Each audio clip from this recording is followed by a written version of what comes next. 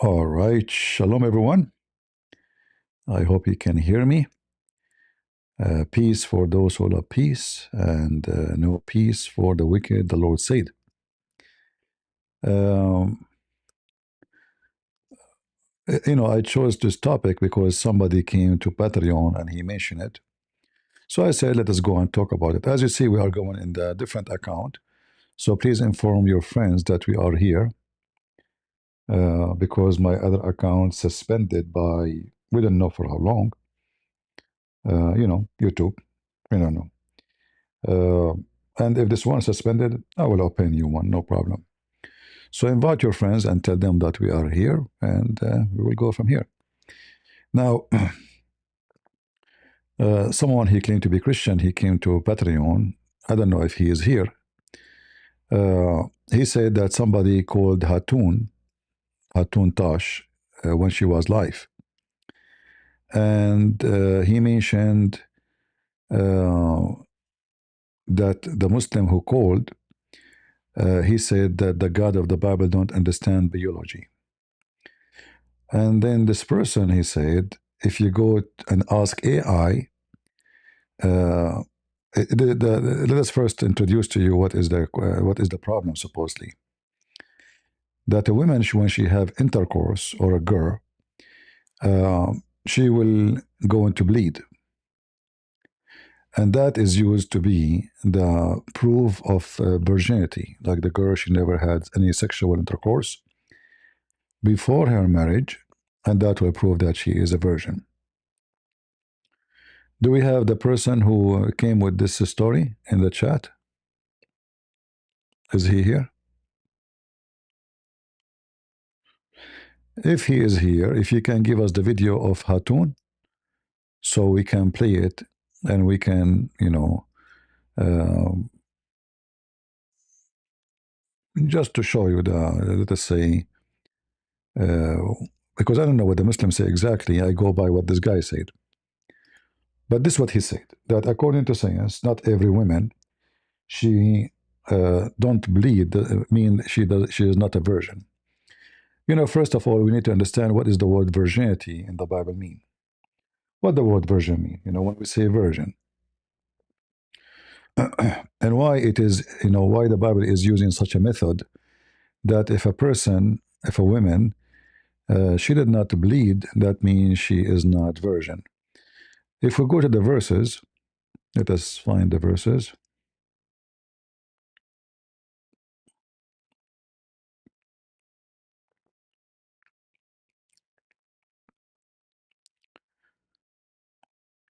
Again, if this person is in the chat, give me the name of the video so we can play it and we can show you why I laugh at you and the one who came with it.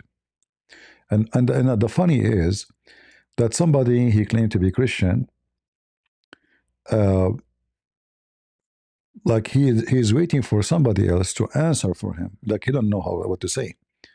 So can you answer this question? And always I ask myself, those Christians, why they need somebody to ask?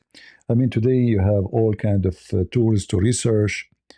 Uh, I used to walk like almost 40 minutes when I was a kid, a child. You know, 8 years, 9 years, 10 years, almost all the summer if I'm not working, because sometime in the summer I work. Uh, Walking all the way to the library so I can read books which I don't have at home, and maybe I will never have at home because this is not my interest of my parents. Uh, but today we have access to anything you want, bad or good. It's between your fingers. You don't even pay for it. But anyway, uh, if we go and read the verses which this person he mentioned, uh, let us show it in the screen. Let us see.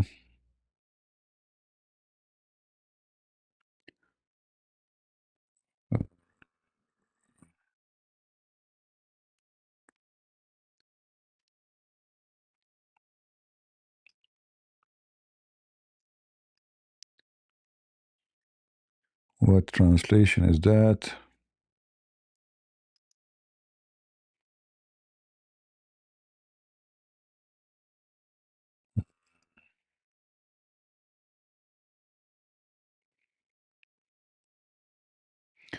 Let me, if I can open it in Bible Gateway, because we can play the audio then.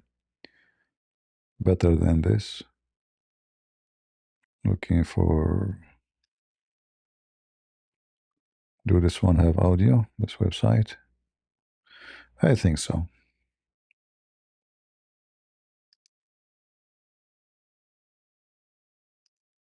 Deuteronomy chapter 22. You shall not see your brother's ox or his sheep going astray, and hide yourself from them. You shall certainly bring them back to your brother. And if your brother is not near you, or if you do not know him, then you shall bring it to your own house, and it shall remain with you until your brother seeks it. Then you shall restore it to him.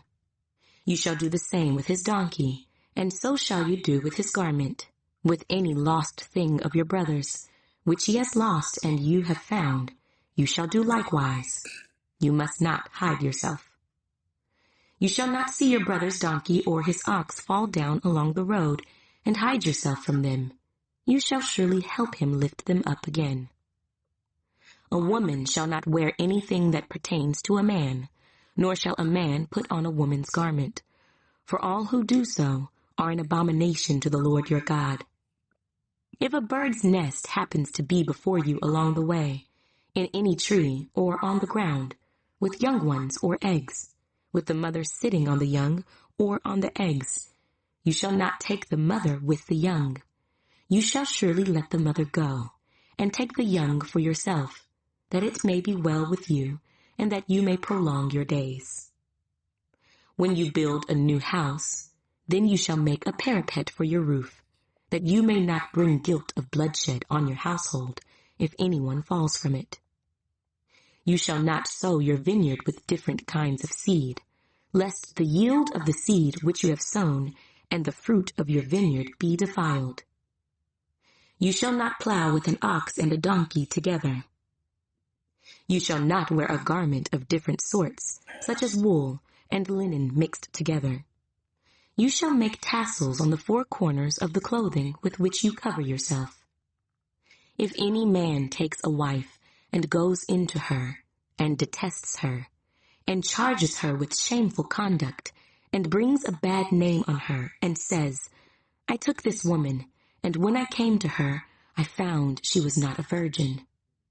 Then the father and mother of the young woman shall take and bring out the evidence of the young woman's virginity to the elders of the city at the gate. And the young woman's father shall say to the elders, I gave my daughter to this man as wife, and he detests her.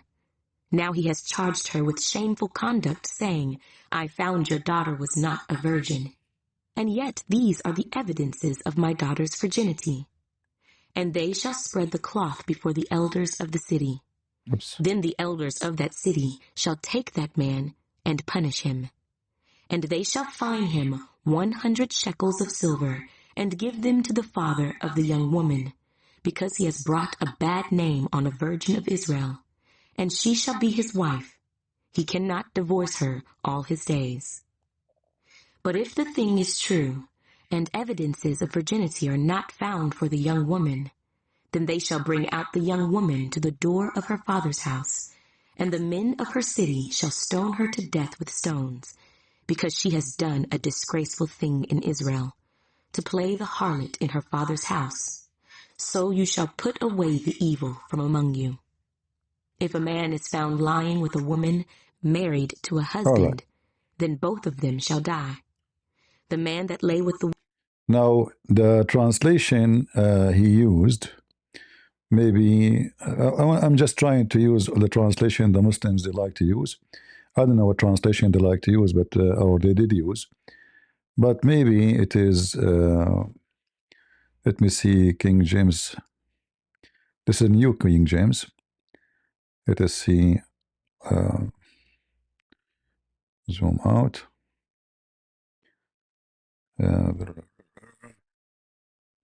because they might say I'm choosing a certain, a translation. All right.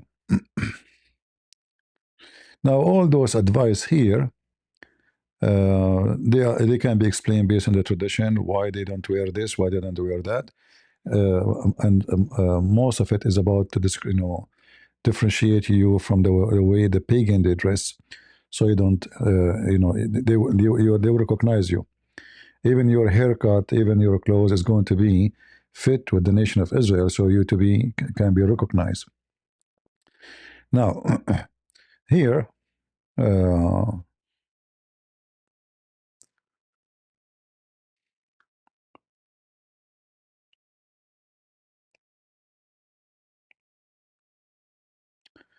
is talking about that when the man he get married, and he claimed that his wife or his new married women too, who became his wife now, she is not a virgin. And what is the proof of virginity? They bring a cloth and spread in the front of the elders, which is a proof that she is virgin. What does that mean? That means the bleeding. Like when the girl she have sex, she is going to bleed. So this Abdul, he said to Hatun, well, look like your God do not understand science and biology, because not all women they do bleed when they have sex. Now, for sure, this is very silly answer. If we go and check the science, not me, not this is not a Bible, all right. This is just a science website, uh, which we don't approve anyway. But I will read for you whatever they are saying. So, why didn't my vagina bleed the first time I had sex? This is the answer. My boyfriend take my virginity, but the time we have sex, it doesn't bleed. But he is my first intercourse. Why is it? Hope you can give advice, a good advice. It's normal to have a bleeding first time you have sex, but it's also normal not to. Why is normal? Let's see. Vagina have a thin tissue that stretches across the part of the opening, and this is called hemens. A hymen. I don't know if I'm saying it correctly. Sometimes when the person have vaginal sex for the first time, their hymen get stretched open, which can cause pain or bleeding. But your hymen can also naturally stretch from things like sport. Take notes, this is science. Using a tampon or putting fingers or other object in your vagina. Well, she is already not a virgin no more. You see, that means she did that to herself before the intercourse. So when they say, it is normal not to have a bleed, this is because those women, they are practicing something the Jews are forbidden. Jewish women, she cannot put something in her private part. Like now, women, they use those things for their what they call them, for their menstruation. They just mention tampon something. So they insert those things, but already you are the virgin. Because what virginity is, it's you, something enter that area, something not normal, enter that area before your husband. It can be a cucumber, excuse my language, not necessarily a guy. All right. So he claimed that scientifically this is wrong. That is because you are ignorant, you are donkey. Jewish women are they have a very strict rules to prevent themselves from facing such an accusation. So even they don't ride houses. They are not allowed to ride houses. If they sit on an animal, they have to sit sideways. Not like today, women, they put those for menstruation. Women, they use sex toys. Okay, she's a virgin now. So virginity is not first time you have intercourse. Virginity is nothing go inside. All right? This is the science. This is in front of you. So she is, this website explaining to you why it's normal. Because already you did something to the tissue of your vagina. This is why it is possible you will not face or experience that bleeding when you have sex, but already you have it before. Maybe you did not notice. Other issue, some they can be stretched and the blood can be very little. So the person herself will not see it. It's going to stay inside like a drop of a blood. When they mention to you here in the Bible that they will bring her a cloth, this is a fabric. This is not her cloth. This is not like her dress. So they bring a piece of fabric. Usually, they keep a piece of fabric which is white, totally white. There's no color on it. At the wedding day, it might be like strange, but this is how the girl. And you might say, why in the world they are doing that? This is very strict community about women being good and men being good. And as you see, we are talking about death penalty. There's no kidding there. This is how strict. This is 3,500 years ago. There's no comedy here. So women are extremely careful. They will never enter anything into that area. So today, they are saying to you, it's normal because many women, they are not the same as before. Not because their body changed. Like the Muslim, they say they used to be children's, like Aisha, she was a mature at the age of 9. No. But because they are doing things the Jewish women are not allowed to do. Is it explained? So they are not allowed to ride animals, horses.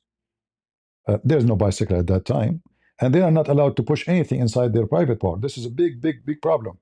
Because those girls, they knew that one day they are going to get married and then they will be in trouble. So the virginity is, you know what the word virgin mean? It's not about intercourse only. The Bible virginity is, when we say the Virgin Mary, does that mean just Mary, she never have sex before? It's way more than that. It's about the decency of the women. Because there's many sexual experience a woman she can practice without losing her virginity, correct? So virginity is not the only one or the only thing will make her a good woman.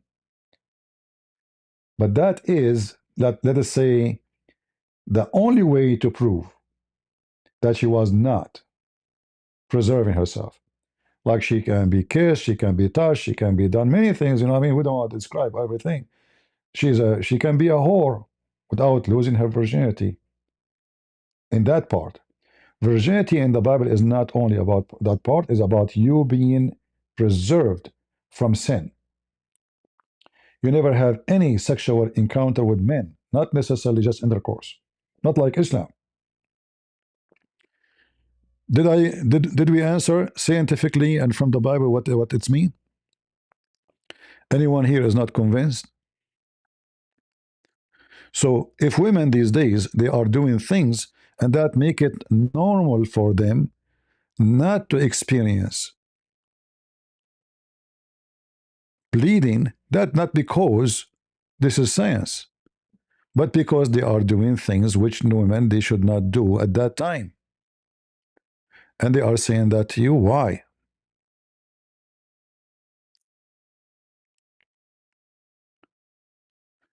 In fact, all the women she have to she have to experience such a bleeding when she have. This is why.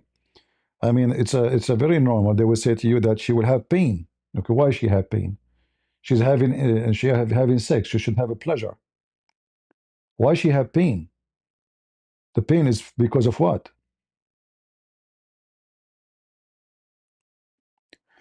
But if they are practicing something before marriage,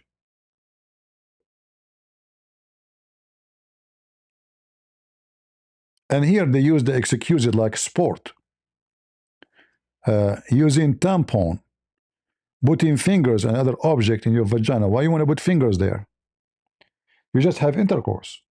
If you are pushing fingers all the way there, you are having intercourse. Like, what's the difference between a finger and a man's private part? It's the same. The difference is that there's a man, and here it's you.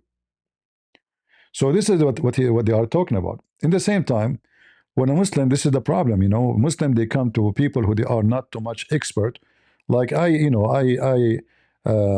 support all Christian women who defend the Bible and they expose Islam.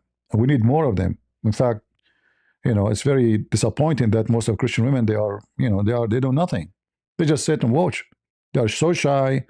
They don't have a mouth. They don't have a tongue. They are nobody. They are totally nobody. Why? Because they don't want to defend. They are shy to go in public and defend. Everyone says, let somebody else do it. So I appreciate this lady, Hatun. But if we go in the Quran, the same Abdul who said to you, this is in the Quran. In the Quran, it says the following.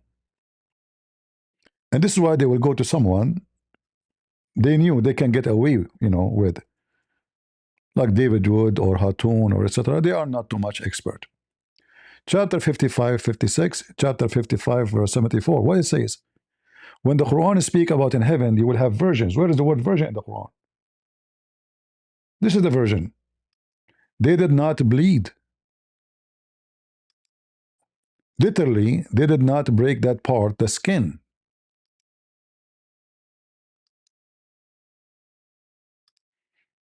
Some translation, they don't show it here clear, but in my Arabic, it's so clear.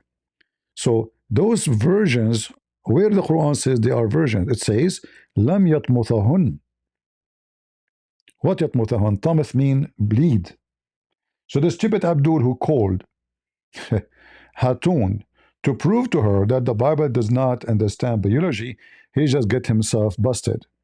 Because look like Allah do not understand biology, and he says stupid things saying that bleeding is the proof that they are virgins. It's in front of you. All right? You see how easy to get them busted?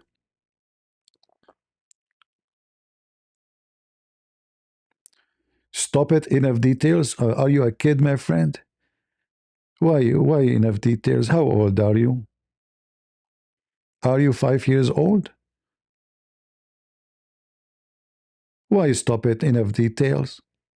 You are sensitive? Marta PBL? Like, go to school, they don't teach you those stuff? In school, they don't say to you the word vagina? What they call it in school? Watermelon? Weird people. So this is how easy it is, and the Muslim, he claimed that he have knowledge, and he found something like, and 3,500 years ago, what is the method to find out about such a thing? What we would do? I will create a new method. I hope you will like it. If we put the women we will make a bathtub, and we put shampoo, and then we ask her to sit down in the shampoo. If bubbles came out, that means she is not a virgin. If there's no bubbles, that means she is a virgin. Do you like this method? Maybe this one is better. Bubble, no bubble. For sure, you have to ask her not to fart, because if she farts, bubbles will come out too. All right? So Abdul trying to find, to find supposedly an error. The Muslim, they have websites. They list in their website supposedly what they claim, like all of this here, list of the Bible contradiction. This is a Muslim website. List of Bible contradiction. But the second you start reading, you will see how stupid the one who wrote this, this article. The Lord is good to all. Okay. And the God is not good for all. So listen, just to show you how stupid you are. Like, God loved the world, but at the same time, God, he will send most of the world to hell. You are just stupid. War or peace? Okay, well, peace for those who love peace, but no peace for the wicked, the Lord said. You are stupid. I mean, do you see, like, supposedly they get something. Who is the father of Joseph? You stupid idiot. There's a father-in-law and there's a father, real father, who was in the empty tomb. Well, one verse is reporting the whole story with details, and the other verse is not reporting the whole story. They report the summaries of it. As simple as that. Is Jesus equal or I mean, this is just like a stupid statement. It's laughable, and supposedly this is a contradiction. Well, I and the Father are one. Okay, how Jesus says then my Father is greater than I? Well, it's very simple, because He is coming to us in the flesh. What the Bible says that God, He humbled Himself. He took a flesh. So God in the flesh, physically, He humbled Himself. This is why the Father is greater than. At the same time, yes, the Father is greater than Him, because the Son. Why is called the Son? Why is called the Son anyway? The Son means that He have authority coming to Him from the Father, not the opposite. So yes, the Father is greater than the Son. Very normal, like the crown prince or the king. That's why He's called the Son. Isn't it Jesus says, let your will, not my will? So they think they have contradiction, and they make like a drama about it. And this is supposedly, something Christian cannot answer. Look at this. Oh, like how many horsemen, he have? Well, he used to have, etc., and then he have, etc. It's just a collection of stupid things, and they think like bat is not a bird. Well, there's things in the time used to be considered bird, for us now is not considered to be bird. Now they consider a different species. So like this is about categorizing thing. It's not about it's a bird or not. Like here as an example, rabbit do not chew their cud. No, they do, you idiot. They do. But because you're an ignorant, you have no idea what are you talking about. If you go to any videos about rabbits, go right now, you will see that the rabbit, they have two kind of poop. What they are talking about here, that rabbit, they eat again their poop. So rabbit, when they eat, there's a poop which is a normal poop, and that they will not eat. And there's a poop which is to preserve food. So they eat the food, but they don't digest it. And it's a process in a way to preserve it for later. So they poop it, and then later they eat it again. This is what the Bible is talking about. The Abdul here, he thinks that this is an error. For us, we are laughing at you. All right? Guys, don't forget to tell your friends that this is our channel. It's an old channel I have. It have like 118,000 something. I did not use maybe for 2 years. I forgot. Tell your friends temporarily, or maybe we will use it for good. We don't know, because the other account is suspended. What we can do. So the Abdul, he think he got something against us, and he think we are a bunch of stupid who do not know. Like how in the world you explain this? Supposedly they're smart. Uh,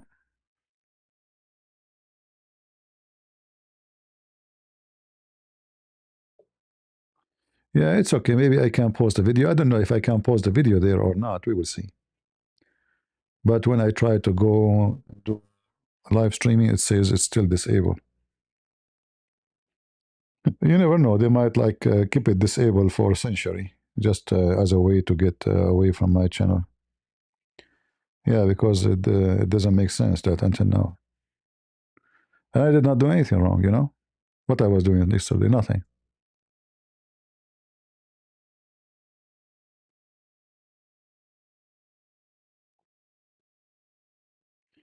Please, Christian friends, kindly make a collabo with ex-Muslim girl I don't know what does that mean.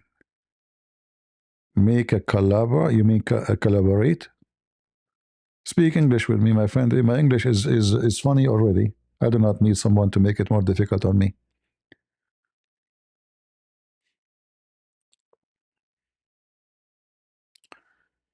Uh, she is called Apostle of Allah.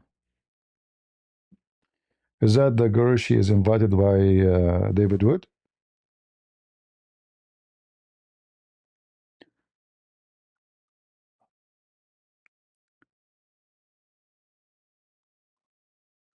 Well, you know, she have David Wood. She do not need me.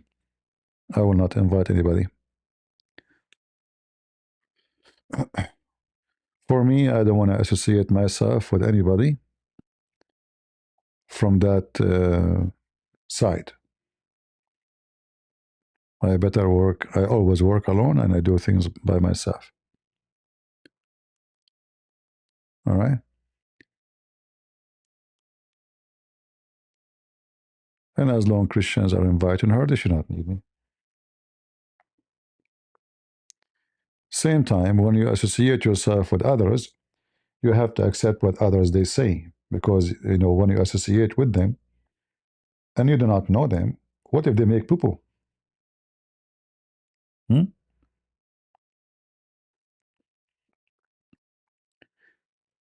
If you bring somebody to your channel and you agree with them, and then one day they start making poo poo, then you will notice that you made a big mistake.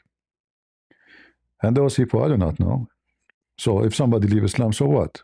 If they leave Islam,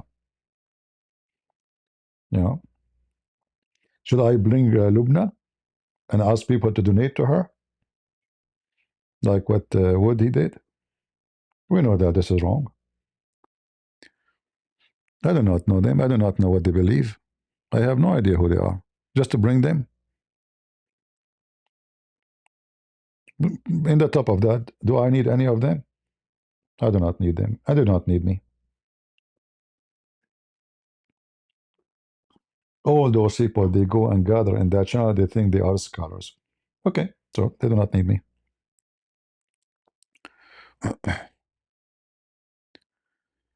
Ronald Othman challenged our CP yesterday. I don't think he will challenge me. Did he mention that? Did he mention my name?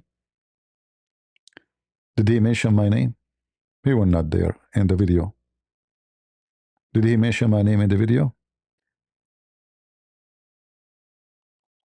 I don't think so. In fact, the coward, like, you know, what bother me is the Christians, you know, the Christians. I don't know what's wrong with the Christians.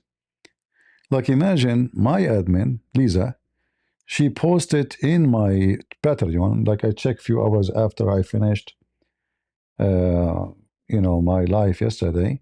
I found Lisa, she's saying, she's posting like many hours ago, oh, Uthman is live now, CP, and she is posting the link. They are promoting Muslim website. Like, do I need you to tell me? The guy, we asked him, do you want to debate me? He said no. So why you are posting his live CP? And then all the Christian will click at the link. I mean, you Christians are the best to do commercial for Muslims. And then I saw that David Wood and a bunch of Christians, they make a video about his video. Here we go, another commercial. They will not debate them. They will not call them. They will not refute them. And they are making a video. Commercial. Free commercial. Why you go there? Why you even go to the Muslim channel? That because I want to defeat them. Okay, what you did? I said there like a rabbit. Eh? You're promoting them. You are making them have a bigger view. So when people click, will see 1,000. They will see 2,000. They will see. Thank to you. You go like a chicken. You sit like a chicken. You don't even lay eggs. Why you are there? Like I want to know really why Christians go to Muslim pages. You're supporting them.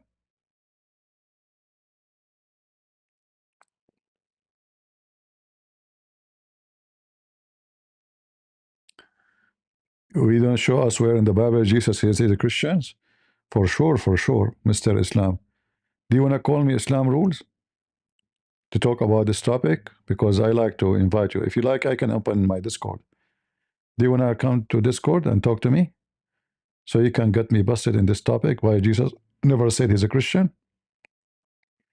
This is a very embarrassing topic for me, by the way. Do you want to come to join me in Discord? Islam rules? I don't know what rules. I mean, you Muslim don't. You Muslim refuse Sharia law, and you say Islam rules. Islam rules. You use 3 rocks to clean your ass. So do you want to call me, or you want to keep using 3 rocks to clean your ass? What do you want?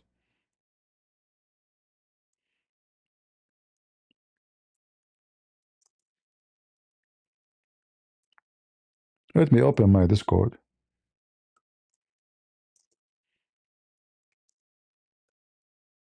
Should I close now, guys, and come back later? What do you think?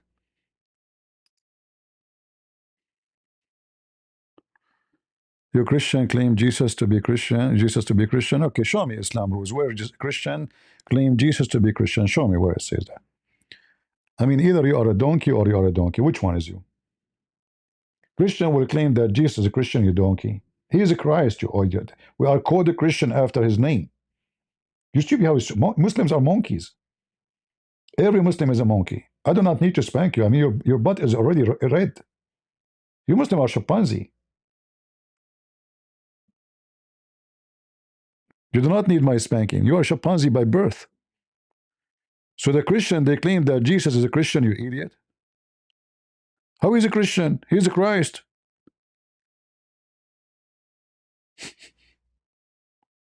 Chimpanzee.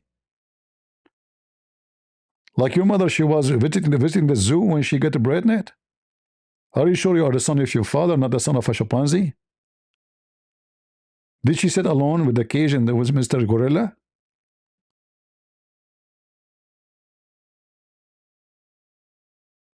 You Christian think that Jesus is a Christian.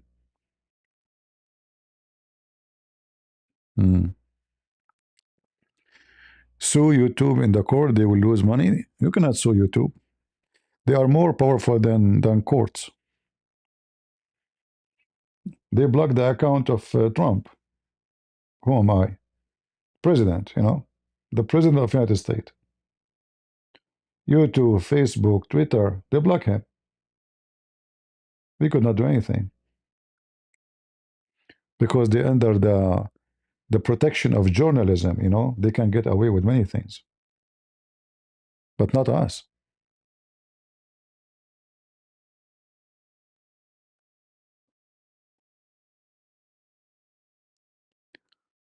Uh, yeah, I will go broke exactly. So when them they have all the lawyers in the world, I have nobody except myself.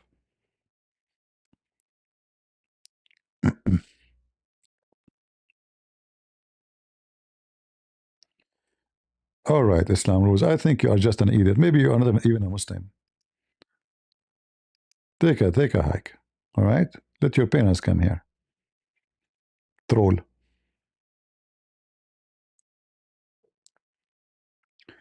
Do we have any Abdul? Let us open the Discord for a short time, maybe. And I will try maybe to go later at night. I don't know. We will see. Because I know, like today is a New Year Eve, and maybe not many people will be online. I mean, Discord is totally empty, actually.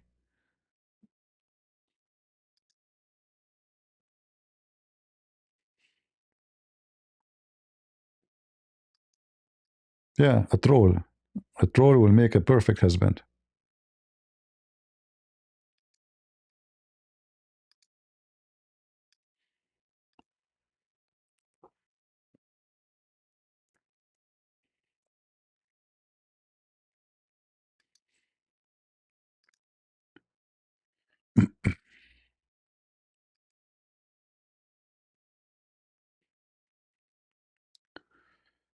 All right, let's see. Oh, Lisa, she made for me something like special by AI decorated Christian Prince. Oh, that's like a special art made by Lisa.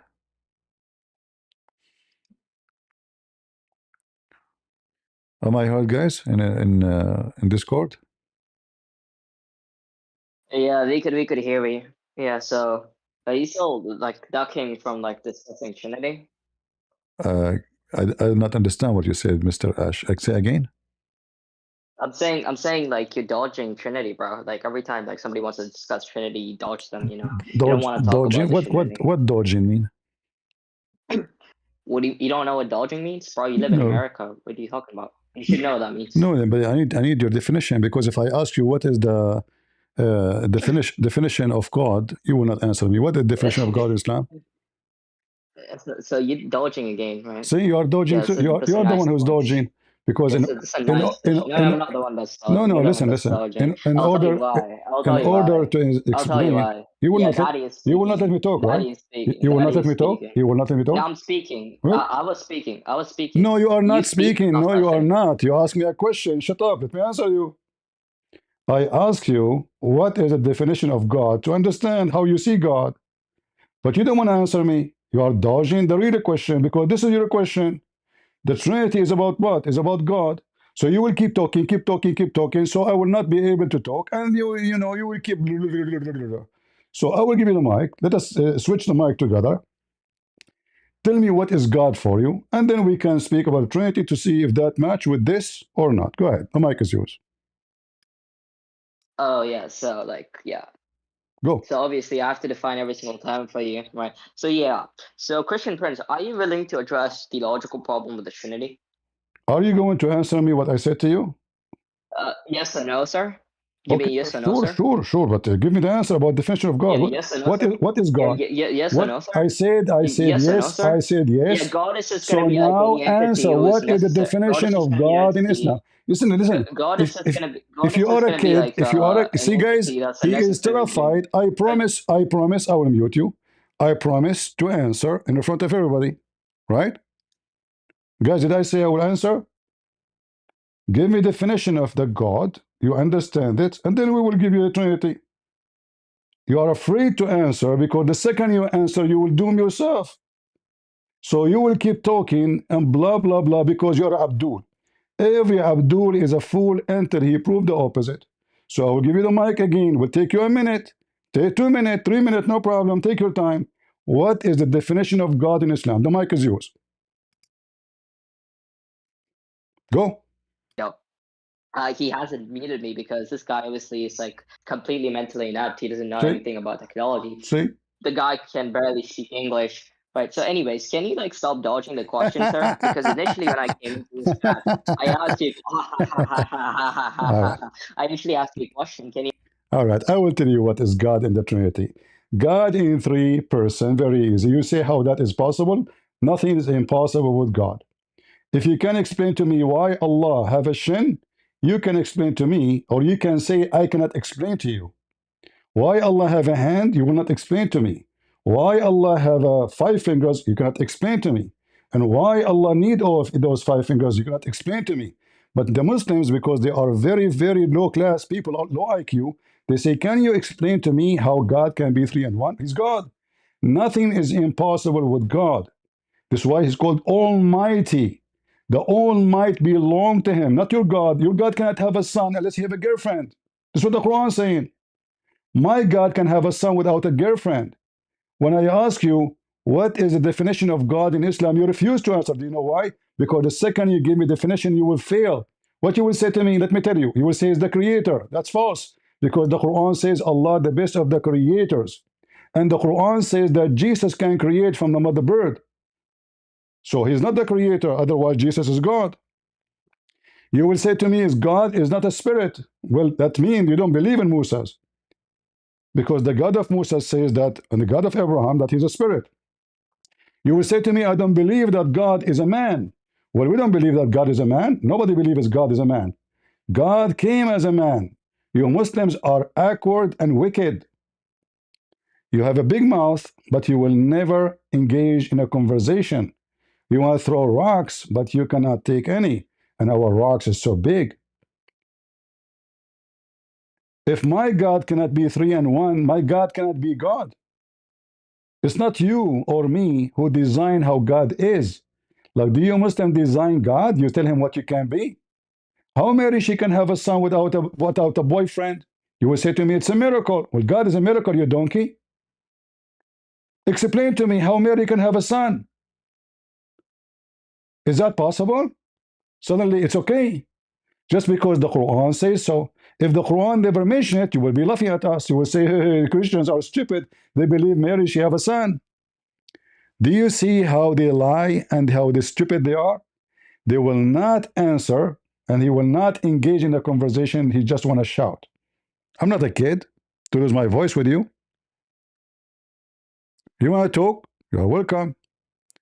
Now, who is a Muslim can tell us definition about his God? None of them.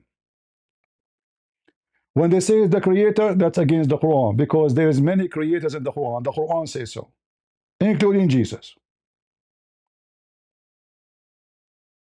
including Bad, including Gabriel. According to Muslims, the one who created Adam is not Allah alone.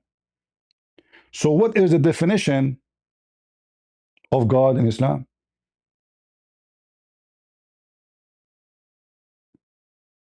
Hmm.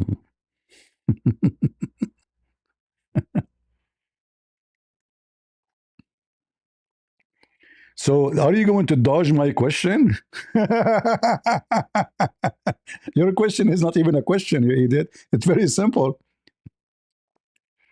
Actually, it is a mistake to speak to a Muslim trying to explain to him, because this donkey, he don't ask how the sperm became a baby in the Quran, and through that process he became a blood. The semen became a dead blood, and then dead blood became a little of meat, piece of meat. He don't question that. He don't question how the sun set in murky water. He don't question how Mary she gave birth without a father. He don't question how Jesus can create from the mother bird. He don't question how Jesus can make the blind see. Oh, just because the Quran says so, and by the permission of Allah. As long can be happening by the permission of Allah, and let us say they use the word Allah as God. Well, by the permission of God, everything is possible then. You see how hypocrite they are? So why you don't say to yourself, by the permission of God, God, he decide, he is three and one in the same time. You don't give him permission? You don't want to give him permission, right? And then, if you go in the stupid Quran, you will find this. Let us go to the Quran so we can love together. How many times the Quran or the author of the Quran says, we? As long as the Trinity is wrong and it's not convincing for you, why Allah keeps saying we? A Muslim will say to you, well, you know what? We here mean, you know, like majestic. Eh? What do you mean majestic? Oh, Allah is a majestic. So he say we like the queen or the king, you know. Don't you know that the queen, he says we the queen, you know. We the queen. Abdul Potato. So your God Allah, he find himself more respected if he is considered more than one. Is that correct, guys? Allah, he find himself more suitable to be considered more than one, not one. If he is one, he is not enough respected. That's what the Muslim says to us. I challenge any Muslim to explain to me why he's saying we. Here we go. It's all over the Quran. We have created, okay, who, how many, the one who created we?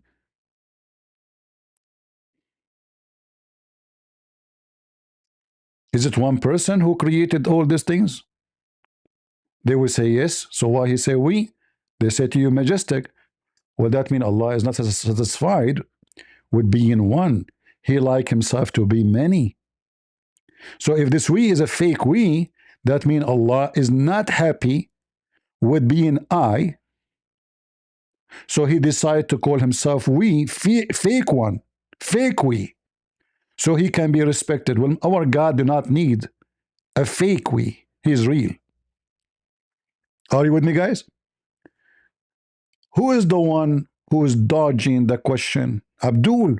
They will not give you a definition of God. Any definition they will give you about their God is going to be funny and dummy. And I'm here for it. Any Muslim? Who is we? Based on the Quran, there's many creators. It's in front of you.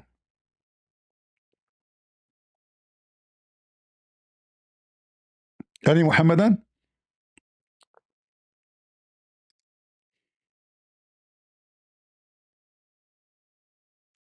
Allah, he called himself he. You ask the Muslim, is Allah as a male or a female? He will say to you, is not a male. So why he called himself he? Say, okay, why your God he called himself he? Well, my God, he came as a female. My God said he created Adam in his image. He came as a male, not as a female.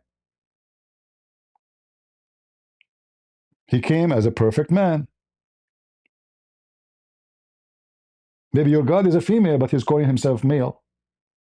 So if he's not he, why he call himself he? Why he say how I can have a son if I don't have a girlfriend?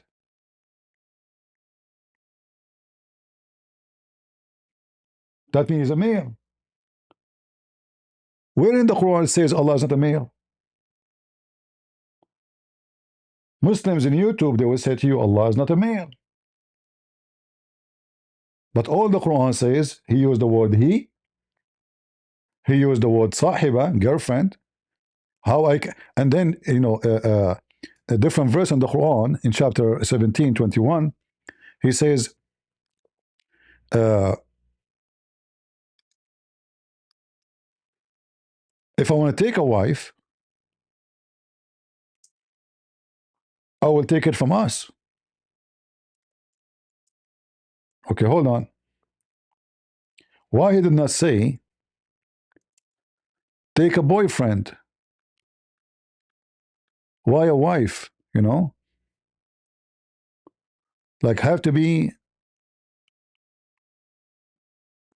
Look at this stupid Quran.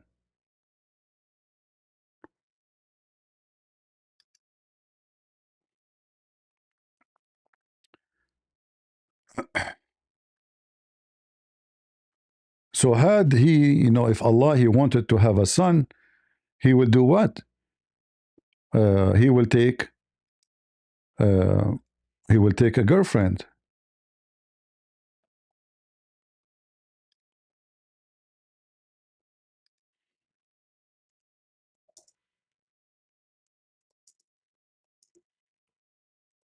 And then the Muslim, they explain the Quran, and they say to you what Allah he meant here. If you want to take a wife, he's talking about the angels. What do you mean the angels? The angels in Islam are male.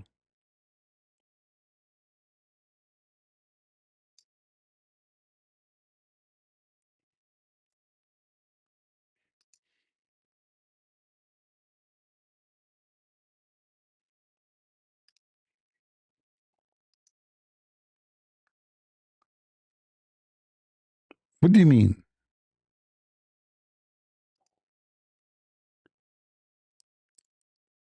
The translation here for lahwan, pastime, but lahwan in Arabic mean women. If we want to take a woman, we will take it from ourselves. And then you go to the interpretation, you will find that the wife suddenly became Jibreel. But the Quran says clearly that angels cannot be females. Otherwise, if Jibreel is a male and Allah will take him as a girlfriend, who is we? He will take it from us. Who is us? Here we have two big problems. One is says we, and one is says us. Any Muslim want to jump voluntarily to explain this amazing monotheism?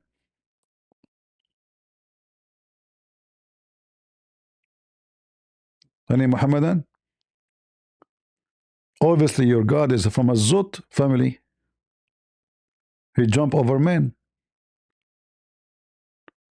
Guys, don't forget to share the link with your friends, because we did not use the account for years, you know. So people, they expect me to go in the other account, but YouTube suspended it for now. I don't know. We might lose it. All right.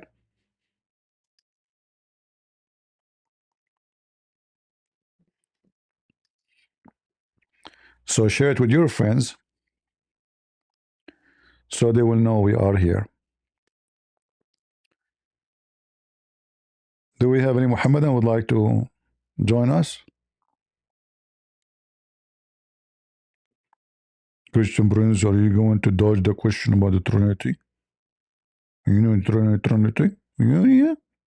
Are you going to dodge? You see those snakes? You have to treat them with the stick. Why you need a stick? You have to have a stick, have two branches in the end, because you have to corner them. So he's afraid to answer because, oh, the second he engaged in the conversation, he will make poo-poo and he got busted. So he want the conversation, just explain to me, and I will end.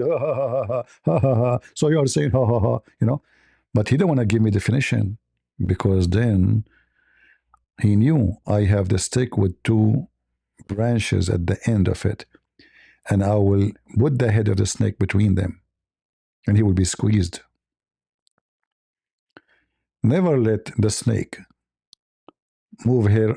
You know, most of the Christian, they try to grab the snake from the tail. That's the wrong thing to do. Never do that. Get the snake from the head. And the head of the snake is their God or Muhammad. Choose one. All right?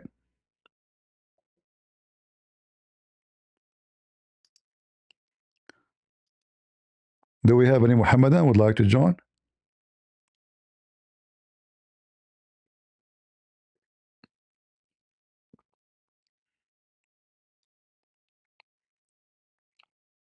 By the way, I just received a message from the bishop of the church in Ukraine saying thank you to all of you. He apologized, you don't speak English. Zero English word. The only word he know in English is okay. You know, yeah, this is, the only word in English he knew is okay. You know, so he sent me a message, you know, saying to you, all of you, thank you for the support. And he's really appreciating the day. Like, even though he's speaking about me, he said, I appreciate the day we met you. It's a great, you know, like, we are so happy that the church met someone like you. But, you know, for sure, it's not me who made things happen. It is you guys. You know, and he said thanks to all of you. But imagine if it's only me. I mean, what I can do? I cannot help them. You know, I give them a small donation. You know what I would do? But all of us together, and some of you even give a really good donation. So all of you together, they are helping them to establish the center, and I hope soon will be finished, and we will be able to have a video for all of it ready. So thank you for all those who supported the church there.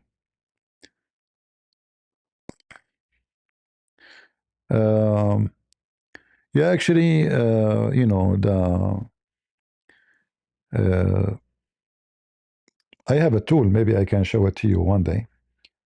I bought a tool for snakes because sometime, you know, I don't cut the grass in my yard for some time because I travel, and then you will find snakes, sometimes big ones, right?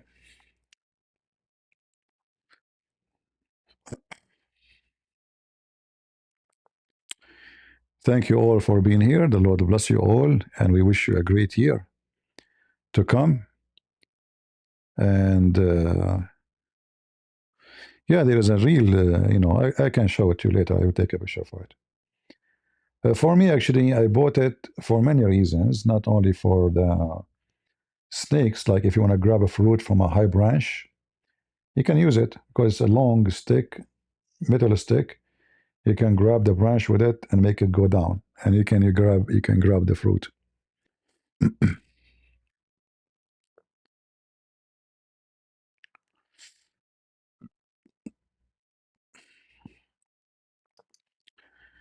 Do we have any Abdul?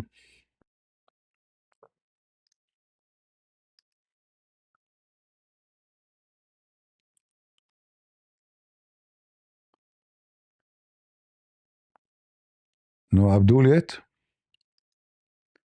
Christian Prince, are you going to dodge the question about the Trinity? Christian Prince? This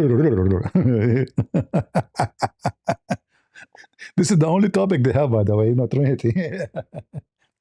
They think they have a God.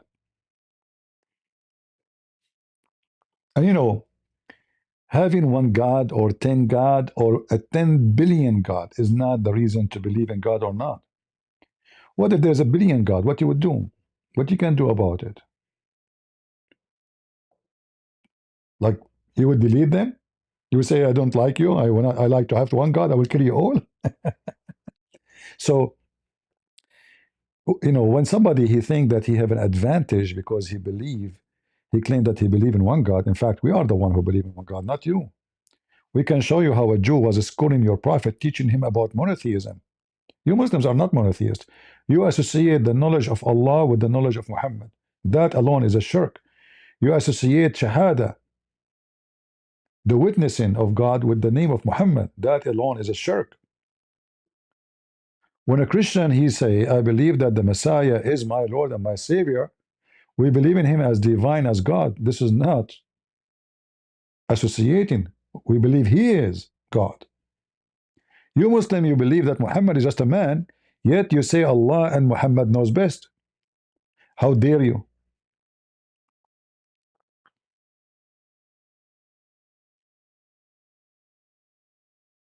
Right? Yeah, I heard that the Hindus, maybe I will start making more videos about the Hindus, and respond to their garbage.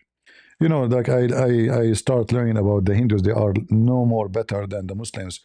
They are very aggressive, very satanic. And what I notice about the Hindus, when they are minority, they act very friendly like the Muslims. I don't want to use the word they kiss your ass, but literally they kiss your ass when they need you, when they are minority. But as soon they became important, they would treat you as a slave.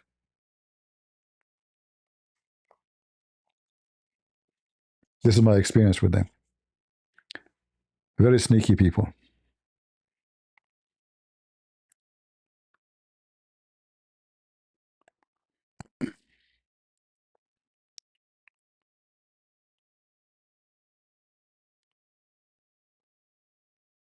Yeah, we are not talking about Indian. We are talking about Hindus. Indian doesn't mean we are not against someone because he's an Indian. That is not our story. There's bad people everywhere. But when we speak about the Hindus, we speak about the religious Hindus who they are attacking Christians. They go in public and they put their hand together and they are so quiet and they do yoga. And Krishna told us you have to surrender everything in peace. And then suddenly we find that the Krishna family are killing themselves.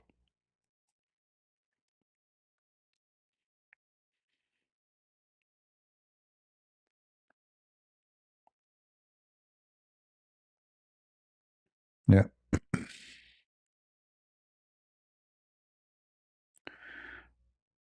No, this is not Hindu culture. Those Hindus are doing by the permission of their priest. Their priest is the one behind what's going on. They have no problem with somebody worshiping. They have a temple for shit. Do you know that? They have a festival in India is the festival of dung. And they believe that God, the God of that temple, created from dung. And in that day, they spend the whole 3 or 4 days throwing shit at each other. I'm not making things up. You can search it on YouTube. India is the most messed up country ever when it's come to religion. I mean, how in the world somebody can imagine that God created from shit? And then they spend the whole festival throwing shit at each other. That is a shitty religion, isn't it? That's literally shitty religion.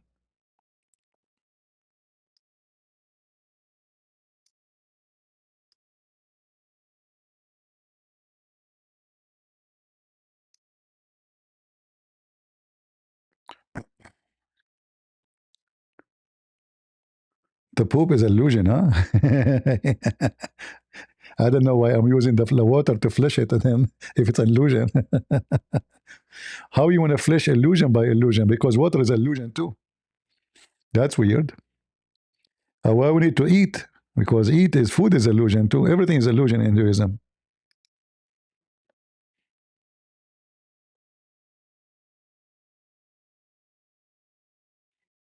Right? Do we have any Muhammadan would like to join us? From the religion of the police? Peace be upon him. Police be upon him.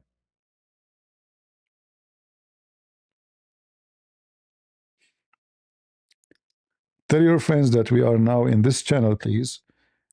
We do not know if that channel will come back or not. And actually, I will open other channels just a backup, because this is what they do with me always.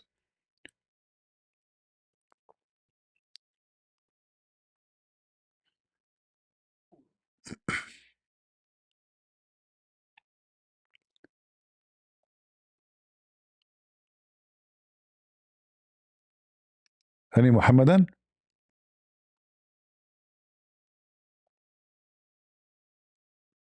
We don't have Muhammadan, not even one. They are busy drinking beer in New Year evening. By the way, Muslims, they don't drink. You will find all of them in the bars.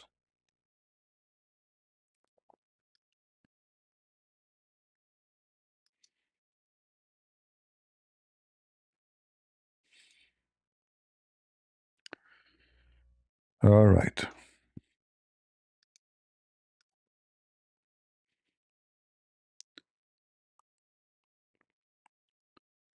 Any Muhammadan here? Yes, Mr. Harbringer. Go ahead, but you have to come to Discord.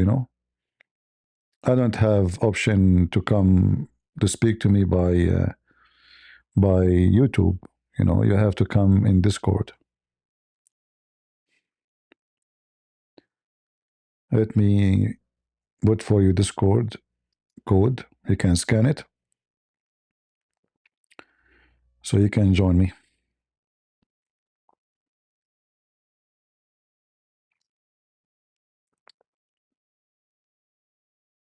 All right. It's on the screen. Just scan it.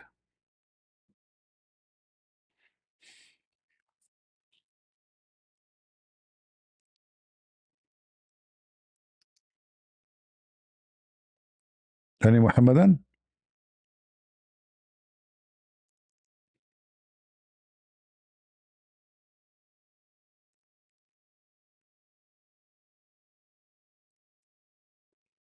Look like YouTube loves me? Sure.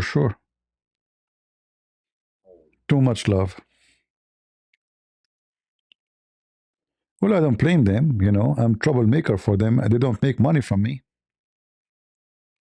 Right? No money. I did not activate super chat. I did not, if I activate super chat and make money from me, I will be a good boy for them. What they will do with the channel have 218,000 subscribers, but they cannot make a penny from it. They just lose money because I go live using their service for free. for many hours. This is not a good business.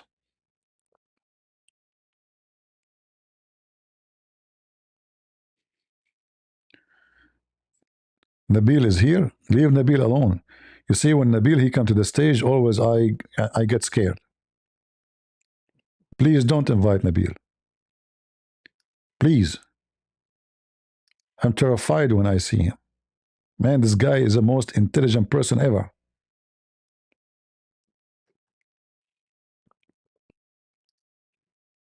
When I listen to Nabil, it's like watching Charlie Chaplin without voice. You go back on time, you know. I don't know how he woke, but I'm imagining Charlie Chaplin. No, I can't bring Nabil. That's dangerous. You want me to lose a debate?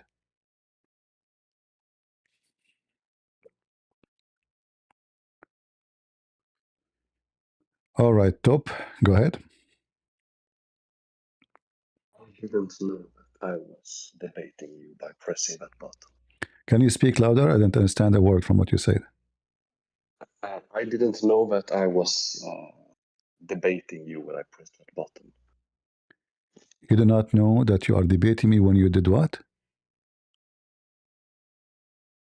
What he did? I don't understand. And he left. That was fast.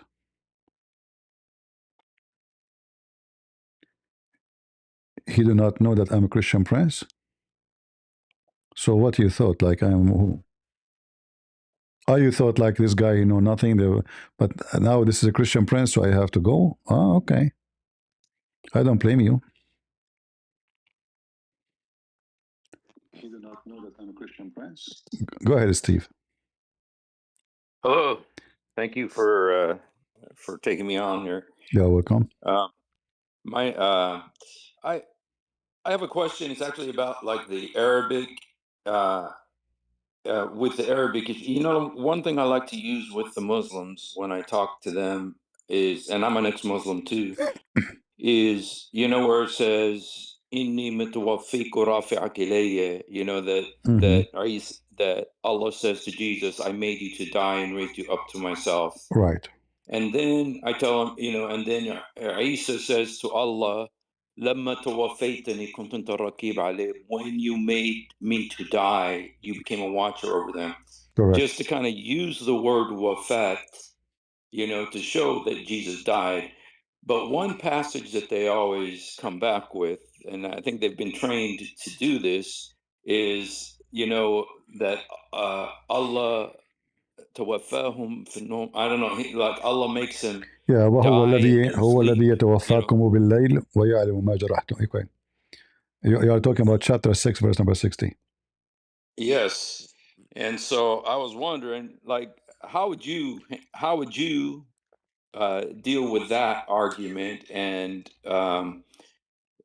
you know, or would you? Do you think that's a good argument to use, that the Quran does say that Jesus died? You know, first of all, the word tawafa always in Arabic mean die. Not sleeping at night and wake up in the morning. Never. But Muhammad, he come with something new, saying that when you do sleep, this is called al-wafatu sura, which means the little death. Mm-hmm. And then when you wake up, this is like you are, when you die for good, that is the big death. But the Quran is very clear, saying there is something will happen, that he will die and he will take him out. He will not wake up. You know what I mean? Mm-hmm. So, like the verse I mentioned to you, the one you mentioned, هو الذي توفاكم بالليل, chapter 6, verse number 60. It says, let me share the verse with you.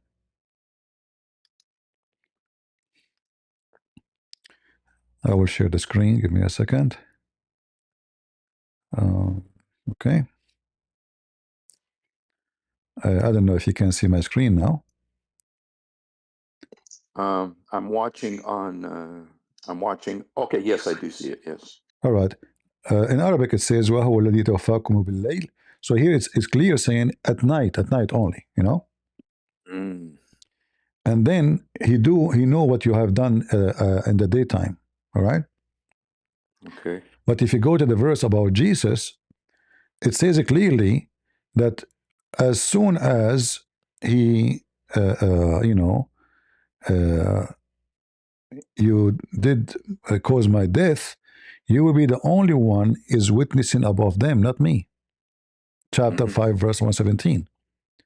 So here it says, فَلَمَّا تَوَفَّيْتَنِي كُنْتَ أَنْتَ الرَّقِيبَ عَلَيْهِمْ. So when you, the Muslim here, they lie, they say when you took me. But in Arabic it says when you cause my death, you are the one watch over them. Why? Because I'm not there. Right? Right. Supposing I'm dead. So the Muslim, they playing with the translation. This is a translation of Hilali Khan. Let us see if we can find somebody else will say the truth, maybe. Let us see what his name, Biktal. Let us see Biktal.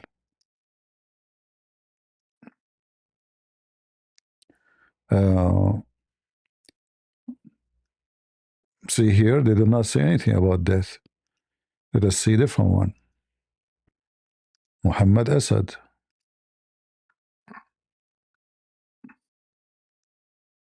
When you took me. As long I am in the middle, this one what it says. Huh? Look at this one here. Dost has caused me to die. Do you see it? Yes. So yes. Here we have a better translation saying, but now because you caused me to die, then you are the one who will be their keeper or their watcher. All right? So the Quran have many verses about Jesus, not only those two you mentioned, that you cause my death, and it's not about sleeping, as Muslim try to say, like he took him on his sleep. No, it's obviously he is not a witness for them no more. Why? Because he is dead, and now you take me above to you. So after I die, you take me, not before. The Muslim teaching, which is not based on the Quran, they say, this is based on Ibn Kathir and those stories, that Allah, he took Jesus before the crucifixion. Right. But the Quran, as you see, it says clearly that this has happened. Look how many times the word yatawafun, like this is about death. Death. Like chapter 2, verse number 281. All right? So when the day when you are going to go back to die, but what? How is that? Is the day when you die. The day when you die, not how you go to God. Like he send you to life, and then one day you go back to him, which means to the day of judgment.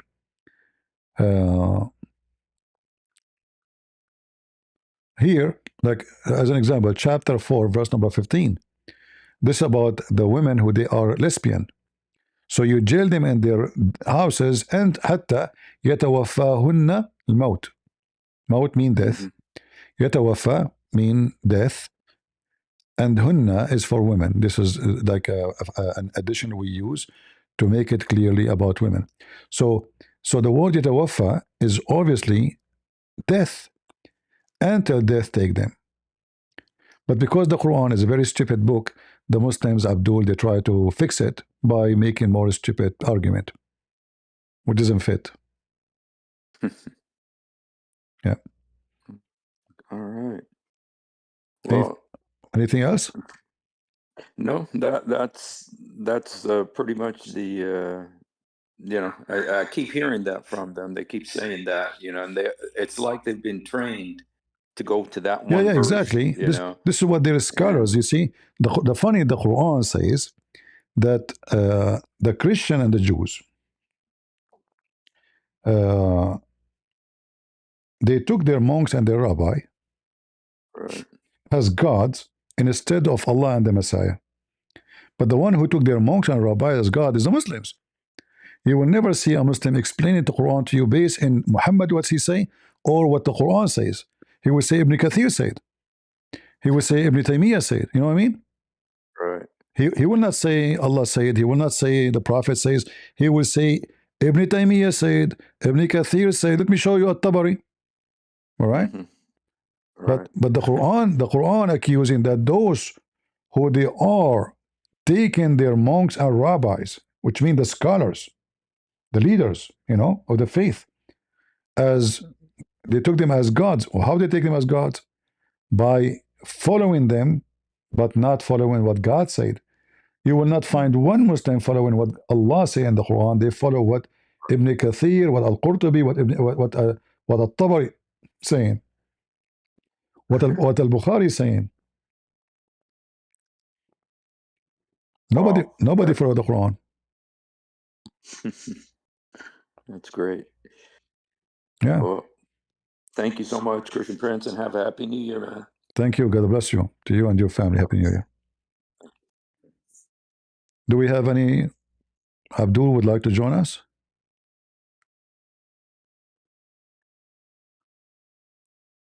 Any Abdul would like to join us? If you join us, you will get reward from Allah. And possibly Allah will make your penis bigger. As Allah, He promised that you will have in this penis. But He might increase it, a few meters more. I mean, if in this maybe that doesn't mean that there's no hope of more length, I know in this is big. It's so big actually. But you never know. He might make it even bigger. Like there's big and bigger and biggest.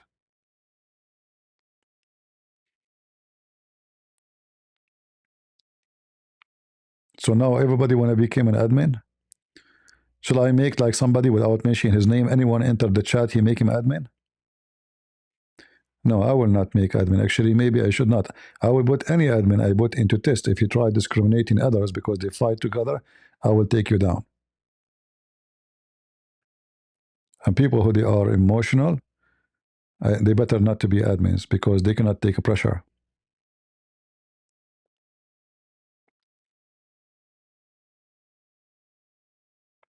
Stop lying? How are you doing, Gabriel? Why don't join me in the chat and prove me lying, What do you think? Do you like to join us? Join us.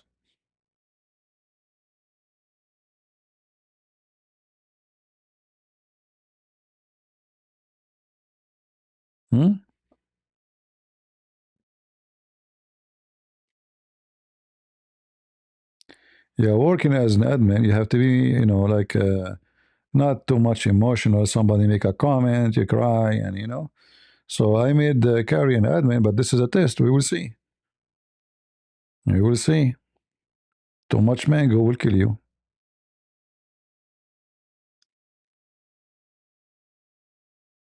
You were joking? Oh, okay.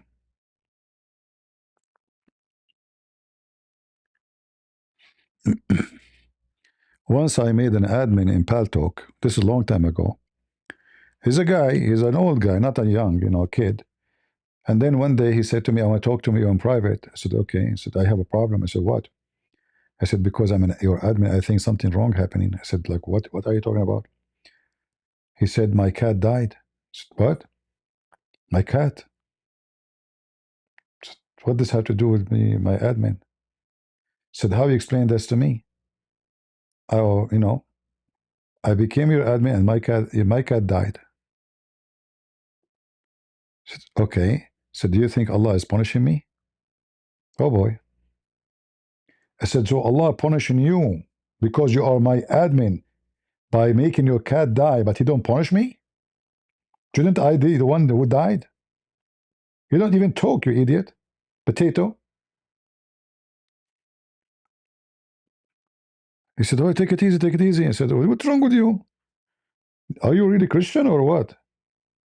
He said, no, but why the cat died? I said, get out of here. The cat died. Like, how you explain that? How you explain it, huh? My cat died.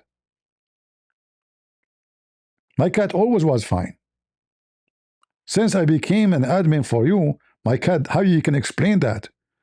So, like, shouldn't you use your brain? Like, okay, how in the world He would go after your cat, not me? I'm Christian Prince, you're not the cat. Potato. So Allah could not come to Christian Prince, he go after the cat? That's why you have to be careful with those, admins. And since then, I learned, like, man, some people, they cannot take it easy. And especially if they are superstition, like they will start saying, oh, something happened to me. Allah will punish me. Oh, boy. Today I have a diarrhea. How you explain that? Usually my poo is not liquid. Today is liquid. It must be Allah. Right? Any Abdul?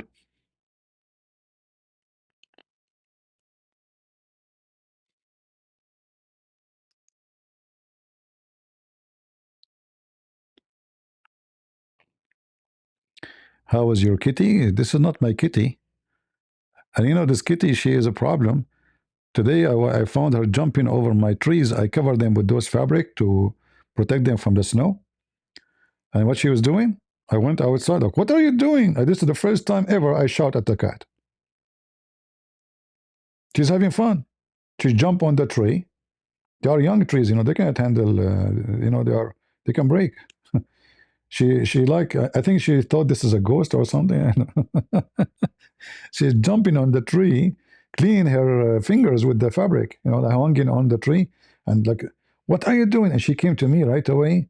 She looked at me, meow, meow, meow. What the heck? What are you doing? Why you are jumping in a tree? Meow, meow. She's not even like, no fear, man, no respect. She's not like run away. She came to me like, what's wrong with you? Like, meow? Like, hello? Honestly, she came to me. She's questioning my behavior. This is the first time ever I shout at her. I was expecting her like to get like to run. When I shouted, no, she came walking to me. She is like, very confident. Like she have two guns in her side, and like the cowboy, like whistle behind. Who are you? What do you want, huh?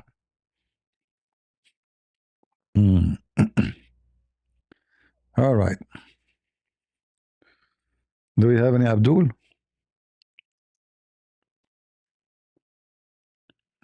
No respect these days. Should not even run. I mean, Sheikh Uthman, son of runner, he run. The cat don't. Exactly. She is a cat with attitude. And her attitude is so funny. Like I was fixing the working in the roof to fix the gutter, and suddenly there's a tail in the front of my nose. I mean, I'm holding the roof with one hand and the drill in the other hand, and then her butt is in the front of me, her tail in the front of in the ladder.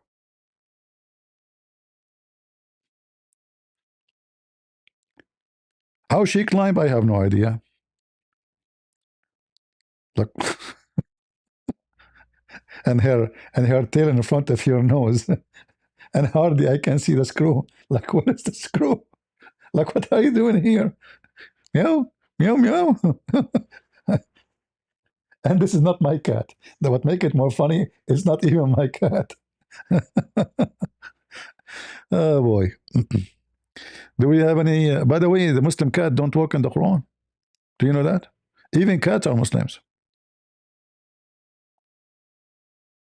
Even cats are Muslims. There's tons of videos that cats don't walk in the Quran. This is very scientific, Muslim cat. Yeah, if I search right now, cat don't walk in the Quran. Let us see. It's very well known, scientific. Even Lily J, she have a.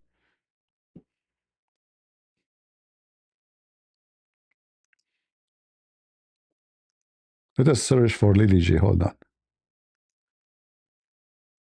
Lily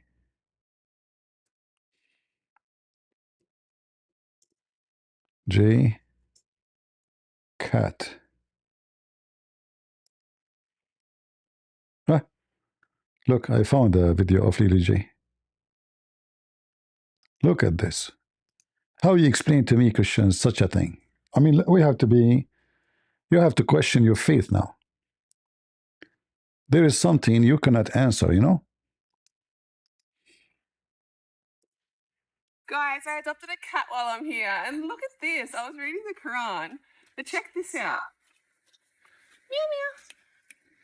She won't stand on the Quran. She will Isn't not. that crazy? Look. Meow meow.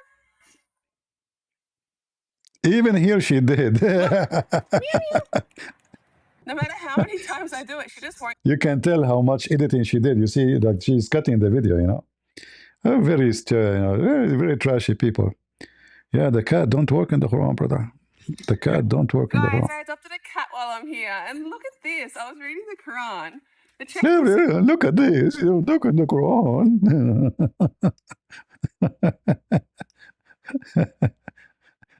Maybe I should use my cat to make a video. Only goats eat the Quran. The goats they love the Quran. Cat don't walk in it, but goats, they eat it.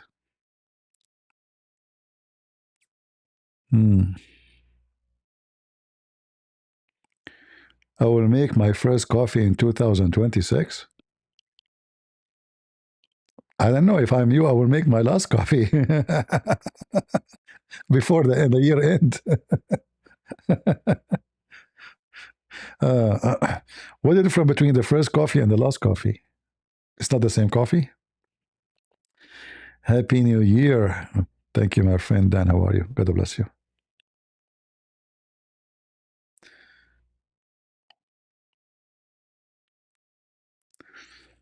Do we have any Abdul? Any Abdul can explain to us why the cat don't walk in the Quran. What is behind this mystery? Is that true or fictions, Muslims? I have many evidence scientifically saying it's true. What do you think?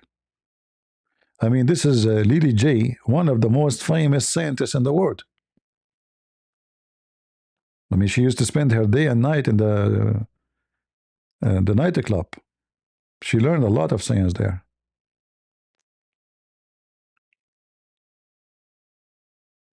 Yeah, she is making fun of the Muslims, you know, making money from the stupid ones.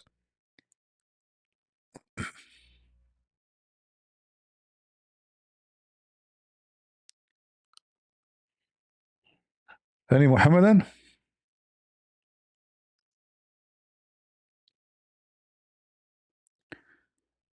Yeah, the other one is suspended, so we are using an old one. This one we have like 118,000, I think. I will start a new channel from zero because I'm sure I will lose this one too. You know, this is not the first time. Nothing new.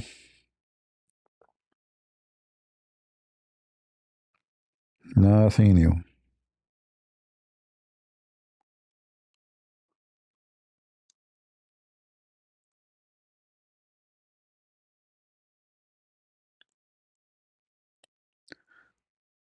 You do not need to go to the casino if you are a Muslim, because Islam is the biggest gambling religion. Like even the Quran describe Islam as what? As a tijara. Do you know what tijara mean? Well, we are typing in English.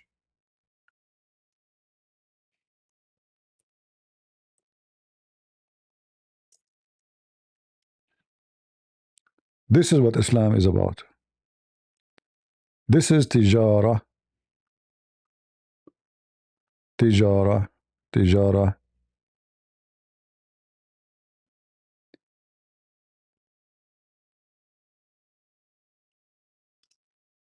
Look what the Quran is saying.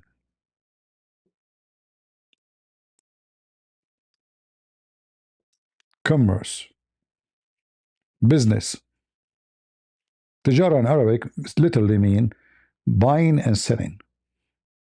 You know, trade. Literally trade. So shall I tell you about a trade, the best trade, which will save you from hellfire? What is that? You believe in Allah and the Messenger, and you give me your money.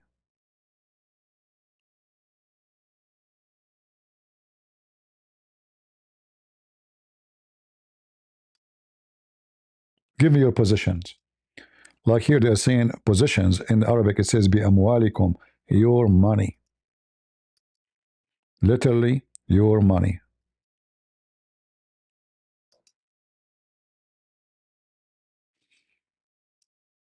And your life, die for me. Give me your money, give me your life, and they will go to heaven. And I will stay home with my wives. I never go to war. Right?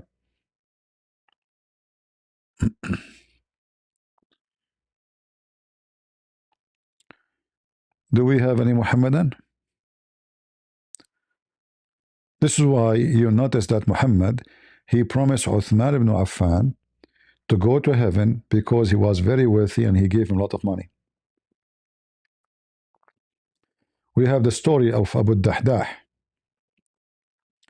the guy who owned a farm of 600 palm tree. Muhammad, he told him, if you give it to me, I will give you a corner lot in heaven. 600 palm tree in the middle of the desert. Man, this is a treasure. We're talking about desert, not Colorado, you know. I mean, people in the desert, if you have those trees, you are very rich. You're filthy rich.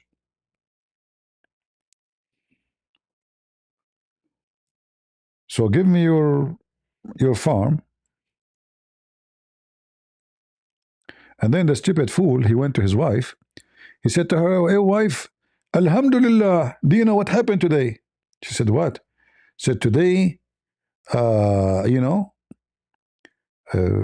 I did exchange. Exchange what? My wall, which is the, you know, the farm. To which exchange? To heaven. Heaven, corner lot.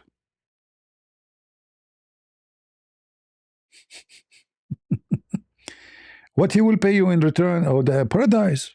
Paradise. He will give me. He will give me same corner lot in paradise. His wife, she said to him, that was a very great sale. The Muslim in the translation tried to fix it.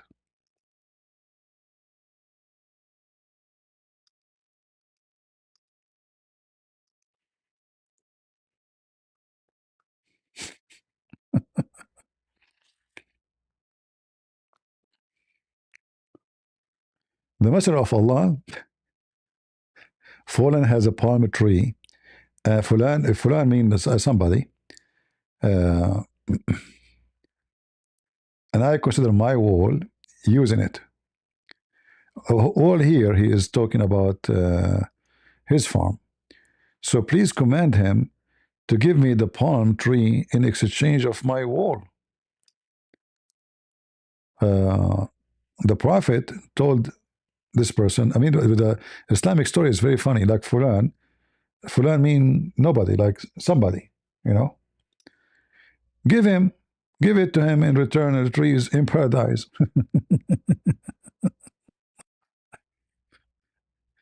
And then the whole farm at the end went to Muhammad.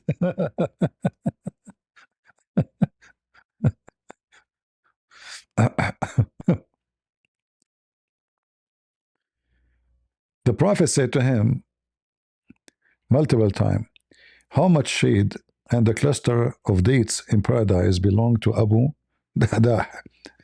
Then Abu Dahdah went to his wife and he said, Dahdah, evacuate the wall, for I have sold it for exchange of a palm tree in paradise.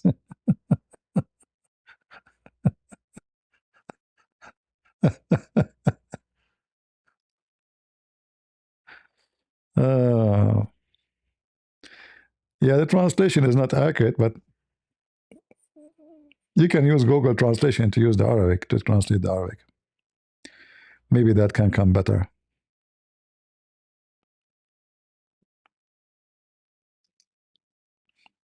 So guys, it's a new year.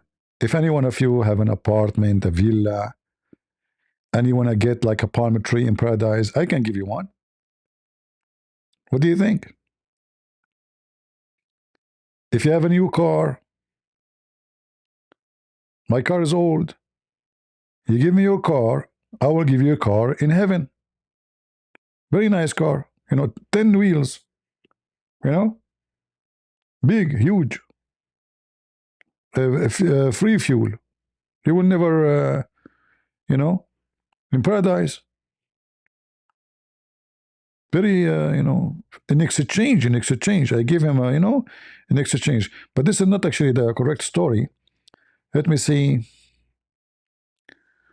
Let me see if I can find the accurate story. Like more accurate details. This is not.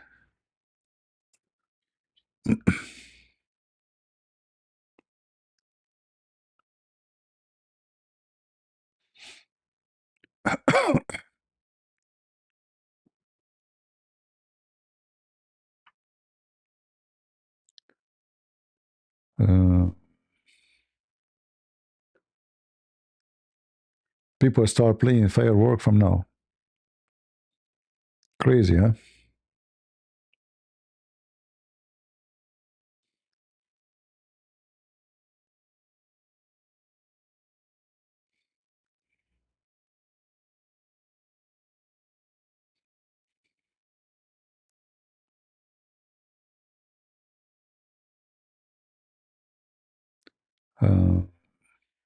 This one is better.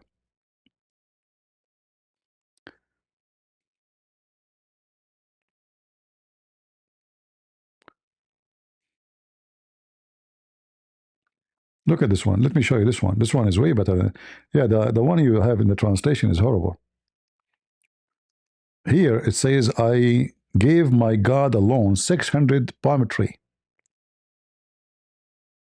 I gave my God alone 600 palm tree. Yeah, let me show you this one. Forget about the one I gave you. This one is the accurate story. For sure, you can use Google Translation, no problem. And all of this is authentic. They can say none of those. Like you see, it says Sahih. Sahih. All is Sahih. So let us see what it says. So when the verse came down from Allah in the chapter of Al-Baqarah 245, Abu Dahdah said, "O Allah Messenger, do Allah need a loan from us?" He said to him, "Yes, Abu Dahdah, yes. Show me your hand." So he gave him his hand. He says, "Okay, I gave my Allah my farm, and his farm have 600 palm tree." Let us translate together.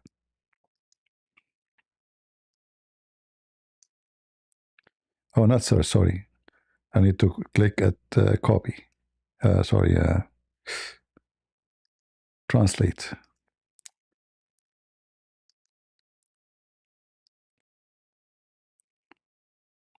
When the verse, "Who is it that will lend to Allah a goodly loan?" Al-Baqarah 245 was revealed, Abu al-Dada said, "O Messenger of Allah, does Allah Almighty want a loan from us?" He replied, "Yes, O Abu al-Dada." He said, "Show me your hand." So he extended his hand to him. He said, "I have lent my garden to my Lord, and his garden contained 600 palm trees." He then walked until he reached the garden, where al-Dada and her children were. He called out, "O al-Dada." She replied, "Here I am." He said, "Leave the garden, for I have lent it to my Lord." Hold on. Why you need to leave the garden if Allah is not coming?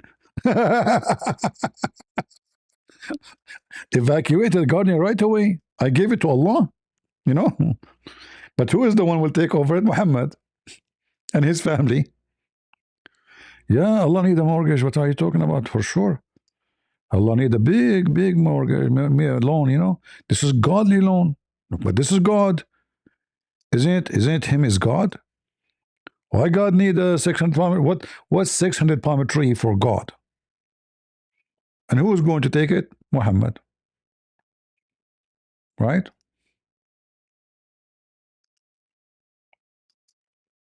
$600 palm tree to Allah. You cannot beat that. So if you have a farm, even in Arizona, and you have 600 palm tree, and you go and want to give it to Allah, as if you're a Muslim, I will take it.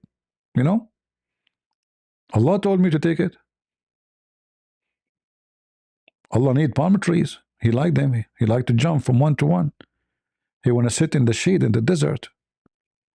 Yeah, and the guy, the fool, he went to his wife. He's happy. My wife. I gave my farm, which have 600 palm tree. Imagine 600. And as you see, this is sahih. This is not weak. All right.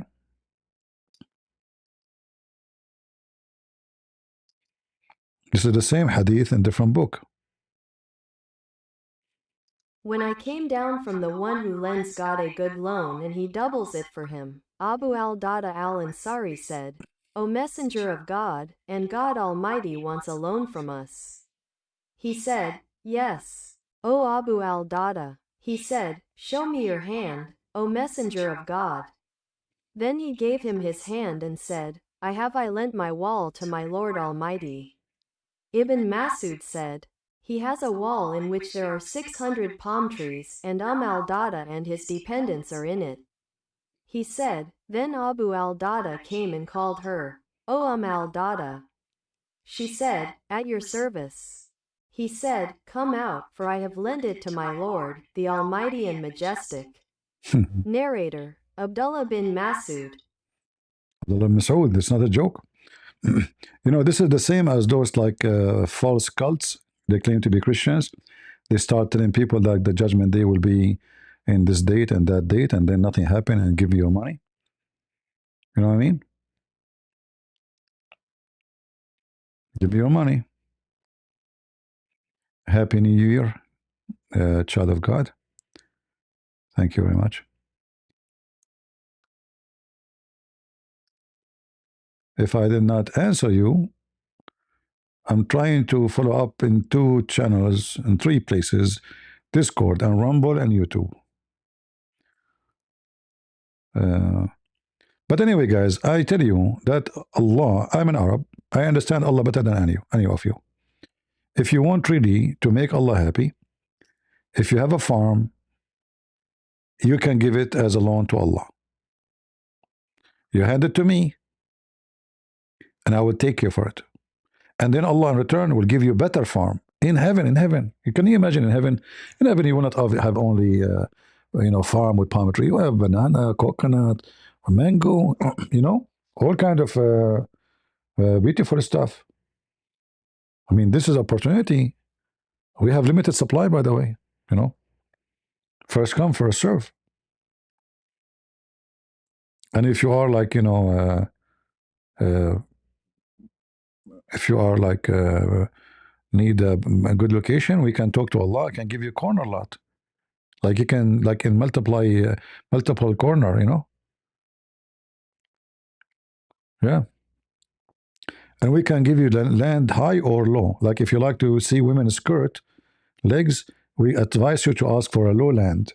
Because then girls, they walk around you, the virgin, the whore, and they will be like in the street, and you can see them from the lowland. They see their bum, brother. All right. So which one you like, the highland or the lowland? Guys, let me finish selling the lowland of Allah in heaven, because they are wet, they are always flooded. Just because of the skirt, they will go for it. So who want to take the lowland? So you can see the skirt of the girls.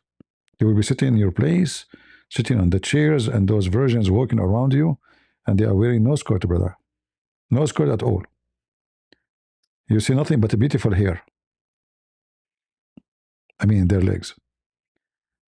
Do we have any Muhammadan?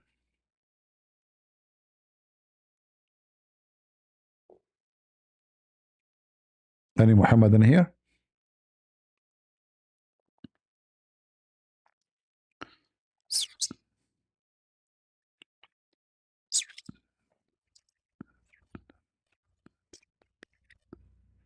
This is the bird of Suleiman was telling me the good news. He was telling me that your account in YouTube is still suspended. I said to him, I say to him, so who get lost? I know that, you know, like he thought he gave me like something. Yeah, even Suleiman, he have a bird, and their job is to find women have no hair in their legs. And then the funny, when Suleiman he went there, and the queen she walked over the water reflect her legs for him. She left a little bit the skirt, and the water reflect her legs, and she was full of hair. But who did that, brother? Shaitan. Shaitan, he made her look have a lot of hair, so Suleiman would not like her. You know? Yeah, because you know Middle Eastern women, they are very hairy. So Suleiman like was desperate, like, when I'm going to find a woman, she is not a jumbo chimpanzee. Finally, the news came. She is all the way in Yemen, and she is a queen, and she have zero hair. But when he went there, Shaitan, he made her legs full of hair, hairy butter. And Suleiman, he stole her chair.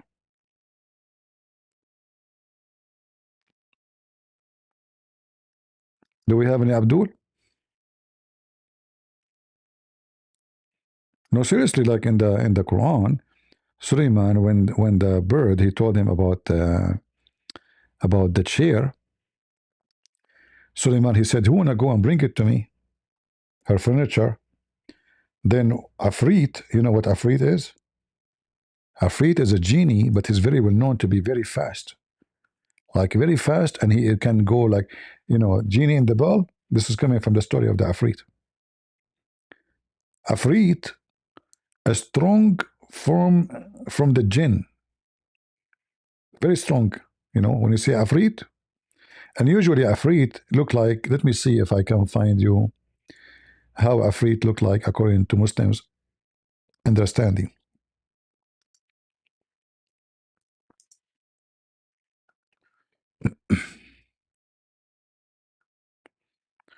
What, there's a water called Afrit?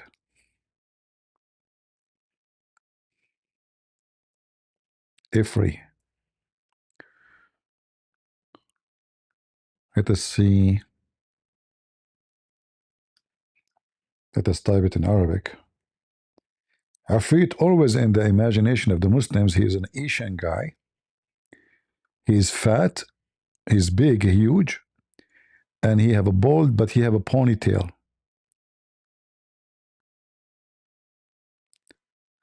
Let me see if I can find you.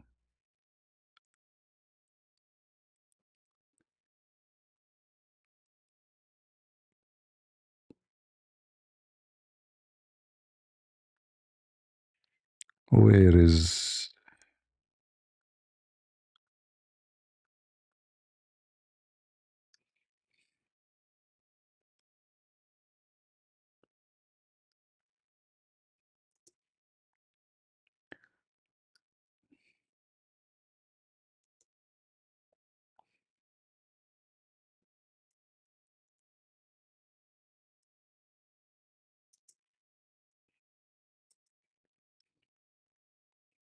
Yeah, here we go.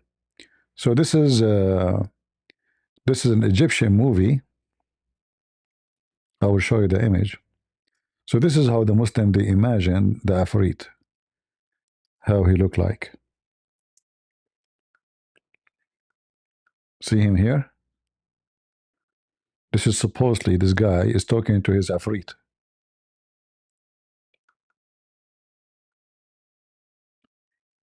So he have some hair coming from his head, and they make him look like Asian, and he is totally bald. He's fat with big muscles, and he come from the what they call it, the lamp, like, you know, old lamp. Yeah, Afrit.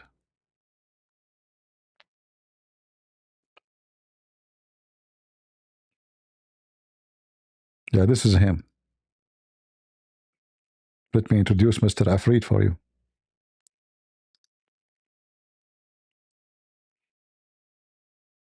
Yeah, this is a true story, bro. True story. This is Afrit. You don't believe me? This is Afrit.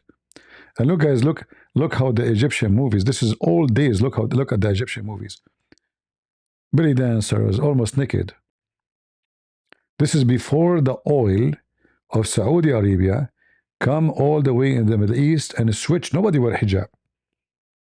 100 years ago, 100 years ago, 60 years ago, nobody wear hijab in Egypt. This is what the Egyptians do. This is their movies. Look at their movies. This is Egypt. You know, this is not Europe. Yeah. This is the guy when he saw the Afrit. I mean, he is the one who looked like Afrit. We do not need. He look funny. Oh boy.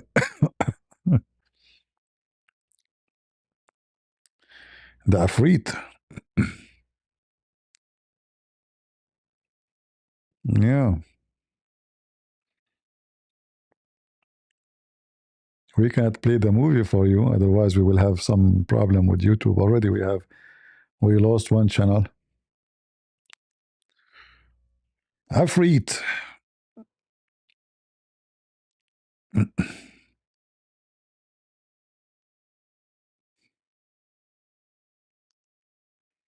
Look how good looking the Afrit. Yeah.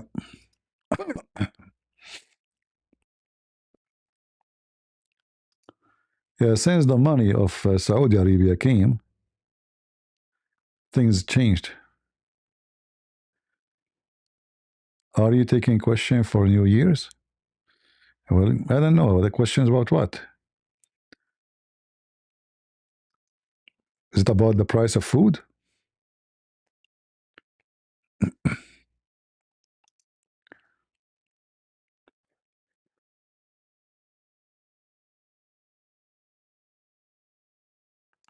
We do not know what the questions you will ask.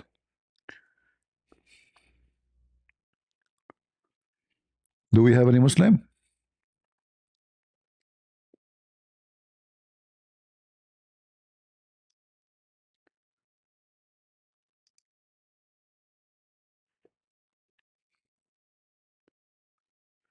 No?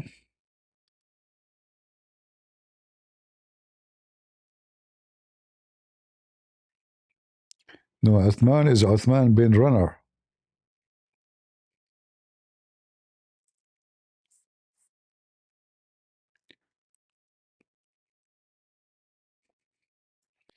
Happy New Year, Rizo. Thank you.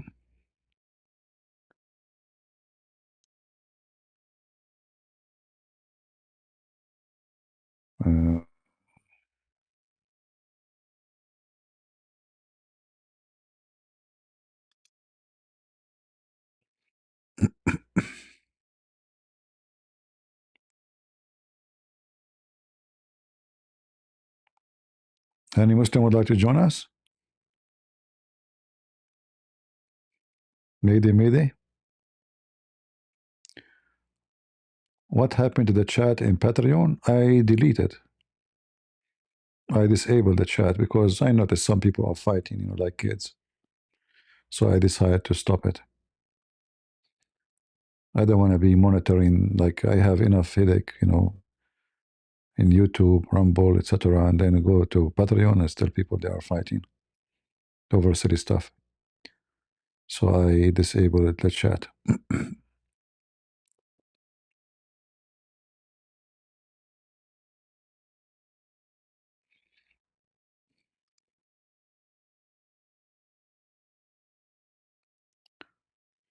Any Muhammadan? I guess we will not find any Muhammadan. It's a New Year Eve, and they are busy drinking beer, you know, halal beer.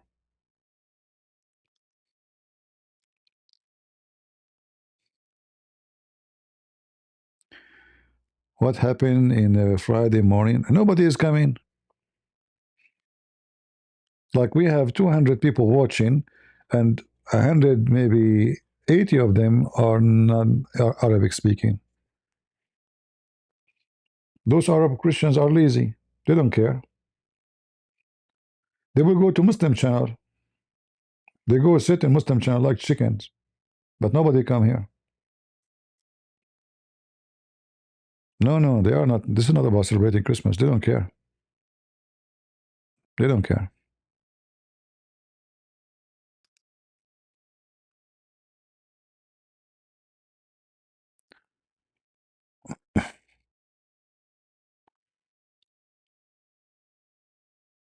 Do we have any Muhammadan?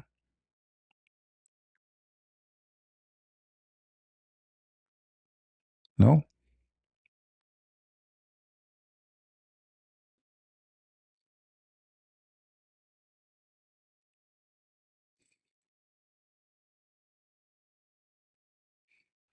I saw it, although I saw your comment. No Muslims? Not even one?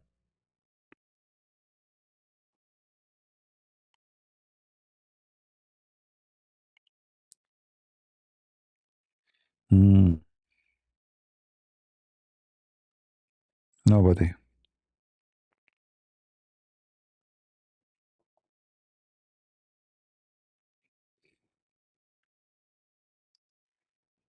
Well, I want to wish you a happy new year, and you guys are getting older. Good news. Especially ladies. Ladies, I have a very good news for you. In an hour or two from now, you are 1 year older. That's very glad news. I'm so happy to see you getting older. I'm so excited. And I'm sure that women, they are really happy. That's why they are celebrating a new year every year. Like,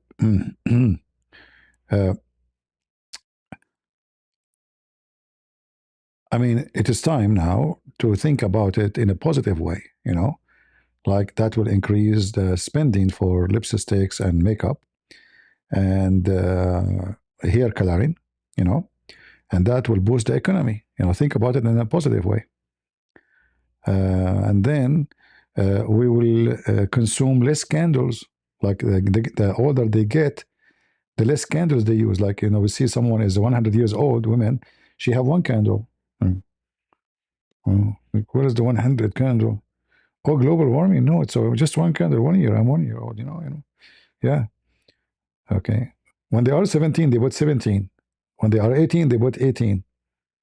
You know? And then when they pass the 20, you know. Anyway, I'm so happy for you. And the same time, about men. Oh, man, I'm so happy for you. You are getting older now. Oh, boy. You will put the screwdriver in the fridge, and you will put the fork in the tools box. You know, good for you. You know, you're getting older. You know, your memory will be improved, and you will be happy. Celebrate, celebrate.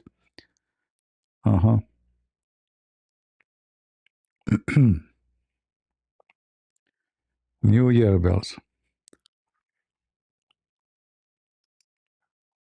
Well, don't forget. You know, don't worry about the bills. You marry Khadija, she pay.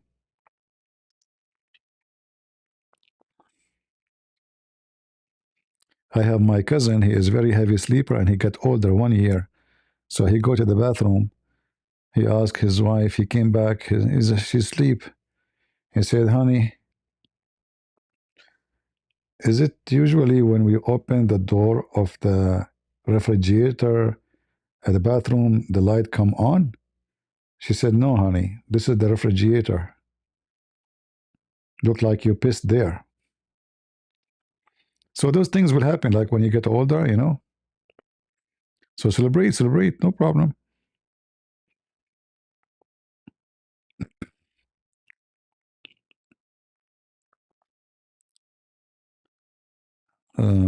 CP, you need a wife? I need a wife. Seriously. Man, that's good. I didn't know that. Let me add this to my list because I'm going to go to Amazon to do shopping for the new year.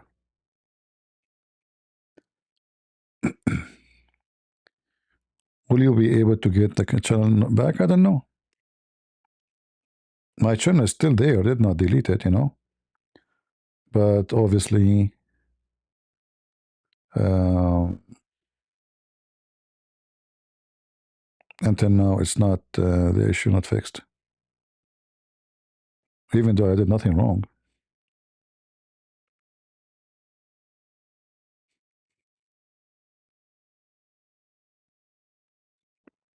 Do you have any special advice for a new year? Well, I was talking previously in Patreon with some of the family here, and I told them, don't worry about climbing the mountain. You see, God don't measure you. Your success is not measured by how high you go, which mountain you climb. Because you climb the mountain, then you have to come down. So it's not the smart one or the successful one who climb a mountain, but the one who can come down safely. So many people, they try to climb mountains during their lifetime, and the mountain for them is money, business. We need money for sure. Nobody here to have a better house and better, but don't make it like your life. All your life is about it. So if you think about the climbing mountains very much, then you will end all your life going up until one day you find yourself very hard for you to come down, too tired from what you were, where you are now. And what make it more difficult, if the mountain you climbed is based on sin, will make your journey to come down, to repent, let's say, extremely hard, if not impossible. So don't work so hard to climb the mountain. Work so hard to make your mountain smaller. Your target should be not climbing the mountain, but destroying them. Taking rocks from your way, which is making, or let us say, stopping you from being a good human being. Loving money and loving wealth and loving glory doesn't take you anywhere. I mean, look at all those famous ones. You will not find any one of them is happy in his life. Human beings think, if I get famous, I will be happy. And then he gets famous. And then he is so desperate. All the famous actors, they take drugs. They take depression pills. So the millions, the billions, the hundreds of, the houses, the cars, the women, the sex, the men, none of them make them happy. They climbed the mountain. After they climbed it, they found nothing there.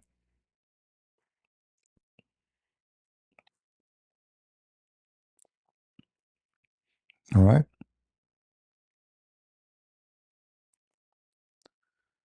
So this is not what makes you happy.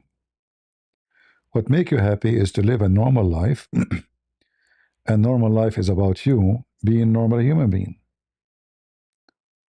A normal human being, he is not a person who want to be super rich, because that's not normal. Super powerful, super in everything, super. Because at the end of the day, all your super is not going to change the fact that you are a human. And the human will end to be a human. He gets sick, he die. He get old, he cannot walk. You are just a normal human being. So it's better for you to live as a normal human being, as God, he created you, and not to seek a fictional dream, thinking that thing will make you happy. And then you find that all the money you gather, all the wealth you made, all the hard work, if we can call it hard work, I call it madness, you spend your time, it was a waste. Like you see, some people, work like donkeys. And then when I come to retired, I'm going to take vacation. I'm going to go there and here. But then when you are in that age, you find that you cannot do what you were thinking to do. Your body is not the same. Your age is not the same. Your ability is not the same. And even your desire is not the same. Your dreams changed. The music you listen to changed. The food you like to eat changed. If not, you are forced even not to eat some food because of your medical issues. So people, they dream too much. And they seek for dreams, and the dreams have nothing to do with what make you happy. And then one day you will reach the point you find that all what you have done, it was a waste of time, but it's going to be too late. So don't do that yourself. Live normal. Enjoy your life. Be faithful. Be decent. Don't seek too much money, because seek what is enough. Seek what is a blessing. Seek what is, will preserve your family dignity and your dignity. But don't seek money by itself. Seek work. Seek to be, useful.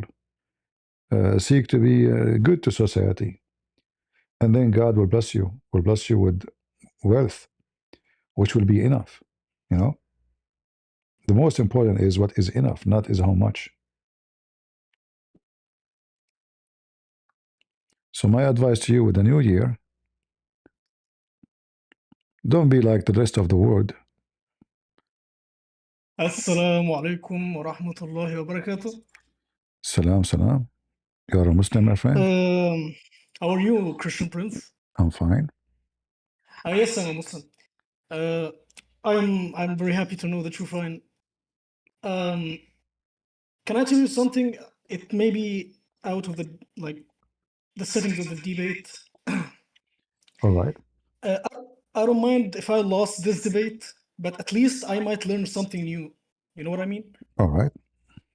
Like, I do not seek to win, and you know what I mean, of course. Well, let me tell you about what losing and winning mean before you go. Okay. If you lose a debate with me, according to my understanding, you won. Why? Because I convinced you with something good. So you did not lose. You won something good. Like you yourself, you just said, I want to learn something new, right? So it's not about losing and winning. I'm not the winner if you lose a debate. I'm not. It's you. Because in my belief, I was able to help you to come out of your faith to be in better place. So how you can be a loser? You are not a loser if you lose. This is how I see it. This is not about me winning and about you losing. This is about what is right and what's wrong. So don't take it in such a manner like, okay, I'm losing, I'm winning. We are not doing this. Is not a business. All right. Okay. So the debate is about explaining the Quran. Go ahead. Tell me, what do you want to tell me? I'm actually I have no questions, but if you are having any questions about the Quran or something, you demand an explanation. Okay, how you know I might be helpful. How you know the Quran is from the God, the one you worship? You call him Allah. Well, the Prophet Muhammad والسلام, received it from Jibril, the angel, when he was in Ghar Hira. All right. And pretty much it's a revelation. Wonderful. I heard that in Islam, if you want to prove something, you have to bring witnesses. I actually understand that and I respect that, but it's the same logic. I'm gonna bring up the source right now. No, but do you agree with me that you have to have witnesses? Yeah, I agree. Yeah, of course. So who is the witnesses that Muhammad he saw angels? In Sahih Muslim, page 8. Let me open it, if you don't mind. Can you share it in the chat in Discord, please? Yeah, 1 second.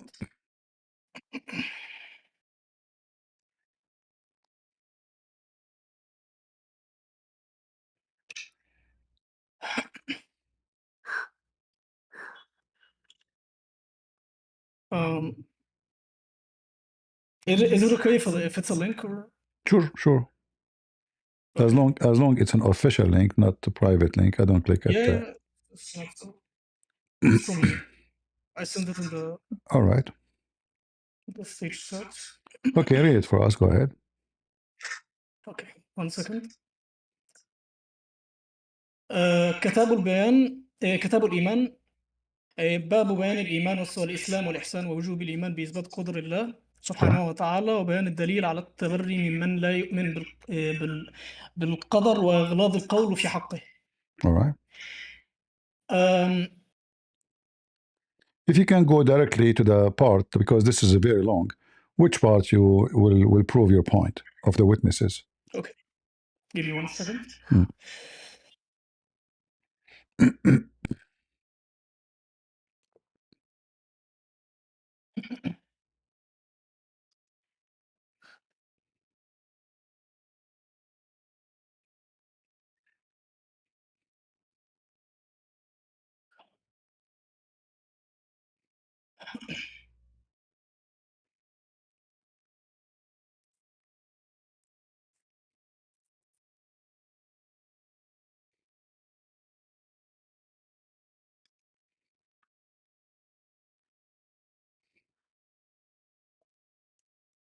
Okay.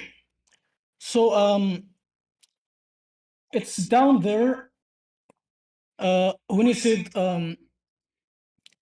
فلبثت مليا ثم قال لي يا عمر أتدري من السائل؟ قلت الله ورسوله أعلم. قال فإنه جبريل أتاكم يعلمكم دينكم. That's the witness? So yeah, that's okay. the witness. Let me tell you what the problem here. Okay. Nobody noticed that this guy is Jibreel, correct? It's just a man coming to Muhammad talking to him, correct? Like he was an angel in a form of a man. But, but no problem. But did anyone notice that this is Jibreel?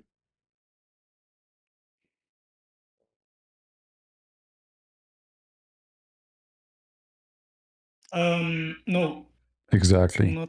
I can say now, the guy who sell grocery in the street, thermos or ta'amiyya, he stopped and talk to me. He says, guys, do you know who is this guy? This is Jibreel. So where is the witnesses? This is Muhammad again claiming that he saw Jibreel.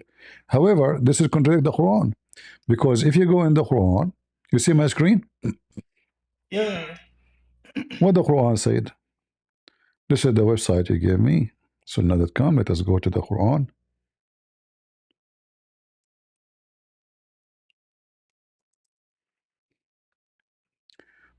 Chapter 17, verse number 95. Says what? Can you read for me? قل لو كان في الأرض ملائكة يمشون مطمئنين لنزلنا عليهم من السماء ملكا رسولا.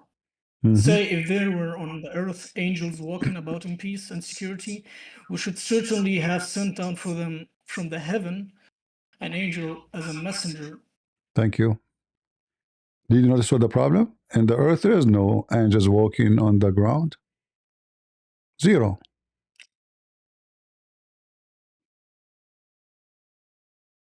Well, what will? That doesn't contradict the Quran, since no. Angel Gabriel came to Mary in the shape of a man. Okay.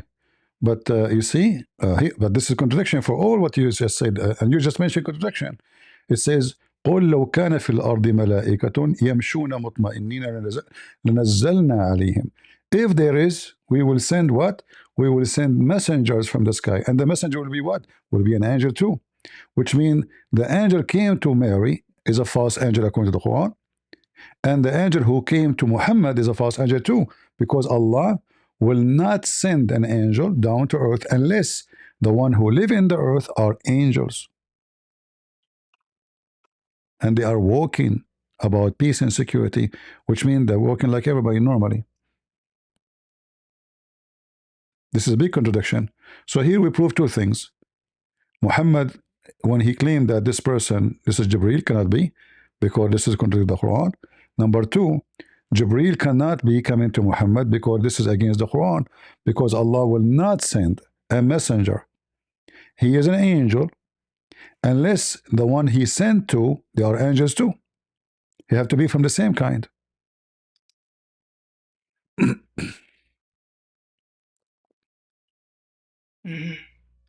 see. So what do you think? See, this is why I told you, it's not about who is losing, who is winning. Yeah, no, that's All why right. I said it. I don't mind. As long as I learn something new, that's the whole point. No problem. Did I taught you something new today? In this than 2 minutes? Yeah, of course. All right. But this is a contradiction. This is a clear contradiction.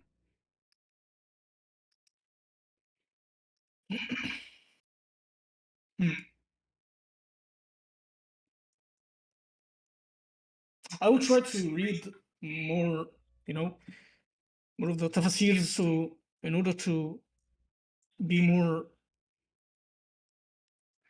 But look what happened. If you say I'm going to depend on the tafsir they will try to explain by defending, not by explaining. Because isn't it the Quran supposed to explain by Allah?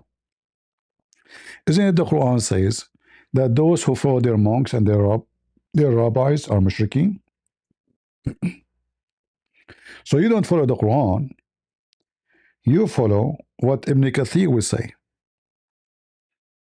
But the Quran says clearly that those who do take their monks and their rabbis, who is the monks and the rabbis? They are the leaders of the faith, the scholars supposedly. So those who take their monks and rabbis as gods, what the Quran mean by taking them as God, which means you follow what they say, not what your God say. So you Muslims, when you say I'm going to see the tafsir, that prove to me two things. Quran is a disabled book, cannot stand its ground by itself, and Allah is not a smart God. If I wrote many books, I don't know if you have any of them. So imagine, in order to understand my book, people, they have to read my book and then make tons of explanation to one line I said. And then in my book I says, I will be sure to make my book so clear to everybody because I'm God. I'm very smart. I'm super genius. And then in order to understand what I'm saying, you need Ibn Kathir, Al-Qurtubi, Al-Tabari, and everyone give you a different story. That does not work because simply this is against what the Quran is saying. You are saying, you are taking what Ibn Kathir, you took Ibn Kathir, Al-Tabari, Al-Jalalain, etc. as your God instead of Allah and the Messiah. And look with me at this sentence here. You speak Arabic. Min dunillahi wal Masih. How that can work? It says clearly that they took their monks and rabbis instead of who? Instead of Allah and the Messiah. But this is a problem because now they took God instead of God. Who is the God? Allah and the Messiah. And then how the Ibn Kathir will fix it? Will say to you, well, sometime in Arabic, no, that's not true. They try to make the Arabic grammar fit with the Quran. Everybody knows that. So they say, Min dunillahi wal Masih mean, and they took their monks and rabbi and the Messiah except Allah. But this is not what the Arabic saying. The interpretation is totally far away from what the Arabic stating. You agree with me, right? Does it say they took their monks and rabbis instead of Allah and the Messiah? Well, respectfully, did you say Ibn Kathir tried to make the Arabic grammar fit the Quran? Yes. But didn't the Arabic grammar, as known as An-Nahu, Ilm Nahu, we took it from the Quran? See, this is exactly what I'm saying. So now you try to make the rules of Arabic from the Quran, but the Arabic exists before the Quran. How you do that? Arabic is indeed existed before the Quran, but علم النحو, the Arabic grammar, existed after the Quran. My friend, exactly what I'm saying. So when you say that the science of grammar came after the Quran, that mean you made from the Quran, that mean you try to squeeze the grammar in the Quran. But we know that this is cannot be true. This is why, going by what you say, do you accept what Uthman ibn Affan says about the grammar of Arabic? All right. What did he say? All right. I'm glad that you speak Arabic. That will make it, easy for me.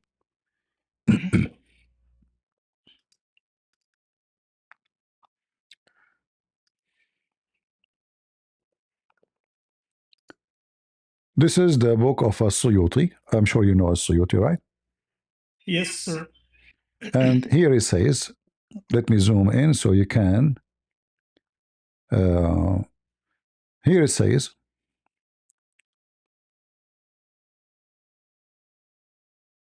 all of those are errors in the writing of the Quran. All of this here you see in the front of you is errors. They are reporting to you error. Like الراسخون في العلم منهم blah blah blah. This is errors here. And then والمقيمين الصلاة, this is error. Here, read what it says here. From Khalid, he said, why it's written like this? لكن الراسخون في العلم منهم والمؤمنون يؤمنون بما أنزل إليك وما أنزل من قبلك والمقيمين الصلاة والمؤتون الزكاة. And then he says, ما بين يديها ما خلفها رفع وهي نصب. Those are the Arab. So the Arab, they are making, this is the Muslims too, not only the Arab, making fun of the Quran. How it is here like this? How you write it this way? So can we take the knowledge of grammar from the Quran? And then he continue. He says that the writer, when he wrote, لكن الراسخون, when he arrived, he said what I should write. It's been said to him, not how it is. والمقيمين الصلاة. But this is wrong. فكتب ما قيل له. So now they are saying to you, this is not what the Quran is saying. This is why it's wrong. Let us continue. And here another verse. إن الذين آمنوا والذين هادوا والصابئون إن هذا لساحران. What kind of Arabic? This Arabic. This is your Muslim talking, not me.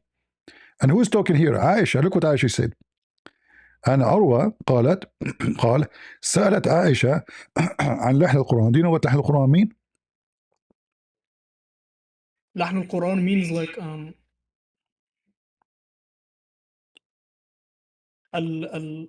how do I say it?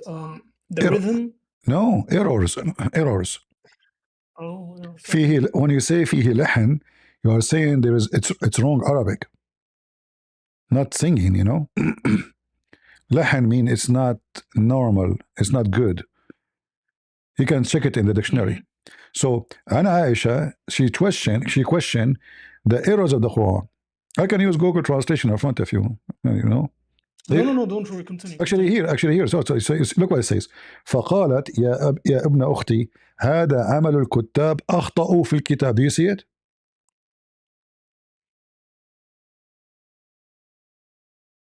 You see it? I think it is. You see the word أخطأوا? Yeah. What أخطأوا mean? They made a mistake. Exactly. So how we can take the Quran as a source of a grammar if this is in the time of Aisha? They are questioning how legitimate the grammar of the Quran. And this is Aisha. Aisha is the enemy of Islam now?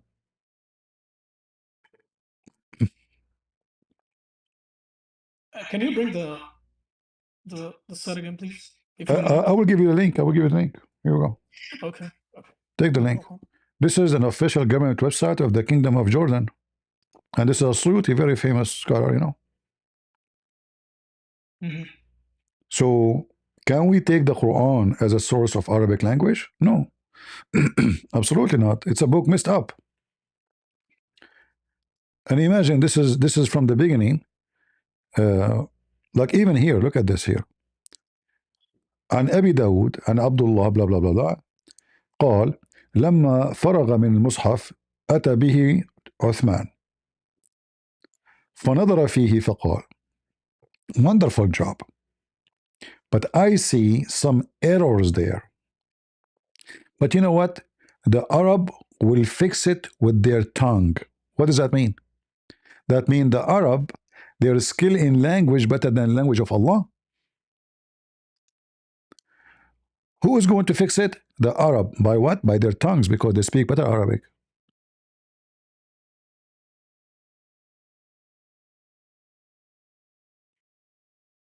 I see. So who have better Arabic, Allah or the Arab? Well, of course, Allah, but like, No. aren't these narrations Oh no. This is Uthman. are weak? This is no. If it's weak, why it is here? Why it's in your book? I mean, this Well, week because this week story is very funny, by the way. I mean, anything is embarrassing, we say weak. Don't you know? no, you do not understand. Like, what I'm saying is, you asked a very good question when you said if it's weak, why is it in the book? Well, to tell you if, like, how do I say it? If I showed you something that it's always good and always very, very the best version of it, you will have a critical thinking inside of you. You will have a feeling that something is wrong. There's no way it will be that perfect. No, my friend, this is So you not will this, start, this is not the issue. Do you see here anywhere As-Suyuti said this is weak hadith? Did he say that? Did he say this story is not valid? No. Is he a big scholar? Yes. So why he will use something not valid to explain something valid? Did he say anywhere this is shish kebab, you know, stupid, don't listen to it? No. He is giving you explanation. All right? He is not bringing something invalid to explain something valid. That will not be right. Even the Muslim will accept him to be a scholar then. Like, okay, Christian Prince, he said this is say this. But you Christian Muslim don't accept what Christian Prince says. Who is he for you? Nobody. But he is saying to you, Uthman said. And do any Muslim dare to say Uthman did not say that? well, there's no isnad though. Huh? There's no isnad. Everything there have an isnad. But you know, he's reporting the story. He report to you who said Ibn Abu Dawood عن عبد الأعلى عبد الله blah blah blah عبد عامر القرشي قال. This is all the isnad. What do you want more? Here وأخرج ابن أبو داود عن عكرمة قال فلما أتى عثمان. Here وأخرج ابن أبو داود عن قتادة عن أن عثمان. So all of them, they're giving you the names who report those things. وأخرج أبو عبيدة في فضائله سعيد بن منصور بن بلا بلا بن شيبة جرير بن داود عن المنذر عن عروة قال عائشة she said. All of this. Nowhere he is saying here, look, the whole page in front of you, nowhere he says there's weak or fake story. He's speaking about information with confirmation. And this is tafsir. And this is accepted. This is one of the big scholars they teach in the Azhar University in Egypt, correct? Nobody can deny this guy.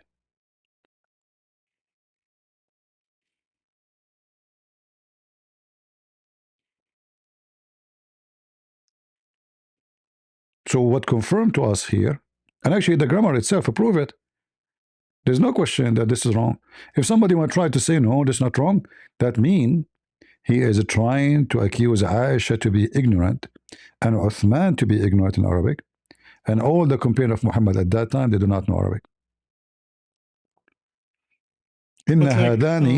إن هذان لساحران هادوا والصابئون or والصابئين.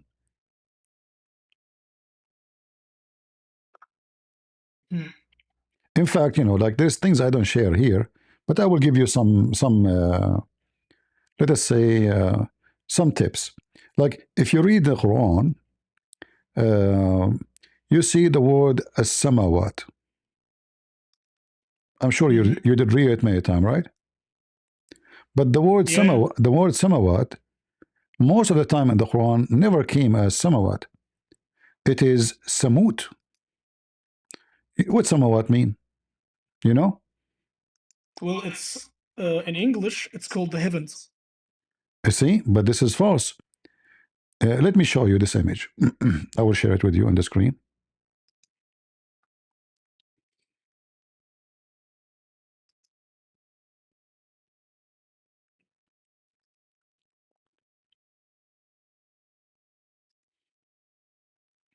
Do you see it?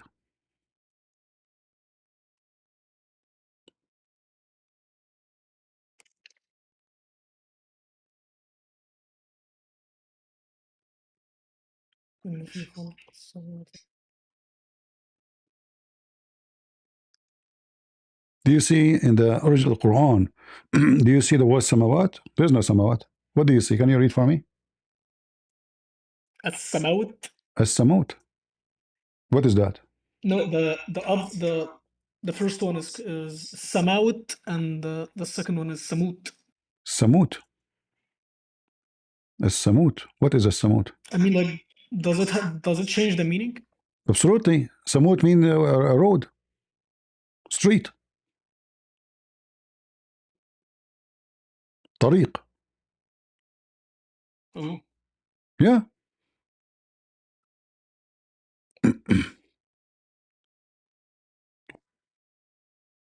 There is a huge difference between samawat, which is in the Quran you have today, it's highlighted in red for you, and samut.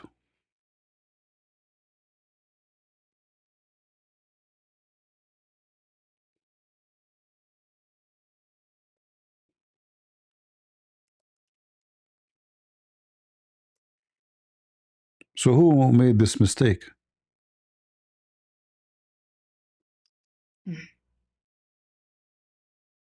You can open the dictionary if you want, you know.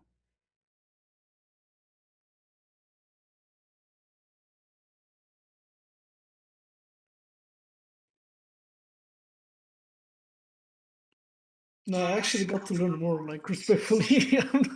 No problem, no problem. You see, I'm going easy with you. You notice, and I like actually. Yeah, no. I'm treating you as a brother, teaching you. I appreciate it. And I'm not pushing you. Like, let me show you what the dictionary says. I will put for you on the screen too.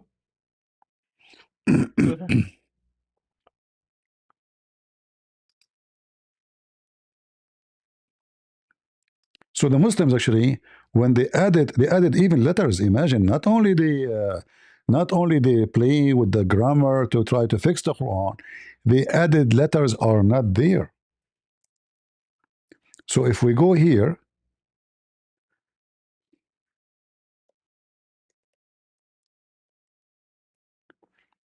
do you see it? What is samt? الطريق. جمع. samut. Samt. Samt is one. Samut is what? Jama. You know what Jama, right? Yeah. So plural and singular. So one is samt. Plural is samut. Mean what? Mean road. Clear road. There's no sky. So look how much the whole meaning changed just because they play with the Quran.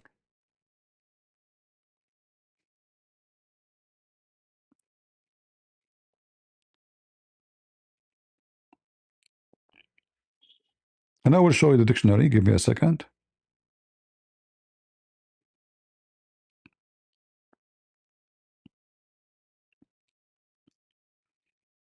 See the dictionary? بفتح أوله وسكون ثانيه من سمت جمع سموت الطريق الواضح. Even they are saying to you this is fiqhiyya, which means connected to religion.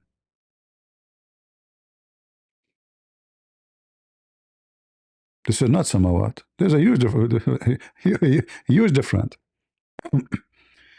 Samat, plural, is Samut, mean the clear path. How in the world that became skies? Who is the one who add those letters?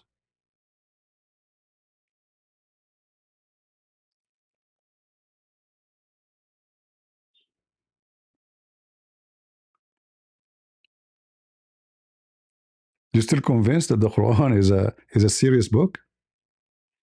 Well, yeah, of course, it's a serious work. Like, No, I no, it's understand not. that this. You see, these my are- friend, hold on.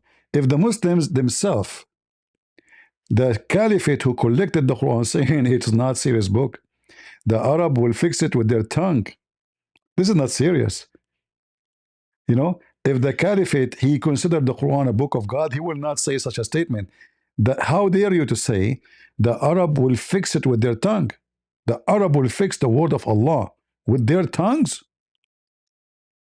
That means this is not the book of Allah. And then when they collected the Quran and they tried to fix it, they start adding letters, and those letters change totally the meaning. So how we can take it seriously? We cannot.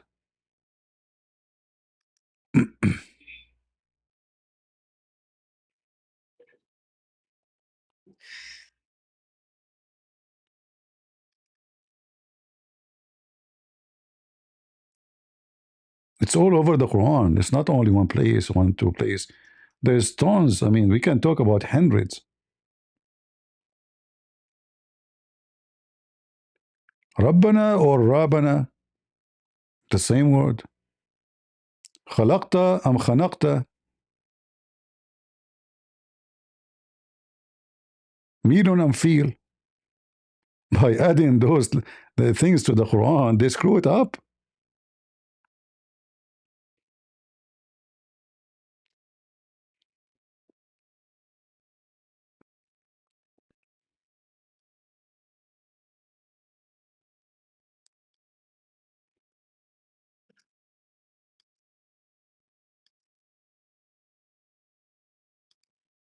So what do you think? Well, I don't want to waste your time, but I know that there are shubuhat, and I know what. This is not and I shubahat. know Listen, that- listen. You see, this word shubahat is funny. This is funny. This is funny, by the way. The Muslim right away say, this is like shubahat. When you say it, it's like I false, understand. false accusation. You know, like false. I'm showing it to you. Come on, man. This is your document. I know. The Muslims are so proud about this old Quran, and they say this is amazing, brother. And then the second we show them what is written there, they say shubahat. What shubahat? It's obvious. You mentioned to me like about Ibn Kathir. Let me show you Ibn Kathir. والشمس تجري لمستقر لها. الشمس تجري. What does that mean? Do you know? Like moving in space, swimming. To moving to a fixed to station. You know, it's running to a station. Chapter 36, verse number 38. If we go to Ibn Kathir, can you give me the reading of Ibn Mas'ud for this verse? The read of Ibn Mas'ud. Yeah.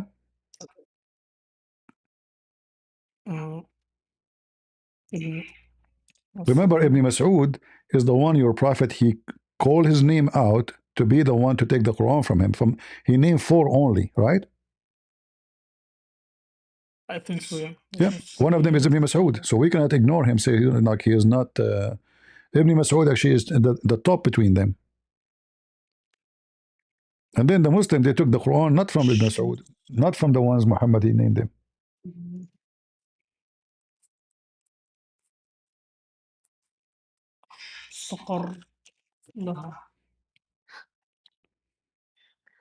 Can you read for me what Ibn Mas'ud says? If you have a link, you can give it to me so I can put it in the screen.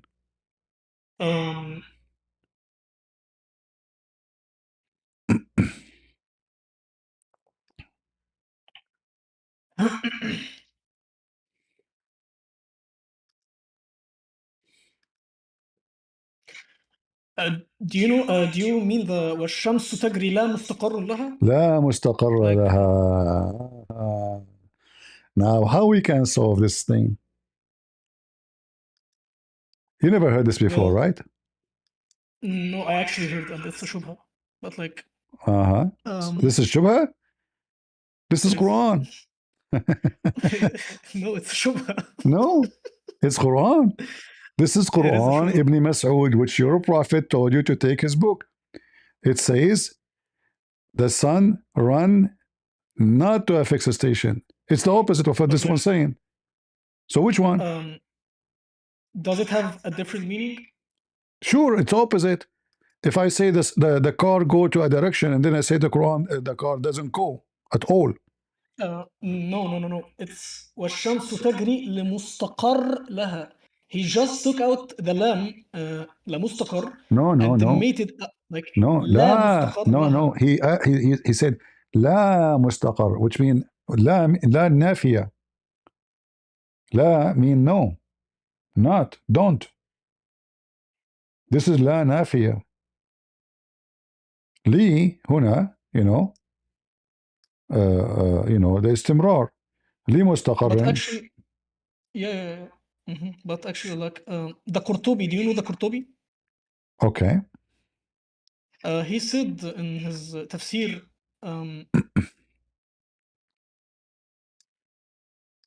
1 second. صحة هذا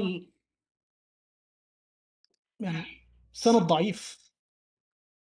هذا السند ضعيف. What ضعيف? But this is not hadith, my friend. No, Ibn Mas'ud is a Quran. It's not hadith. The Quran of Ibn Mas'ud approved by all Muslims.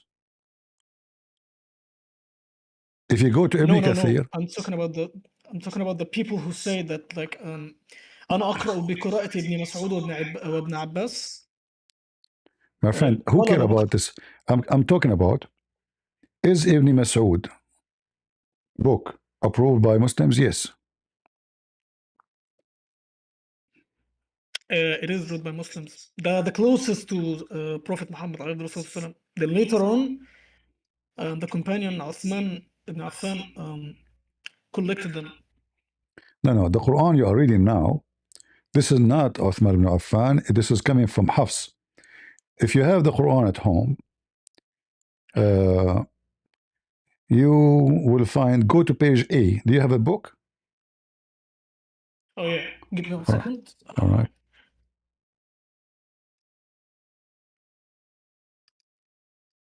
If you go to page A,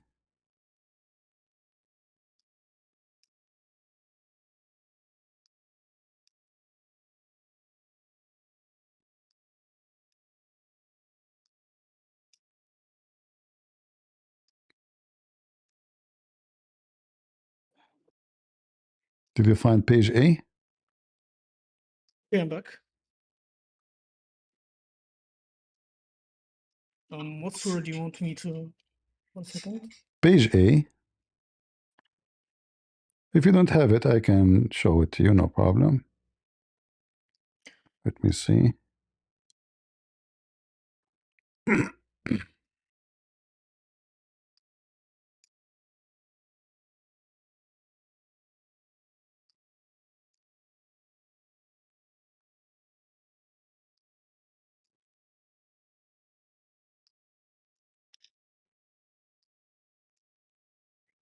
Do you see my screen?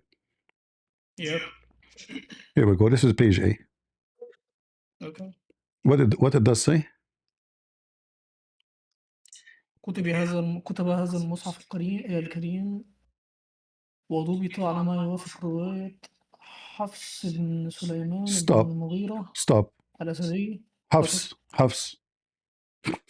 Hafs is 200 years after Muhammad. This is riwayat, not even book, according to the recitation and the tale of Hafs. Now, do you know that Hafs is a liar? Why? Why do you say that? The Muslim says that, not me. I don't know. I never met him. No. I'm saying like, why do you like? I know, but like, he fabricated stories. He's a thief. He's very well known. Hafs ibn Asim is a kadhab.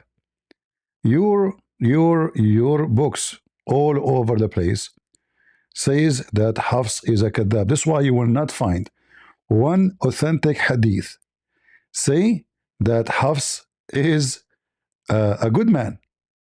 So how we can, they don't, if you don't take his hadith, how in the world you will take his Quran?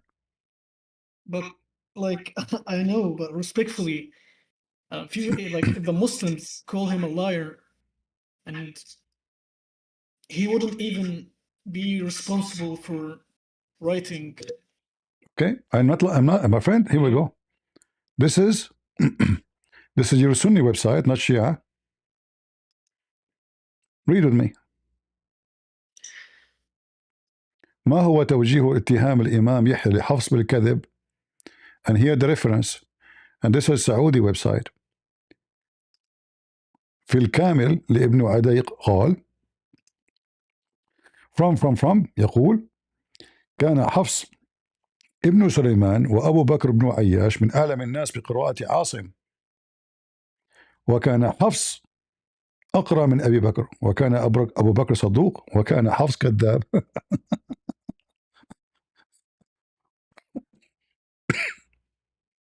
Do you see it?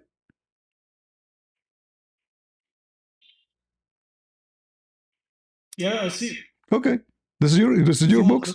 This is your Sunni books. This is Sahih, and you can check all the reference.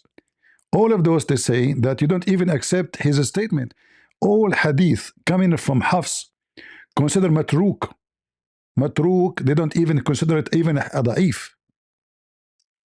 All right? I mean, look how many times they say they don't take his hadith. They don't take his hadith.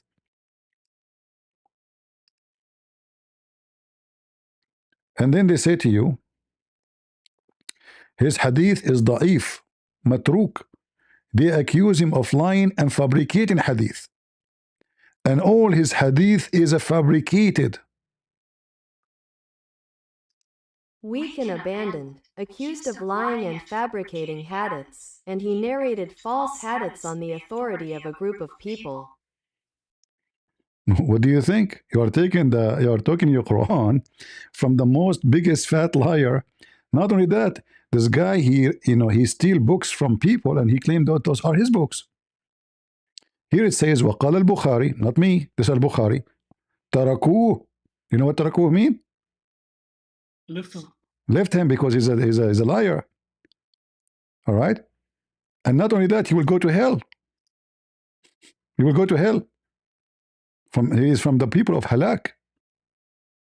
But like because remember, Muhammad said, the one who fabricates something on me, about me, he will sit on a chair from a fire, right, in hell? I know, but like are you speaking that if he gave weak hadith ضعيفة, that means he 100% was not faithful about My writing friend, the Quran? That's what you mean? If I lie to you 1,000 lie, are you going to accept me to tell you about the most important thing for you, the book of Allah, to be truthful? Like I'm lying, I'm a liar all the time, and now are we truthful? If somebody proven to be a liar, is he accepted in the court to be a witness anyway? No. نقل الأحاديث, yes. No, it doesn't matter. A liar is a liar. The second I say is a liar, that means he's not trustworthy. It's about being trustworthy. Yeah. All right. So how he can be trustworthy in the Quran?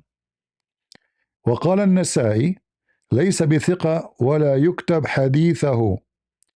He is ضعيف الحديث. وهذا لا يكتب حديثه. لا يكتب. لا يكتب حديثه. Yes, nobody will write his hadith because he's a liar. ليس بثقة. What ليس بثقة mean? He's not trustworthy. But thank you. About delivering the ahadith. Exactly, that means fabricating. The ahadith, not the Quran. Doesn't matter. If a hadith is a Quran, don't you know that all the Quran is a hadith?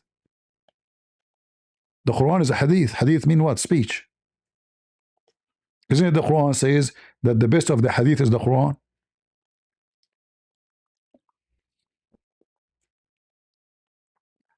right?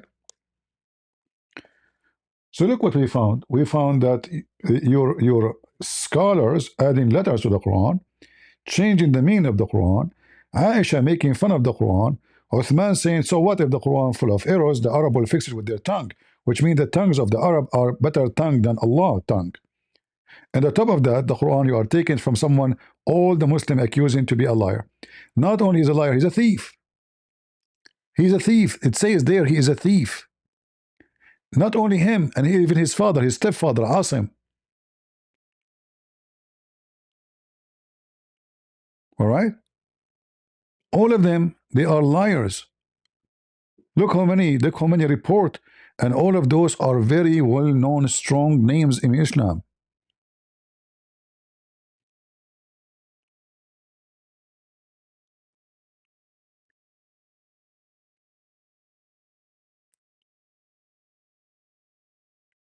So how we can be trustworthy in the Quran and not trustworthy in the Hadith? And why Aisha making fun of the Quran? And why Uthman agree? And why he's saying the Arab will fix it? And why we have Samawat instead of Samut?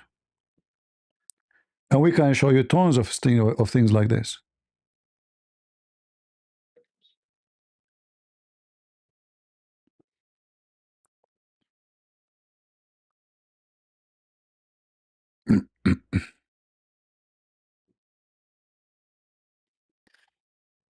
Well, he was like محترفا بالقراءة.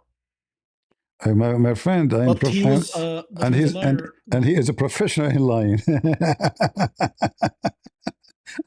According to So imagine, I will take, let us say, I don't mean to insult disciple John. Imagine the Christian agree that John is a liar.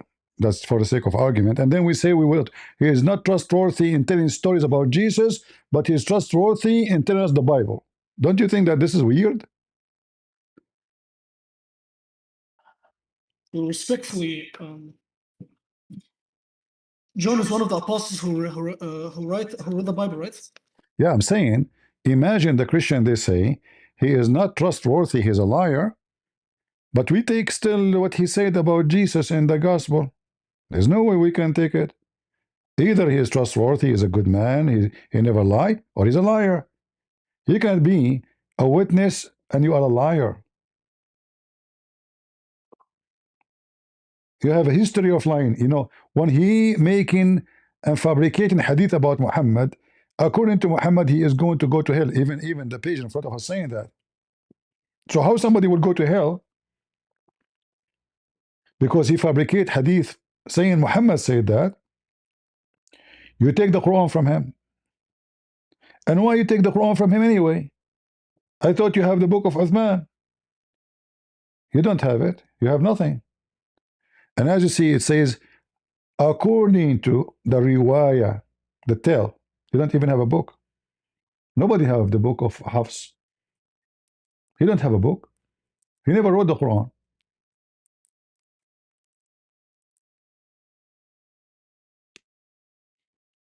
I will actually keep reading. Thank you for this. I hope I did not waste your time. No, you did not. But I will I appreciate it. So you will not leave Islam yet? Of course, I will not leave Islam. Let's be real on this. But it's, okay, what is holding you into Islam yet? I mean, there's nothing. I asked you from the beginning, do Muhammad have witnesses that he received an angel? No. Muhammad saw a guy, the guy asked him a question, said, do you know who's this guy? Who is this guy? Oh, this is Jibreel. Wait. With the same logic, we did not have witnesses when Jesus was in hell for, according to the Bible, was in hell for, a couple of days. No, this is about... not have witnesses. So how did we... hell here is about death, because death is about you are out of mercy. So Jesus here is doing a miracle, and we have witnesses who said no, because all the people who saw the crucifixion of Jesus, and they saw him being buried in the tomb, that is the witness. That is what it meant. The same as Daniel in the belly of the whale for 3 days, 3 nights. I will be too in the deep of the earth. So this is what it's talking about.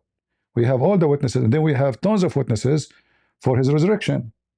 But always Muhammad, he have no witnesses for anything he do. Like Muhammad, he went to 7 heaven.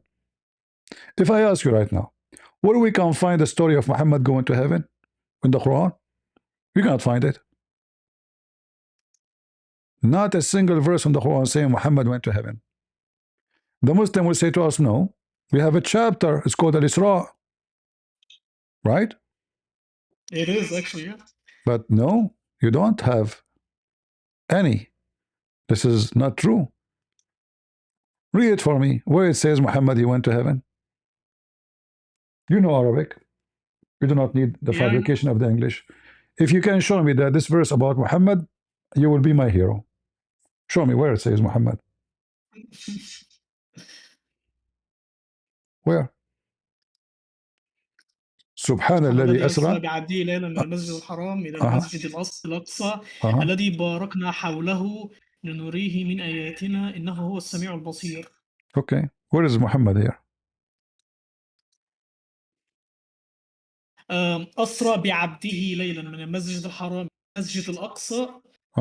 The one, like it's in the English version, who took his slave Muhammad sallallahu alaihi wasallam. Where is the word Muhammad?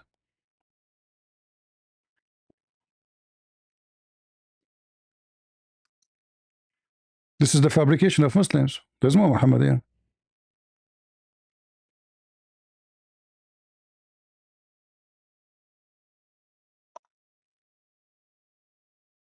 Be honest with me. Do you see the word Muhammad in Arabic?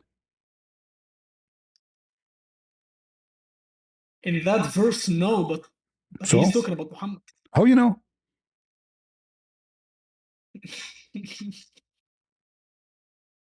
Okay, look. You said Asra. Asra bi abdihi. Let us see where this verse coming from. This is the verse about Moses, not about Muhammad. Allah, he commanded Moses at night to take his slaves and go out of Egypt. At night. The same sentence. Chapter 44, verse number 23. فَأَسْرِ بِعِبَادِي لَيْلًا إِنَّكُمْ مُتَّبَعُونَ. Do you see it? Who? Moses. It's about Moses. In fact, even in that chapter 17, right away it says Moses. Do you see it? So the Quran counting for you what God gave to Moses. This is about Muhammad. And the holy ground is what is mentioned in the book of Exodus, chapter 19, verse number 21, 22. But read for me. That it is. Hold on. Wait. The point about the proof that it was Prophet Muhammad, because it said min al-masjid al-haram. Exactly. This is the ground where Moses, when God he appeared to Moses, he told him, take off your shoes. This is a this is a sacred land, correct? Take off your shoes. Why? Because this is a holy ground. And then he told him that this is a ground, nobody can enter it. Al-Masjid al-Haram is forbidden. This place is forbidden place. You cannot. Nobody can get here. So, Ikhla'na alayk. Chapter 20, verse number 12. I am your Lord. Take off your shoes, for you are in the holy sacred valley. And this Tawa, we have different story about it. Maybe later we can tell you so we can live together. So this is the Masjid al-Haram. And then you go to the farther, where the temple of David, where the Jews they went from Egypt. They went from Egypt, and then God told them where to go. Allah in the Quran says, O Moses, enter the land which Allah, the Holy Land.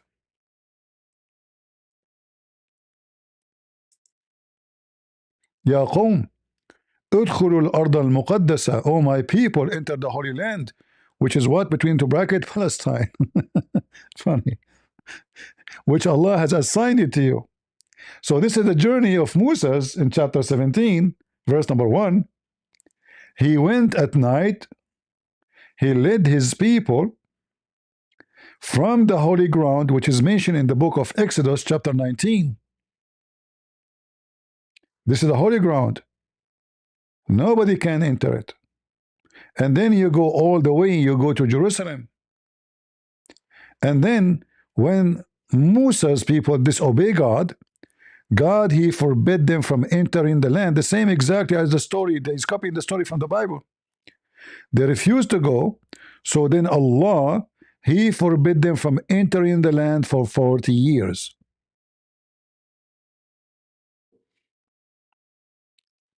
But like when you gave me the verse, which is the Isra والمعراج, سبحان الذي يسرى بعبده ليلا من المسجد الحرام. من المسجد الحرام. Who was in the Masjid al-Haram? It was Prophet Muhammad. Nobody knows. The Kaaba is not the Masjid al-Haram because it cannot be. You see, the Kaaba, it was at that time the land of the pagan. You have hundreds of idols. When Muhammad he claimed this happened, this was when the Kaaba was full of idols, correct? How does it be sacred land? Women, they go naked around the Kaaba. Women and men, they will go totally naked around the Kaaba. Naked, wearing nothing. How this is the sacred land? And Muhammad never complained, by the way. Do you know that? You will not find one verse in the Quran, Muhammad complaining, shouting that how in the world you dare to walk in the house, around the house of Allah, naked. That was in the past, like before. No, in the time of Muhammad. In the time of Muhammad. In the time of Muhammad, but before. Okay, shouldn't Muhammad Islam, like, listen. Shouldn't Muhammad go crazy because people they are going around the Kaaba naked? You will not find one statement from Muhammad saying, "Shame on you." Like we have the story of when Jesus he found people they are just buying and selling around the temple. He broke tables on them. He kicked them out. He shouted at them. Muhammad never. How the Prophet of Allah never get angry, never Allah mentioned to him, tell those people stop going around my house naked. In the state of nudity. Not just showing some stuff, in the state of nudity. Naked. Do you see it? They do tawaf. The Islamic practice is total pagan practice. The Arab pagan, they do tawaf, you do tawaf. The Homs, you do this, you do the same, everything the same. Who were Quraysh before they became Muslims? Like they were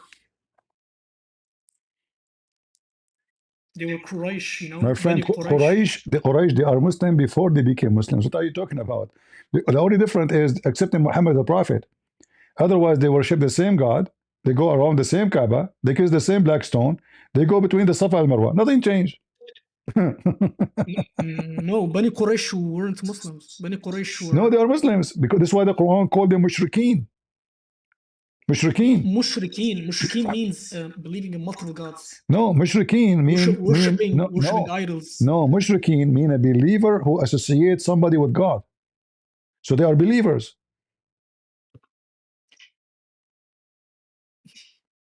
Who is the God of Quraysh? Allah. Correct? Look. I understand, but like they were worshipping idols. No. The people of Quraysh, they don't worship idols. This is a big fat lie. The people of Quraysh worship only two idols. Four idols. Allah and his three daughters. Other tribes, they have different gods. So the Kaaba have many gods around, but not all of them for Quraysh. Every tribe have their own idol. Quraysh, they worship Allat and Al-Uzza and Manat and Allah. And those are their God. So Allah is not a foreign God for them. Allah is the God always they worship. Muhammad told them Allah don't have daughters. So the disagreement between them and Muhammad not about who's God. It's about if he have daughters or not. They are Muslims. They kiss the black stone. They believe in the stones. They go between the Safa and Marwa. And they do all the practice the Muslim they do today. All the clothes you wear, this is a Hindu and Buddhist clothing. The black stone is a vagina. You know that, right?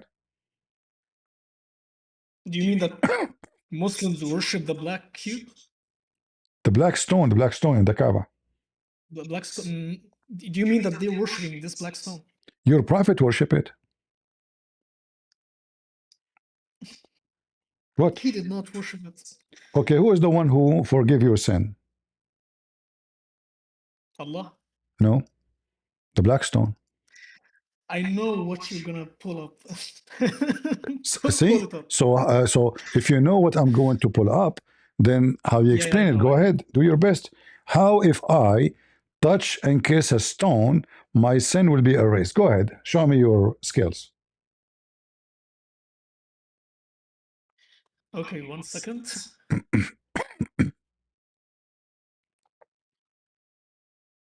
Can you please send me the link? Like, which one? If you don't mind. This hadith. Sure. This one. The worshipping the Kaaba one. Thank you.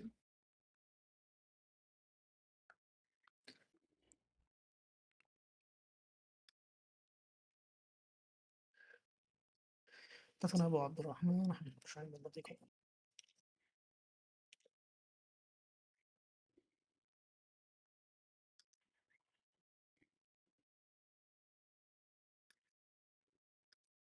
Oh, so basically, an explanation. Explanation? touching them erases sins by the will of Allah. Like if you believed that this stone alone will erase your sins, that means you're a kafir. You're a disbeliever. Hold on. Where it says here by the will of Allah. Are you adding things? I know. Okay. That's why it's no. When you say I know, are you saying I know because weak. Are you saying you are? Yeah, I know because you spoke to Allah or because you're a prophet? What do you mean I know? Well, no. I know because if you're saying like I will repeat what you said. You said the hadith came from the Quran, right or no? No, the Quran is a hadith. I didn't say the hadith came from the Quran. I said the Quran itself is a hadith. Okay, perfect. Thank you for correcting me. Also, it will contradict what will be in the Quran. Like if you said, no problem. You see that will make me happy. That will make me happy because I just showed you contradiction after contradiction, and this is one more. Because if Allah only forgives sin, and then He said, and you just said to me, if you touch the stone, what does stone have to do with Allah? Umar al-Khattab, he said that this is stone. That's why the greatest Hassan. Umar al-Khattab, no, this is Sahih. Forget about Hassan. This is just, the Muslims, they play their games in the website. Here we go. This is a very authentic hadith. This is not Hassan. This is Sahih, no question about it. Do you see it? Sahih. Do you see? Do you see it? 1 second. أنا مسح الحجر الأسود والركن اليماني. Do you see it? يحطان الخطايا حطه. How many times it says Sahih? Okay, it's Sahih, but it's by the will of Allah. No, hold on. If this is true, that means when Muhammad and when Umar, he says this stone is useless, that means Umar is a liar. Was it before Muhammad? Umar, he was kissing the stone, He said, I know that you are useless and harmless, but just because the prophet he kissed you, I'm kissing you. Right? أنك حجر لا تضر ولا ولا تنفع. تنفع. You are not harmless and you're not useful. Exactly. You're not harmless because you're not like a thing that harm me in any way possible, or And you're not something not useful use, that will heal me and or not useful. will... Yeah, I know. Okay, so is it useful if you if you embrace it, it erase your sin? If you embraced it, but like for example, let me give an example. My friend, is If I went to- erasing my sin is useful or not? Yes, it is useful, and yes, I know what you're gonna say. You're gonna say then the stone is useful, and I'm gonna tell you no, because the stone is useful because it's by Allah's will. No, no, no. You see, cannot say no. Here he's saying, I know. He's telling you the result of this is nothing. I know that you are useless just because I saw Muhammad kissing you. Otherwise, I will not kiss you. He didn't say, I know you are going because he is a Muslim too. And now his sin will be erased. Are you saying to me, Umar, he don't have sin? Do Umar have sin or not? He's one of the Mubashirin bil Jannah. So what? Still have sin. Muhammad have sin. What? Didn't Muhammad have sin? Is it the Quran says, ليغفر لك ما تقدم من ذنبك? Muhammad have a lot of sin. May Allah, that Allah may forgive your sin. ليغفر لك الله ما تقدم من ذنبك وما تأخر. كنت ضالا, etc. All of those. Muhammad is a big time sinner according to the Quran. So how Umar he will say that this is useless, but because I saw the Prophet kissing you, I'm kissing you. When in the same time Muhammad saying, well, whoever embrace it, it erases his sin. He didn't say Allah will erase his sin. He said it erases his sin. In the top of that is the black stone, is the right hand of Allah. The black stone? Yeah. Can you show me where it says that it's the black stone of Allah? Like the right arm of Allah? The right hand of Allah. Whoever shake Right it, yeah, whoever shake it, he shake the hand of Allah. What? Why you are laughing? It's kind of... Show it to me, if you don't mind. Okay. I'm afraid I shot too much because you become like the screen of my door. Too many holes.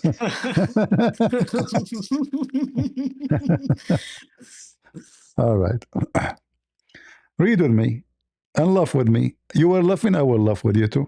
And I will not shoot you. I will be gentle. Can you read? This is At-Tabarani and this is Sahih. ورجاله صحيح. قال, read for us and all right.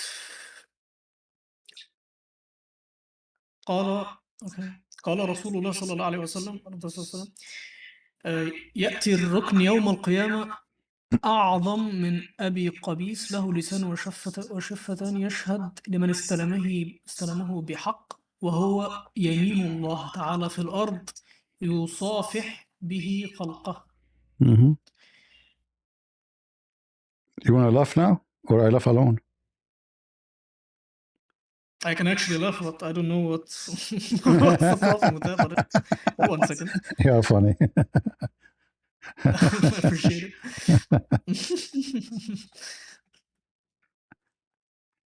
Okay. This is why it erases your sin. It's the right hand of Allah. Your God is an idol. Allah, He shake hands with you. And not only that, the black stone in the day of judgment is going to come with tongue eyes and will speak, and eyes, you know. So when Omar, he said, I know that you are useless. How in the world, Omar, he says that? Omar, he exposed Muhammad. And my friend, you know, you're a pure pagan, because now you are claiming that part of Allah is a stone. It is the right hand of Allah.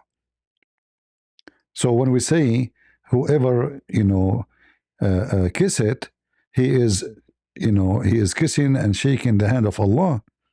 That's obviously, you know, obvious practice of, you know, paganism.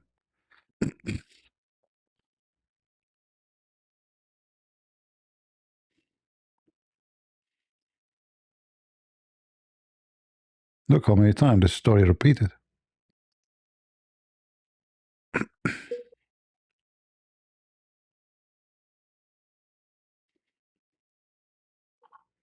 And then the Muslim, they try to say to you, yeah, it's symbolic, it's metaphorical. You know, this is a stone, real stone. And you are kissing a real kissing.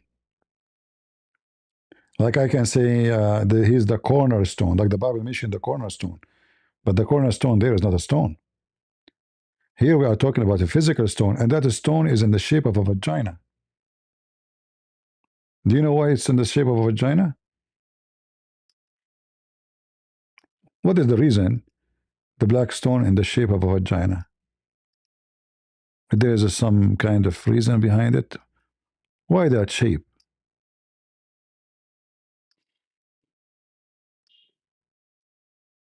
Is that true? That the black stone used to be white and then became black?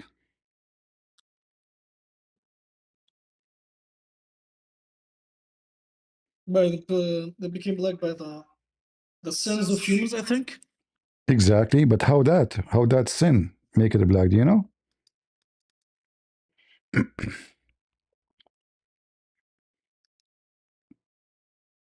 Can you repeat that? Sorry, I did not hear it. How the sin make a stone black? What the connection between white and black and sin? So it came from heaven white, and then sin of mankind make it black. So what your God saying, being black is a result of sin. And on top of that, this is the hand of Allah. So when you kiss the hand of Allah, your sin transformed. This is why it says it erases your sin, because it's going to suck your sin.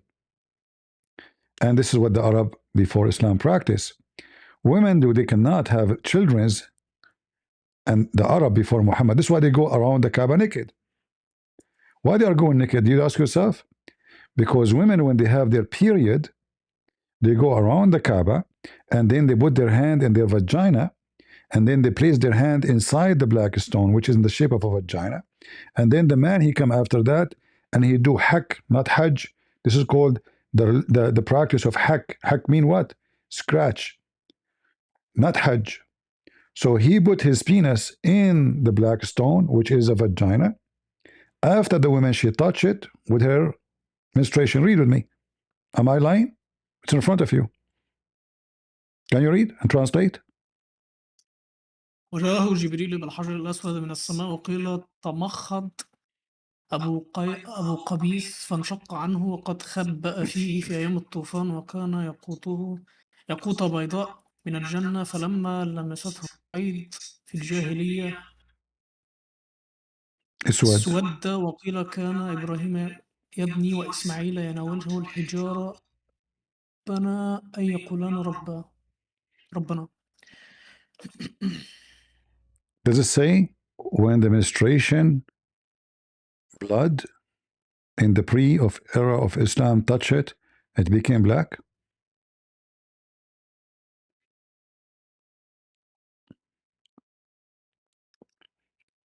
Yes or no? Can you repeat what I said again? What? Sorry, Can you repeat it again? Does it say that it was white, and because of the menstruation of the women became black? Yes or no? What book is that? Or Az-Zamakhshari. Az-Zamakhshari. Is he a reliable source? Absolutely, this is tafsir. This is not a joke. Al-Kashaf lil-Zamakhshari. This is from the early time of Islam. Early times of Islam. Yeah, 538. See it? 538.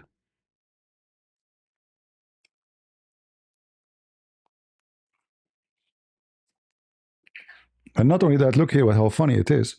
It says that when Allah, He sent down Adam, He sent him to India, specifically Sri Lanka. And then Adam, he went to do Hajj 40 times, coming all the way from India to Mecca. Is that true story?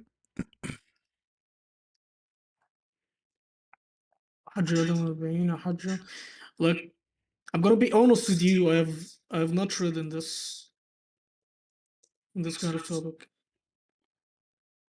Is Sri Lanka an island or it's not? It is. Okay, how Adam was able to come 40 times to do Hajj to Mecca, and why Allah sent him down in Sri Lanka to drink tea? This is Sri Lanka, and we have a human being who have no ships, there's no bridges, there's nothing, and yet he went 40 times going in such a journey. How he will find Mecca? Like, imagine how far the distance.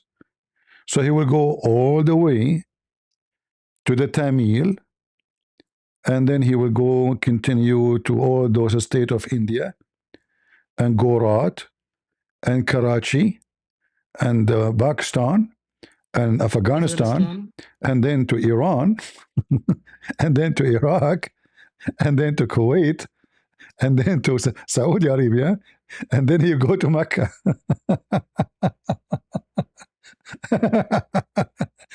All of this without GPS. Is it easy?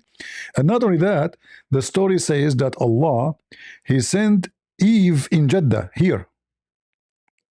I mean, look what happened with the parachute. So the parachute of Eve landed in Jeddah alone. And the parachute of Adam landed here in Sri Lanka. I guess they found each other in a dating website. They look in the dating website. It was easy at that time because there's only one male and one female. Adam, he looked in the dating website. He looked, there's only one profile. What's your name, honey? My name is Eve. And what's your name? Adam, do you have a picture? Haram. Haram picture. What about you? I don't have pictures. Haram. Okay, let us have sex. This is your stories, my friend. And you say to me, I'm not going to leave Islam. This is a true story. You can go right now and search for Mufti Mink, explain to you how Adam landed in Sri Lanka, brother. And not only that, the Muslim, they claim that they have even a proof that Adam, he landed in Sri Lanka. Yes, brother. We have a proof. Like, what is the proof? What are you talking about? We have the footprint of Prophet Adam in Sri Lanka. So they went to a Buddhist temple.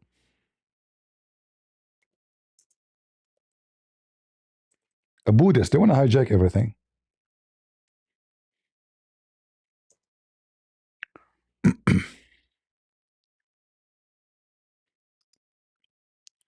Let me introduce you, brother, the footprint of Prophet Adam, brother.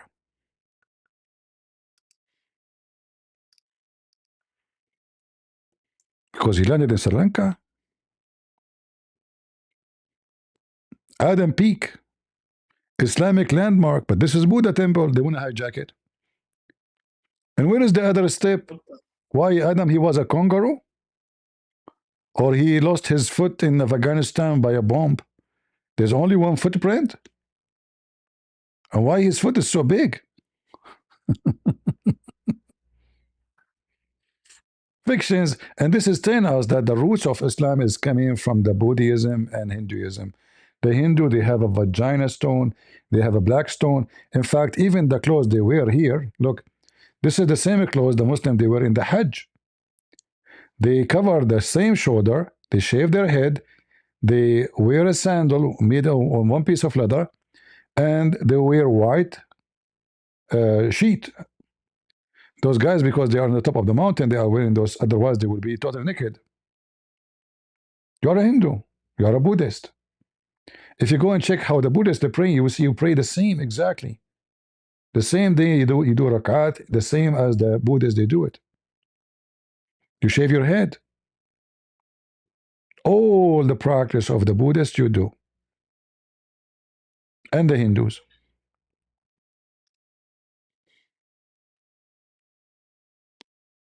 By the way, this is not a footprint of Adam. This is my dad.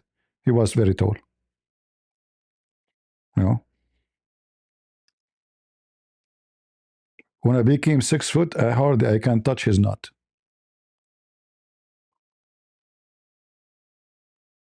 And Adam, according to your prophet, is 6-floor buildings.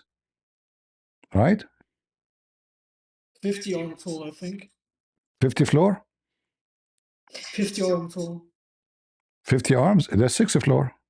Or maybe more. Mm-hmm. Mm-hmm. And then he shrunk, huh? Yeah. Global warming. We shrink.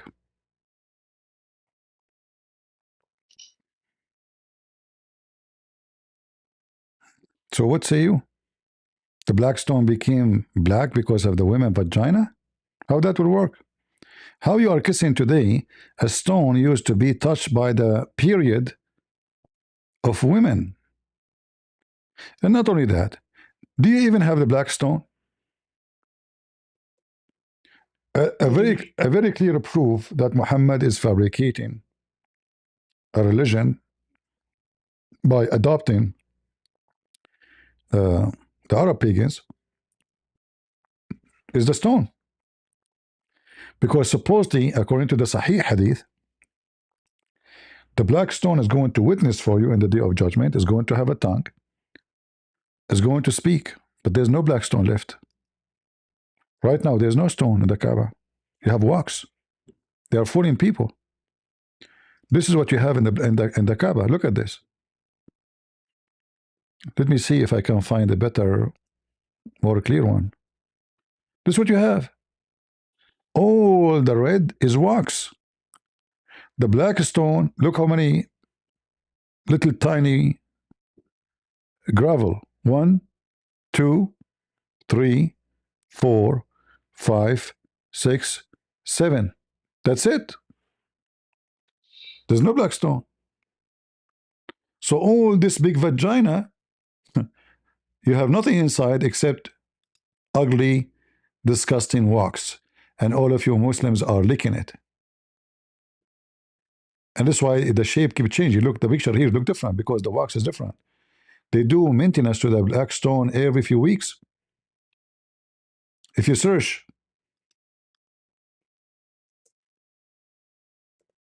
maintenance for the black stone, you will see how they come and they bring the wax with them, and they are using the tools to fix the black stone.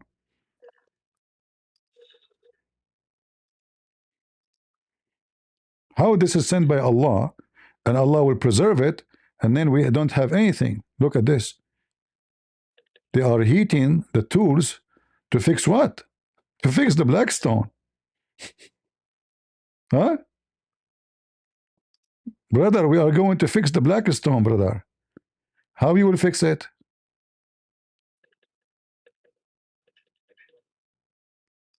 Do you see this picture?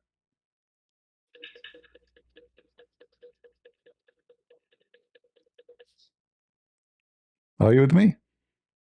Yeah. Do you see? Do you see what he's doing? He's melting the wax, adding more wax.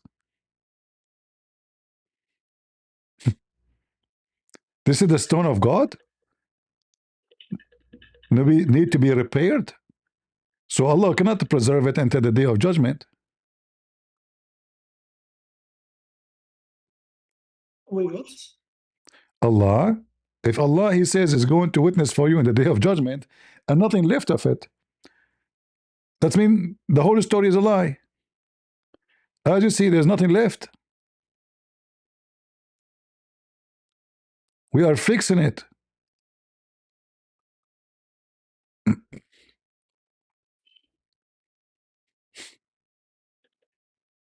You have nothing there. You have little tiny, disgusting rocks. And the rocks, obviously, they keep changing their color because they are replacing them. Look, the color changed. Those are white rocks. What happened to the black one? They're gone. Look, here the story, the picture here is different from the other one. And look, it's a vagina. It's a woman vagina. And you put your head there.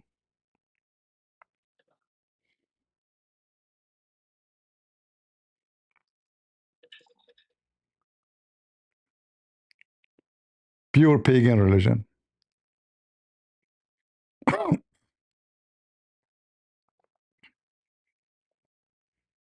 So what do you think? You still a Muslim? Of course, I'm still a Muslim. Of course, of course. Okay. I like this, of course.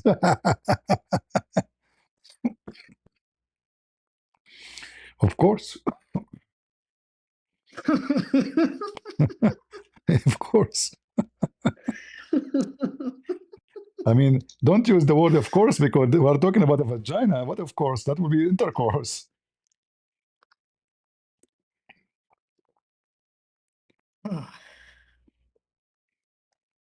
Until now, you know, I don't want to be rude with you. You're talking about don't shoot at me. How many holes we have already?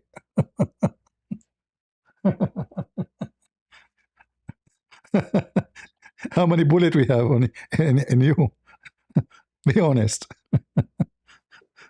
30, 40, 50, how many? You know? Oh boy. Still Muslim? Of course. Sure, sure. I'm very devout, you know. And Allah will take me to heaven the same He will take His stone, but His stone, nothing left of it. And women were touching it with their vagina, and what you have left is just wax. And those people, they are crying, you know. They want to touch the black. I feel sorry for the Muslim, actually. How much you are deceived. And the Saudi get rich from you. You go, you spend all your saving in a pagan place.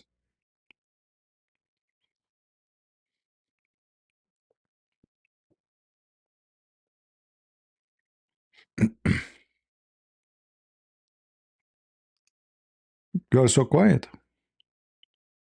No, I'm thinking about it actually. Huh?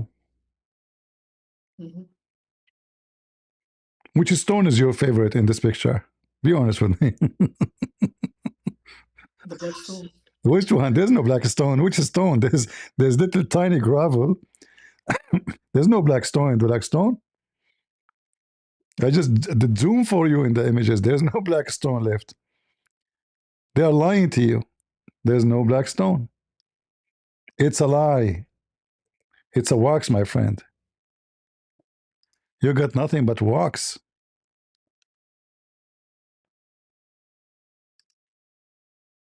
Where is the stone? This is what Muhammad was kissing? Wax? So did Allah send 7 little gravel? Or He sent the black stone?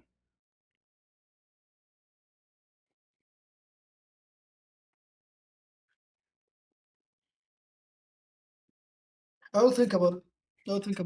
All right. And soon we will, like, if you don't mind, of course,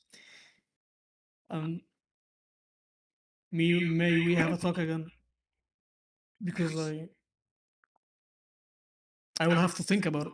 No problem, my friend. You're welcome.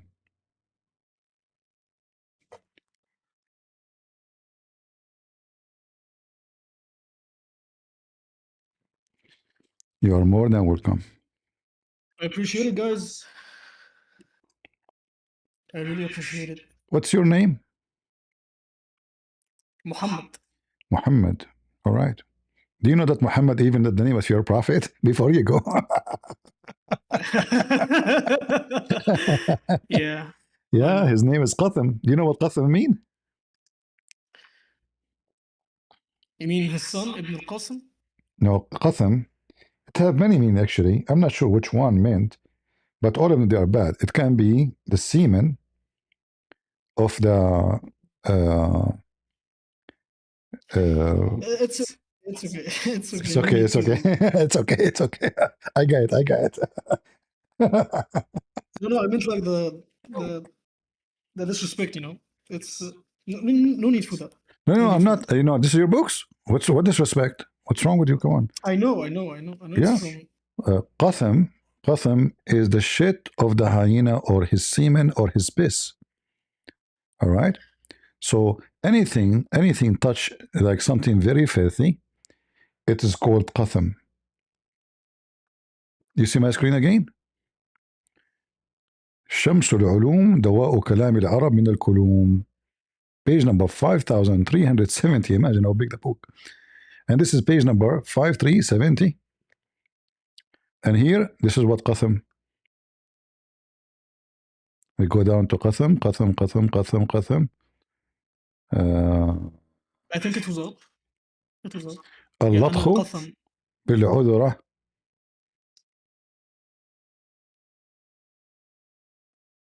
العذرة.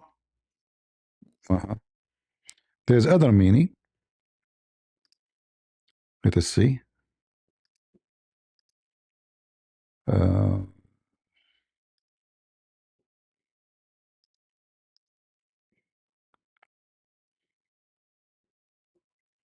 The male of the hyena,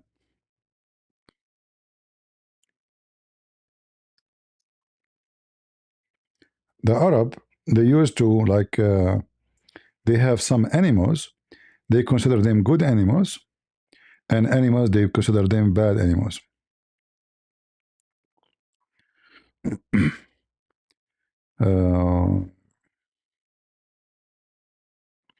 You see the hadith, he says, أتاني ملك فقال أنت قثم وخلقك قيم. Do you see the hadith? Mm-hmm. This is the real name of your prophet.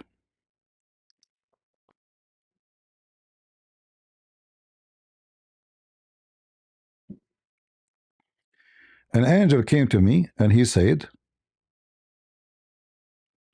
you are Qatham, and your like let us say behavior is good.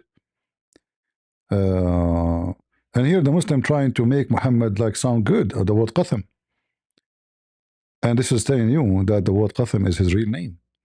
Even though the hadith he is trying to make Qatham sound good. The angel came to me and said, you are Qatham. Who is Qatham?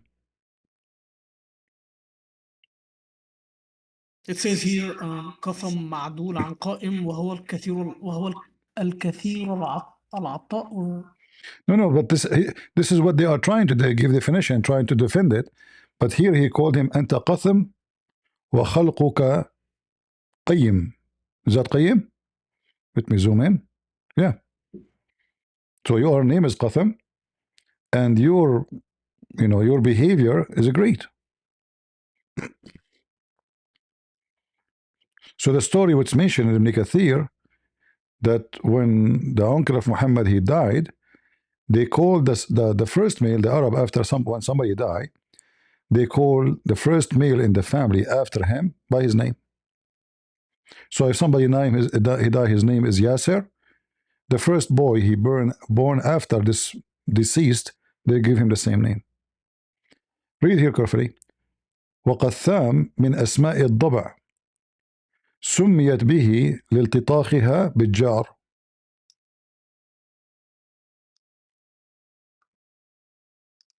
Qatham, one of the names of the hyena, so named because of its habit of getting dirty with dung. That's your prophet.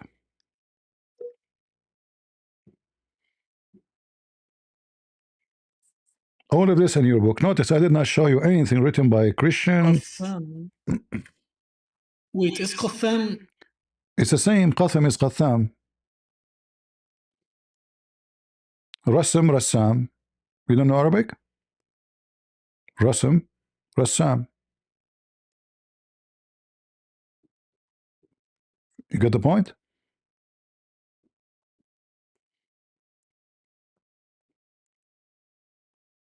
So this is a description based on his action. The one who touched himself with dung. The hyena. It's one of the names of hyena.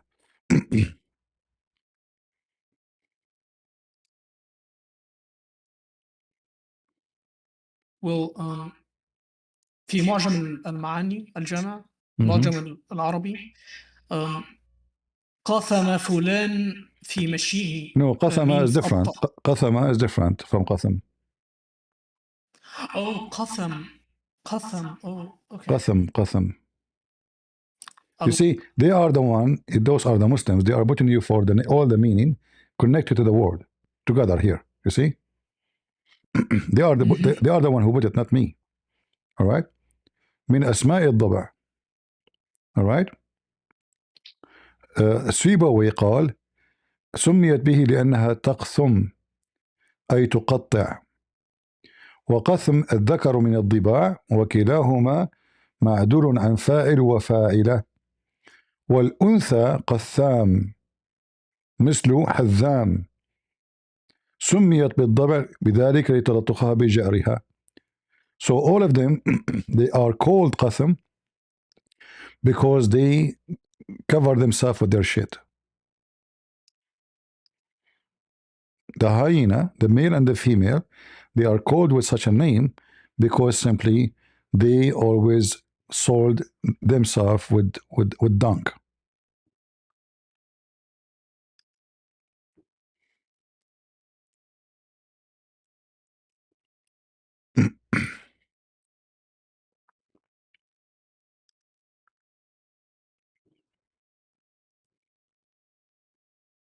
I see.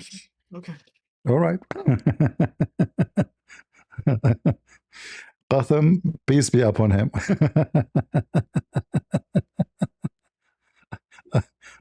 All right, my friend. Good to have you, Muhammad. I appreciate it. You are welcome. If you decide anything, let me know. I hope you learn something good for good. Don't worry, I promise you we will have a nice discussion next time. Sure. And I will, yeah. You can bring a shake with you if you want. No, don't worry. Why not? Don't worry. Don't you see? I love to have my own thoughts with myself. No, I'm not saying you will give up your own thought, but you can witness like how somebody, maybe he is skilled with knowledge, can refute me. I like to see that happening because never happened. I want to see such a thing. Well, actually, it did happen, but it did happen with who? Like, I know you might get furious, but the Orthodox Muslim. How? When you debated him. Yeah, about holy. First, he refused to talk about the Quran because he is so much scared. And then he said they want to talk only about our Father. But we know that the Quran, and no Muslims ever mention in any book that the Muslim ever called God Father, correct? So he's lying.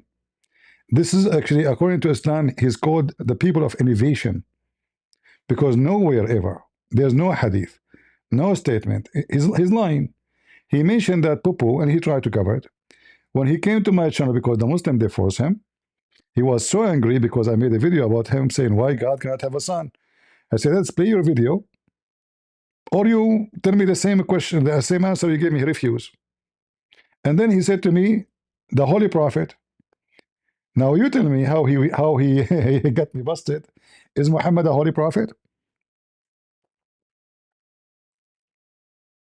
Yeah, he is. No, he's not.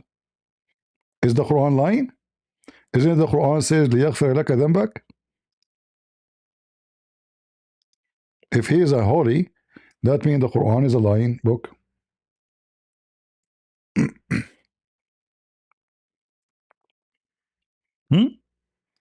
Who's lying here?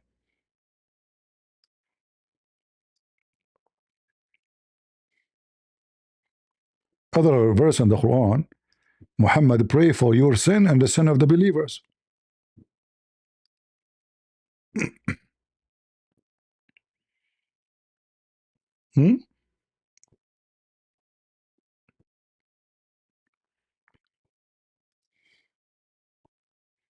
What do you think?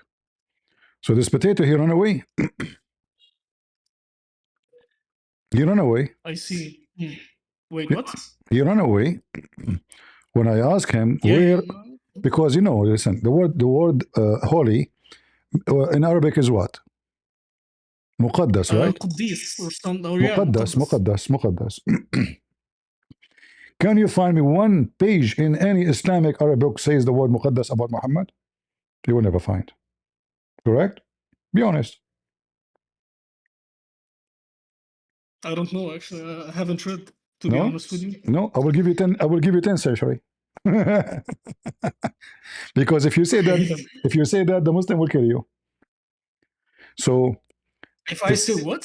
If you say that, the Muslims will kill you, especially in the old days. Like now, you can say whatever you want. All right? Now you can say whatever you want. But nobody can say, nobody can say, yes, a Muslim, he says the Quran is the word of Allah created, the Quran is created, the Caliphate chop his head. Just one statement.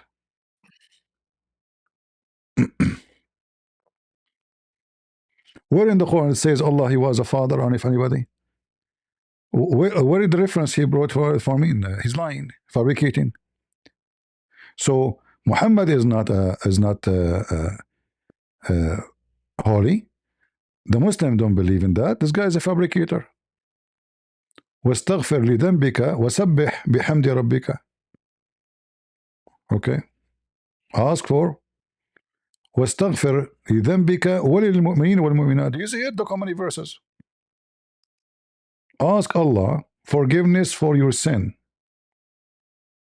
and the sin of the believers. The Quran is saying that. So how he's a holy? I mean, the Quran doesn't even say Allah is holy. Like one of the names of Allah is Al-Quddus, supposedly. But Al-Quddus is a word stolen from the Bible, and this from the Aramaic language, Quddus on Quddus. This is Aramaic. Add it to your book.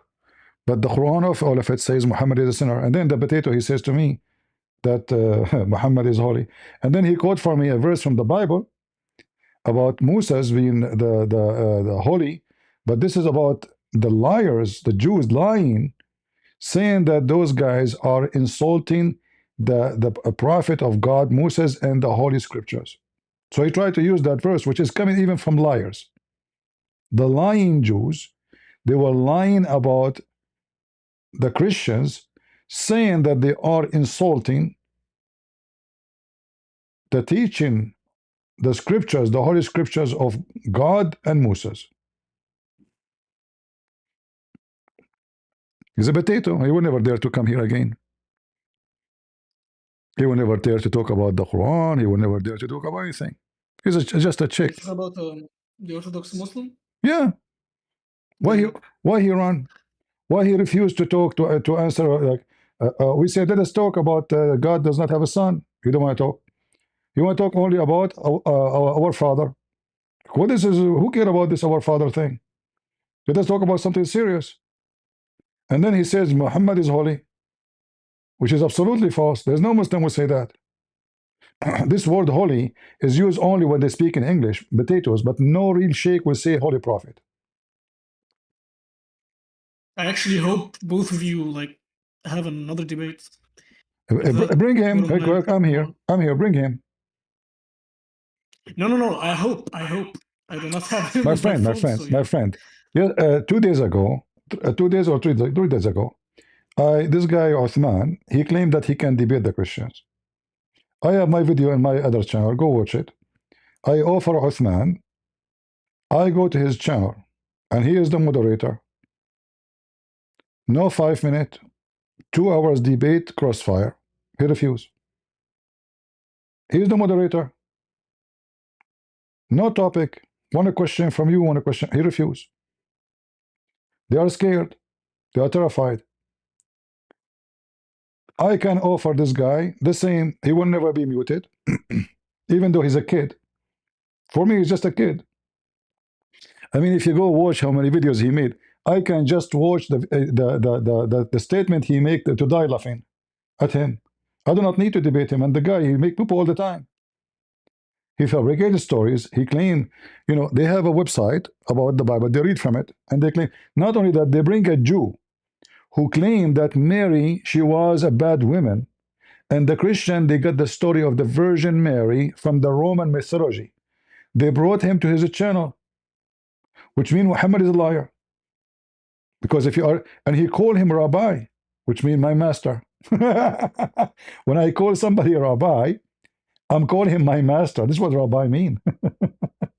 So imagine how trashy they are.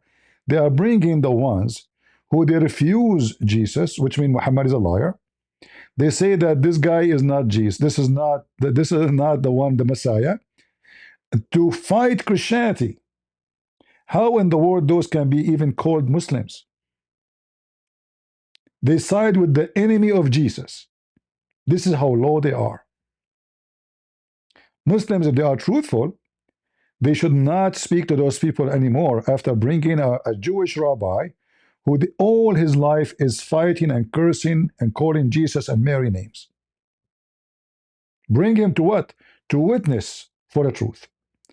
That means everything he say, if you agree with him, is it true?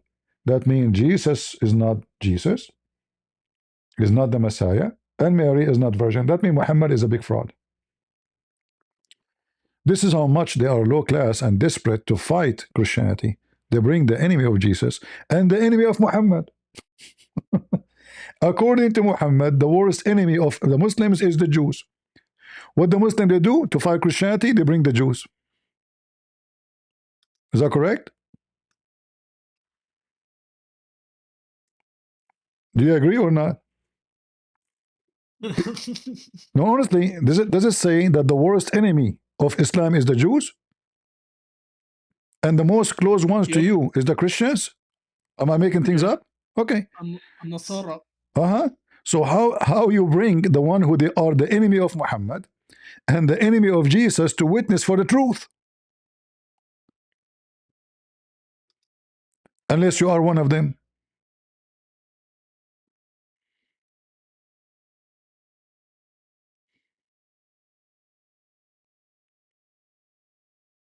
Right?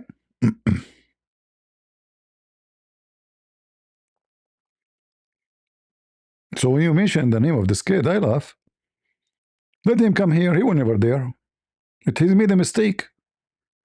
The second I said to him, let us play your video. What's wrong with that? I'll repeat what you said. He refused. Why? Because he noticed that he made a big poo-poo and he will be tortured. We are talking about the Bible. Remember, we're not talking about something else. But his logic will, the first thing will do, will destroy his religion. He refused. So he go in the street and he claimed that he have knowledge. But here he have a flat tires. Nobody, my friend, can debate me. Never happened, never exist, and will never be. Do your best. And all of them, they run away from me.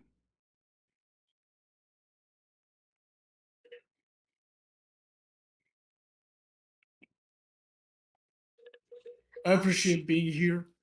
You're welcome. If you don't mind, I would love to have a talk with you again.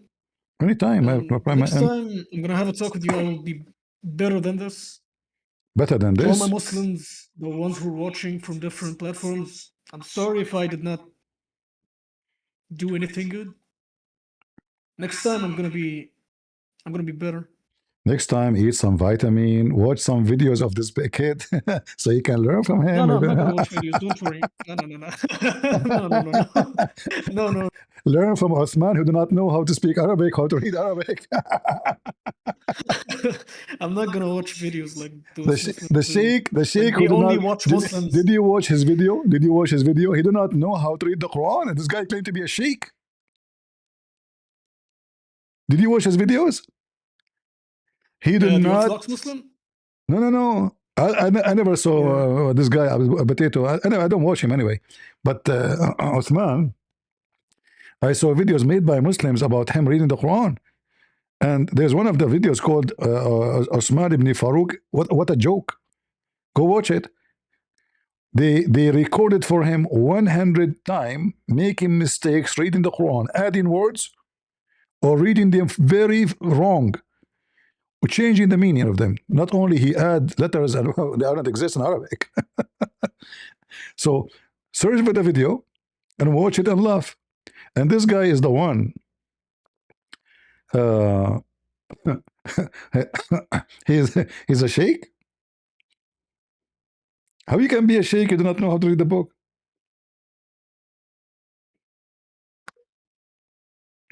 It's a scam. And he called himself sheikh, and and the Christians cannot debate me. And then I offer him challenge. He is the one who made the video. Says, "Hey Christian, what are you?" And then he made a video title. What are you, Sam? What a joke! A Christian prince. He offered to debate you. Why you want to do it?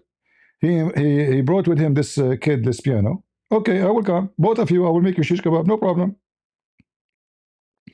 But he said clearly he will not debate me. He don't dare. Now, if he is brave, I offer him to come to his channel. He refused. If he is a man, let him come to my channel. I offer him to be the moderator. He is the moderator. It is his channel, and the coward still is scared. And I know I cannot trust Muslim, by the way, because the first thing they would do, they will mute you. Even though you are not like insulting. I mean, my debate, all of it is insult to them. I believe Muhammad is a false prophet. So don't tell me I'm insulting. But I will not say like a bad word like to mother and sister, etc. As long as I'm talking about the religion, you should not mute me. But he will never dare to do that because he knew he's no match. Both of those two potatoes, they will never dare to debate me. If you know any Muslim he claimed to be a person of knowledge, please invite him. I actually do. All right, who you want to invite? But I don't know if he's gonna. I don't know if he's gonna go up. Who is the one you want to invite?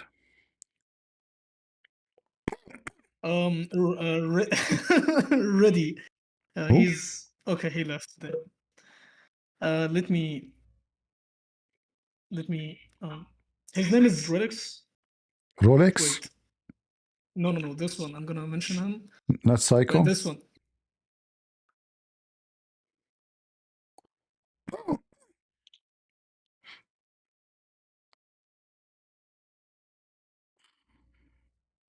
Yeah, it doesn't matter what the name, just bring him. I don't see any name yet, but doesn't matter what the name. You can invite him. Why don't invite him right now? I'm tired right now. Maybe he can have a better chance. Yeah, he joined the stage. Does the stage have multiple people to join? Or yeah, he can join now. Okay. This is the best chance to beat me because I'm tired. Yeah, I'm here for many hours, Yeah, I know. 1 second.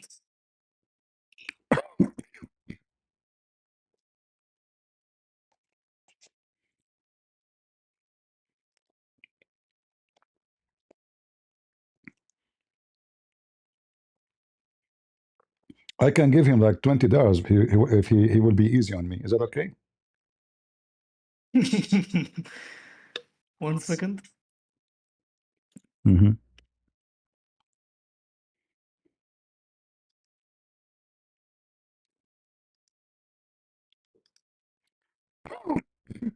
Can you like somebody take him up? Because What is his name? What is his name? I don't see. I don't know. ready. Ready. Where is Yeah, Ready? yeah. Ready. Are you ready? Ready? I don't see Ready. He's like below. Rudy. Yeah, this one. Okay, here we go. Go ahead, Ready. Yes, sir. How are you? I'm fine. So you have a good knowledge in Islam, my friend? Hope so. All right. Can you speak a little bit louder if you don't mind? Is that better? All right. Go ahead. What do you want to tell us about Islam? What is your like question? I'm just getting here. Well, you know that we are Christians. We don't believe in Islam. So why we should believe in Islam? Why we should believe in Islam? Uh-huh. Can I ask you what makes you not believe in Islam? Everything. Can he tell you something from everything? Name for me. I can make a positive claim like, why don't you become a Christian? I can say, oh, everything. I can make this positive No claim. problem. You can say whatever you want, but I'm not asking you to give me, a long list. Why we should believe in Islam? Give me a reason. Very simple. I'm here to take objections. So why would you not believe in Islam? Because Islam, first of all, does not make sense. Like as an example, not limited. Well, your God from the beginning of the Quran did not introduce himself. Like when the angel he came to Muhammad, and the story of him coming to the cave and he squeezed him 3 times. Does that story make sense to you? Why not? Tell me the story and why it makes sense. Go ahead. Why does it not? You're making positive claim that it doesn't make sense, so you have to justify your position. Well, if the person who came to Muhammad, did he say I'm an angel? Did he see him as an angel? Did he say I am an angel? Did he say I'm an angel? Yes. Yes. No, show me. Open البداية والنهاية for Ibn Kathir. No, don't open the hadith. It's not directly in the hadith. So see, now you take me to the Quran. The Quran says they took their monks and rabbis as gods instead of Allah. So instead of taking what Allah says, you go to Ibn Kathir, who never witnessed what happened. So you Muslims, you take your monks and your rabbis as gods instead of God. You don't say the Prophet say. You imagine, you did not even say the Prophet say. You said to me, we go to Ibn Kathir, and then we will find there. But Ibn Kathir, who came 600 years after Muhammad, is the one to witness for Muhammad. That is going to be very funny. But if we go to the story in the hadith, we will find that the story says very a questionable story. That a person sitting in the cave, other person come to him, and he starts squeezing him. And he said to him, read. Read what? Okay, did the angel give him anything to read? Go on. Did the angel give him anything to read? No, go on. No? I just want to hear how you would justify. No, don't tell me. We have a conversation. Let's go on. Maybe you're asleep. I don't want to continue going on. Did the angel give him something to read? Did the angel give him something to read? Yeah. I can tell you to read something as a form of questioning. Like, what would I read? What would I read? That is something that would catch your attention. But did he give him something to read? Okay, you got my attention now. You got my attention. Did you give me something to read? I want you to continue justifying your position. So I. No, my friend, you said to me, he said to him, read to get his attention. So he was lying? It was just to get attention? I can speak to you like, yo, CP, do you know this thing? What thing? You didn't. No, he said to him, read. It's a command. He said to him, read. He didn't say, do you know? He said, read. He said a specific command. Read is a command, correct? Okay. Did he give him something to read? He clarified after. What he clarified? Where? الآية اقرأ باسم ربك الذي خلق خلق الإنسان من علق Mhm. اقرأ وربك الأكرم. But he said to him, read. Yeah, he then justified the claim by saying اقرأ باسم ربك الذي خلق. My friend, So even your prophet said to him, read what? yeah, he asked him to read what, so he Okay. caught his attention. So how the angel By said to him, read, if he gave him nothing to read? The angel did not say to him anything yet. You know, if I say to you, read, and then there's nothing in front of you to read, don't you think that this does not make sense? It's a silly, like eat, there's no food in front of me. Write, but there's no pen. Climb the ladder, but there's no ladder. Go down, but there's no down. Go up, but there's no up. So when I say to you, read, the normal thing is I give you something, a book, a copybook, a newspaper, and say to you, read. And then that will make sense. This is why you see your prophet saying to him, Ma ana biqari. The Muslim, they translate that saying, I do not know how to read. But this is false. Saying to him, Ma ana biqari, what I should read. Correct? Go on. No, not go on. We are having conversation. Look what the look what the hadith here saying. Look what the hadith saying. This is the Muslim translation saying, I am not a reciter. Do you agree with this? Can you go on so I know your full position? So what go on? We are having conversation, my friend. Okay, so أنا بقارئ can go in different meanings within the Arabic language. Give me the correct meaning of it. It can go within the context. Give me the correct meaning according to the context. Yeah, the Prophet is a literal man, so how would he say ما أنا بقارئ as the form of I'm not reading? So he's saying to him, I cannot read, correct? I cannot read, yes. Okay, so who misunderstood who? Muhammad or the angel? It's not who misunderstood who. The angel clarified himself and said, اقرأ باسم ربك الذي خلق. Huh? He told him what to read. What do you mean he told him to read? The guy, he still cannot read. Muhammad, he died according to Muslims, still cannot read. What do you mean told him what to read? The guy, if you agree that he said to him, read, and Muhammad said to him, I cannot read. And then the angel says to him, read in the name of your Lord. Did Muhammad was able to read? Like Jesus said to the blind man, see, and he saw. He said to the one who cannot walk, carry your bed and walk. He carried his bed and walk. So did the angel says to him, in the name of your Lord, read, and Muhammad was able to read? No. So still doesn't make sense, because still Muhammad cannot read. So what he gave him to read, we agree that if I give you something to read, then I have to give you something to read, not I say to you as a phrase. Look what the Muslim, look at the confusion. They say, I am not a reciter. Huh? But you just did. Because he said to you, if the word read me recite, you just did recite. You said recite. He said to you one word, recite. If this recite, but by the way, recite mean repeating from the memory. And repeating from the memory, that means Muhammad already have the Quran in his head. He do not need the angel, and that will destroy the whole story. So then we have to go back to the option of, I do not know how to read. So do the angel knows that Muhammad do not know how to read? We have to assume that he knew, because he's an angel and as God, he knew Muhammad cannot read. Yet Allah keep insisting, saying, read in the name of your Lord. That means the language is used is wrong, because still Muhammad cannot read. Was Muhammad able to read? Okay, did you finish? I did. Okay, first you're presupposing that for him to be an angel, therefore he knows that Muhammad cannot read.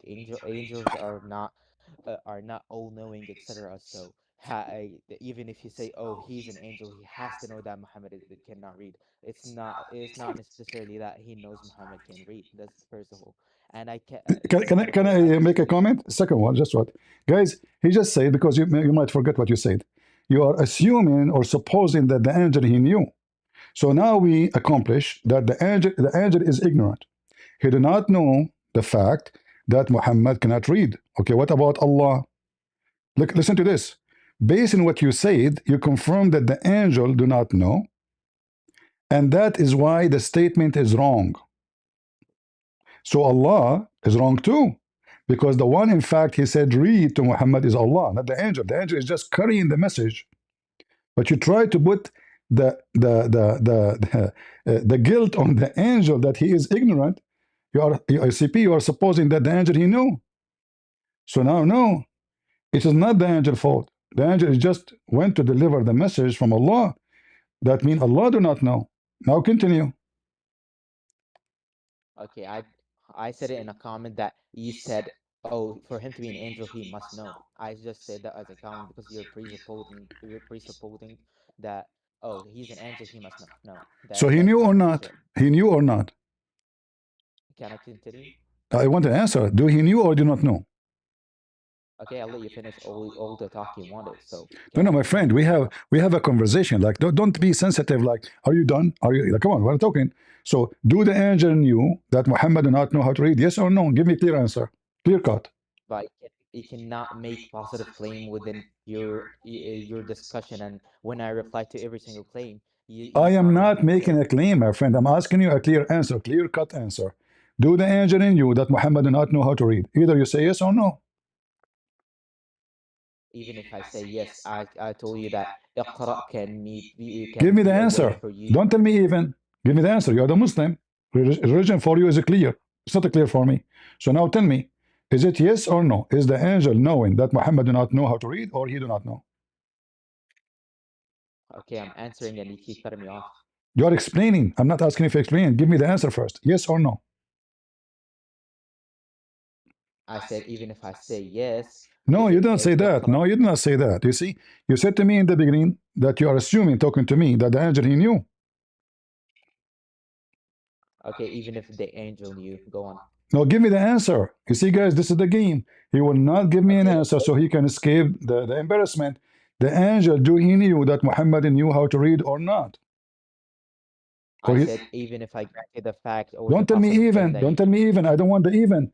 Give me, Mr. Even, give me the answer. Yes or no? Do the angel knew that Muhammad do not know how to read or he do not know? Mm. I said even if I go with you, like I want to hear your claim. I did not ask you to go with me, my friend. I'm saying yes or no. CP, it's a simple It's terminology. a I'm simple gonna go with terminology. Give me yes or no. Give me the correct answer. Don't tell me even. I don't want the even. Maybe I'm wrong. Why you want to go with my wrong? Give me the correct answer. Do the I want angel, to hear do the angel possible in claim. you, do the angel in you that Muhammad do not know how to read and write? Okay, yes, he know. Go on. Thank you very much, guys. Now he changed his stand. You see, in the beginning he said no, he don't. Now, yes, now he know. Okay, I didn't continue. say he did. Yes, I didn't you say said he that. don't. But look what happened now. If the angel knew I that didn't say he Muhammad don't. cannot read, so why he saying to him read?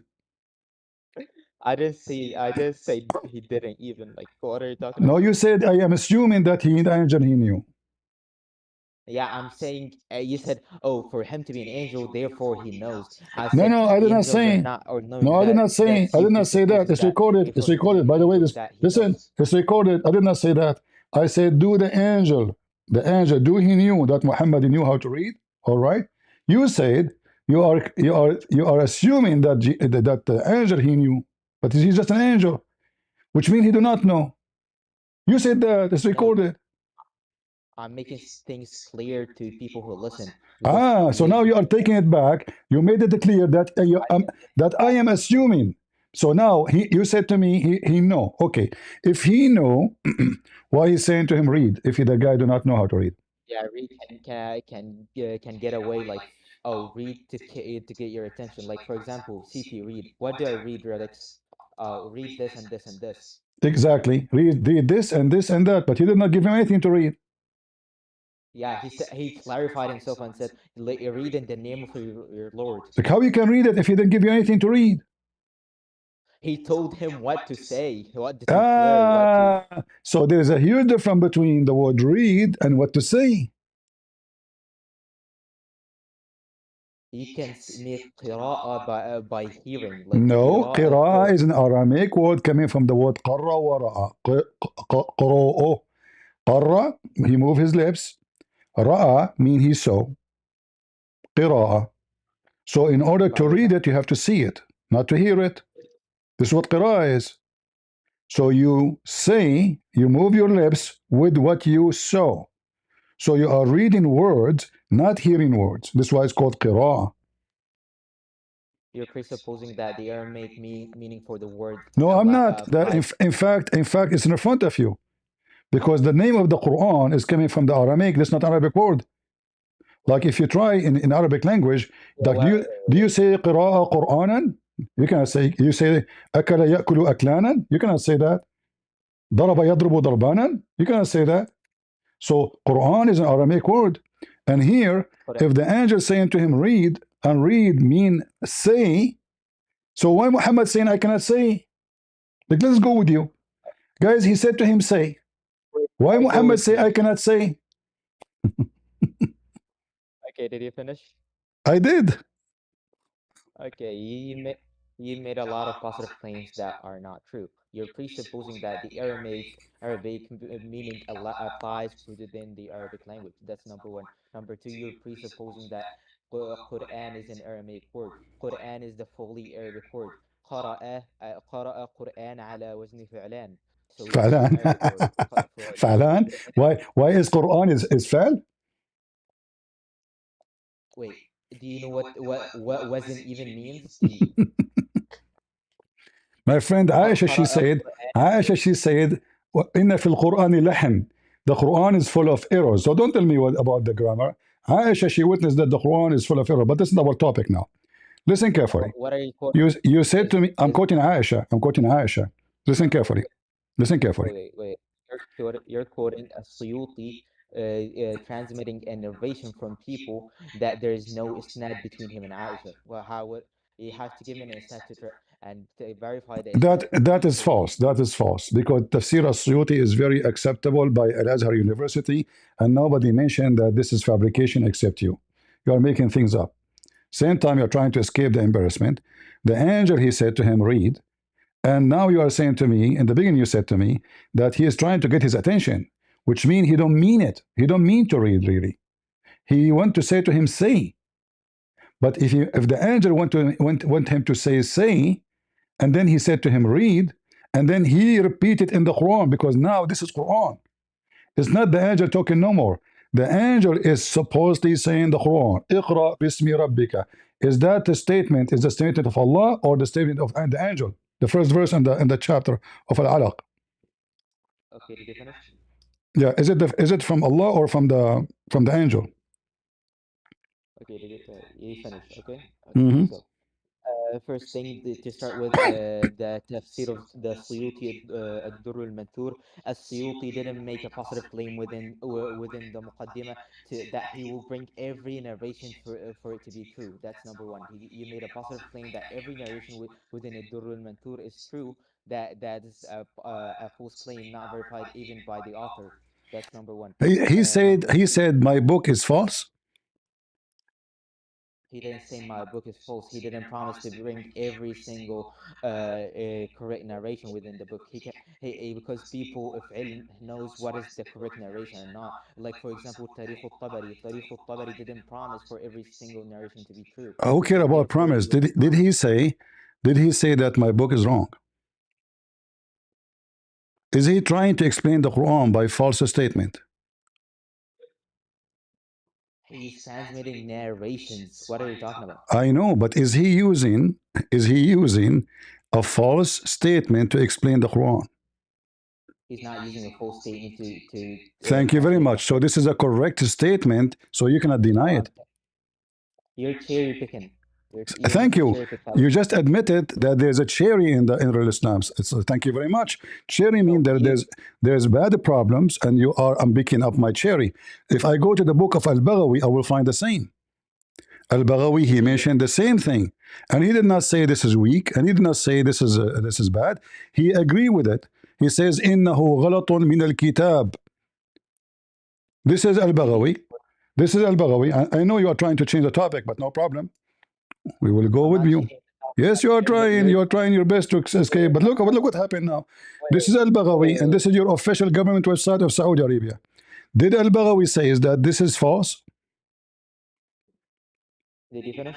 Did Al-Baghawi say that this is false? He is taking the same reference, and this is the master of Ibn Kathir.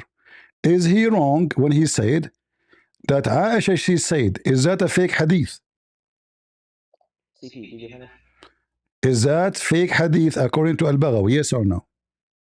CP, you're making thousands of positive claim that you're not aware of. You're making cherry picking. I am Quranic no, I'm picking cherry exactly. I will pick up figs too. What? Why not? An onion and the cucumber. Don't worry about it. She said that the book have mistakes, many mistakes. فيه لحن. Al-Baghawi, did he say in the front of you anywhere he said that this is a fake, not authentic story? He doesn't have to say it's a fake narration for Why he don't sake, have to? Suddenly he don't have to. He's a scholar. So why he's using it? because the people at that time knows what a fabricated narration or not. So What he you're is talking about using. that. So if exactly, so he is using what is not fabricated. Otherwise, he will be ashamed to use the explanation of the Quran from fake narration. Okay, CP, for the sake of God, respect your audience for a second. Like you're cherry picking the things I said. You're making My millions of friend, positive when claims that Al-Baghawi he wanna- used the statement to explain the Quran, is he using a fake statement? You said no. So this is an accurate hadith. you're making a positive claim of cherry according to cherry picking fallacy. What is cherry picking, guys? Is Al-Baghawi using fake fabricated hadith to explain the Quran? Say yes or no. Can I talk? Or Can I without talk? you cutting me I off? want to answer because you are keep saying to me cherry, cherry, cherry. You know, we have 2 kilos of cherries since you came here, but you refuse to answer anything. Each time I say to you, say yes or no, you refuse. So now, when all those scholars they are using the same statement to explain the Quran, are they choosing their cherry to make the Quran look bad? Yes or no? Did you finish, CP? Do you want me to kick you out? Are you a kid? I just want to make sure you finish. Yes so or no? I know what. Stop saying this. Are you finished, CP? You know, I mean, we are talking. I say yes or no. It's mean I'm finished. I want the answer. Yes or no. Okay, CP. Al-Baghawi doesn't have to say this narration is weak because people at that time would knows what is a weak narration and what No is problem. a At that time, people they knew what is weak and what is false. Why he is using it if it's false to explain the Quran? What's wrong with you? So if the story is a lie, should I use the lie to explain the Quran? It's not using the lie to tell. Hey, guys, Exactly. So it's not a lie. And Aisha, she is saying the Quran is full of errors. And even Usman says, إن في المصحف لحنا ستقيمه العرب بألسنتها. The Quran have a lot of errors, but don't worry. The Arab will fix it with their tongues. Is that weak too? Is that rejected? No. Wait, the narration doesn't say that the Arab will fix it. That's number one. Number two. No, it says that. Don't lie. Read it. Okay, read it. Read it. Why are you cutting me off, CP? Read it. CP, why are you cutting me off? Read it. You accuse me of lying. إن في المصحف لحنا ستقيمه العرب بألسنتها. Translate. The Quran contains a melody that the Arabs will correct. No, this is not the correct translation. The Quran have errors. That's why it says we'll correct it. Lahan mean error. You don't know even Arabic, don't you? Okay. Maybe I'm wrong. Yeah, maybe I'm wrong. Okay. So now, so this is absolutely true. And this is what Uthman, the one who collected the Quran, they said to him, shouldn't you change it? Look what he said. They said to him, shouldn't you change it? He said, listen to this. Guys, listen to this. They asked the Caliphate, shouldn't you change it? Uthman said, there is a grammatical error in the Quran that the Arabs will correct with their tongues. He was asked, why don't you change it? He replied, leave it as it is. For it does not make what is forbidden permissible, nor does it make what is permissible forbidden. So the Quran, according to the Muslim scholars, according to Uthman, from the first day the Quran started to be collected, is full of grammatical errors. And Uthman refused to correct it. And the Arab agree, and Aisha agree. And even Aisha, she said to him, shouldn't you correct it? And now all what you do, you keep saying to me, CP, are you going to respect your audience? Don't worry about my audience. It is you who don't respect anybody. Because you keep saying to me, are you finished? You refuse to answer anything. So now, is this a statement false? Because he didn't even bring me the chain of narration. Guys, listen to this. You did not even bring me the chain of narration, brother. This is your scholar Al-Baghawi. He is using it because it is a lie? He can use weak narration. Okay. You see, I don't have time for kids. Sorry, He can use weak narration. Okay, so why you call him a scholar? So Ibn Kathir, he used it. Al-Qurtubi, he used it. Al-Jalalain, he used it. They use it. And all of them, they need weak narration. A kid, he is terrified to say yes or no. And right away, anything you show them, it's embarrassing. They say, books, those books, they didn't say our book is correct. So why they are making books? They are writing errors. And why you Muslim publish it? And why you take it to study the Quran? And why you say to us, let us go to tafsir? This is your scholars. Never say yes, never say no to Christian Prince. Otherwise, he will get you busted. This is the strategy. Are you finished? You don't respect your audience. They play victims. Going back to the hadith about read. The whole story is stupid. He told him read, but he refused to read. Why? Because Muhammad do not know how to read according to Muslims. And the guy agree. He says he's saying that to him to get his attention. But remember, this was the Quran, which is the word of Allah, not the angel. And the Quran says if Allah wants something to happen, he say be is going to be. So if Allah said to Muhammad read, Muhammad should be able to read. Because Allah said read. If God said to me speak in languages, like what happened with the disciple of Jesus, they did. They spoke in tongues. Did he get? I'm sorry, I'm back. I was in the bathroom. Yeah, I let him go. He refused to answer anything. He keeps saying to me, stop cutting me, respect your audience. I mean, you went to the bathroom, you are in perfect place because it was a shitty conversation. He refused to answer anything. It took me like more than 20 minutes just to make him agree that did the angel say to him read, and he did not give him anything. Did the angel knew that Muhammad did not know how to read? In the beginning he said he did not know. After that he changed his mind because he noticed that I'm cornering him. He said, oh no, he knew. But either way is a problem, because if the angel he knew that Muhammad he cannot read and he said to him read, well, this is a wrong command. The guy do not know how to read. And then he said to him, he says, okay, he continues saying read in the name of your Lord. No problem, that is even bigger, because Allah saying to him read in the name of your Lord, that's mean by the command of your Lord you will be able to read. But he did not give him anything to read anyway. And that means that the whole story is just a silly, stupid story.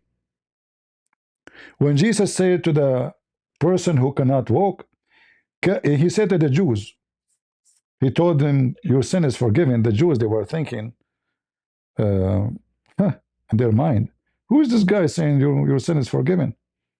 So he did read their mind, because he is who he is. He's the Messiah. And he said to them, which one is easier? To say your sin is forgiven, or to say carry your bed and walk? And what happened?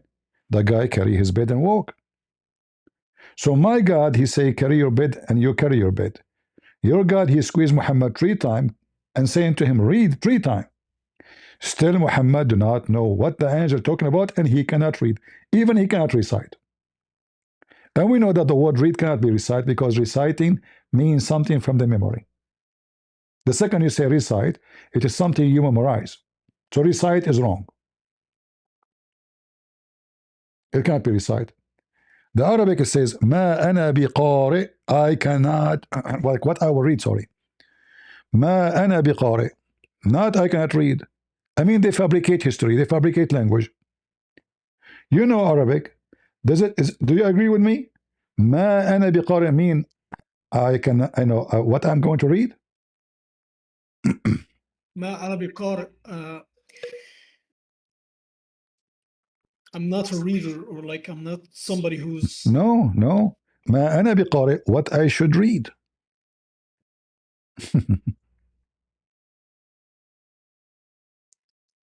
What I should read. To make logic, make sense. If you say I cannot recite, that would be stupid, because anyone can recite. A kid, he can recite. And you just did. The angel, he just said to you the word read, and you said to him, I cannot say the word read. You just did. Like say hummus, I cannot say hummus. Like you just did. Are you with me? Can Muhammad say hummus? Or he cannot say hummus? Why are you all laughing? I'm not what? I'm not laughing. You are laughing. Come on. Show respect, man. I'm just confused. Can I'm Muhammad just confused. Can Muhammad say hummus? So angel said to him, say hummus. Muhammad say, I cannot say hummus, but you just did. So the angel, he said to him just one word. Read. Why Muhammad saying, I cannot say read? You just did. So obviously he's saying, what I should read. What? You did not give me anything. Read what? He's not saying, I cannot. I'm saying, what I should read. Did you give me anything? And then the angel, because it's a stupid story, he squeezed him again. And look at the Muslim translation. Everyone give you his own translation. I am not littered. Well, where it says that? Where it says that? False translation. The same story translated hundreds of times. Each translation gave you different translation. Look at this one. I do not know how to read. Where it says that? Where it says in Arabic, I do not know how to read. Same time, if it is about reading, why didn't you say to him, read? We will go with you. Still he cannot read.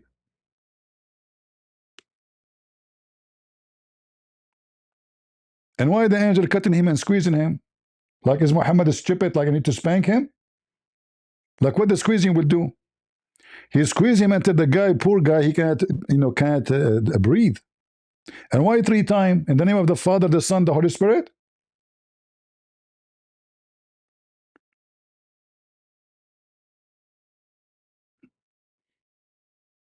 Look at the false translation.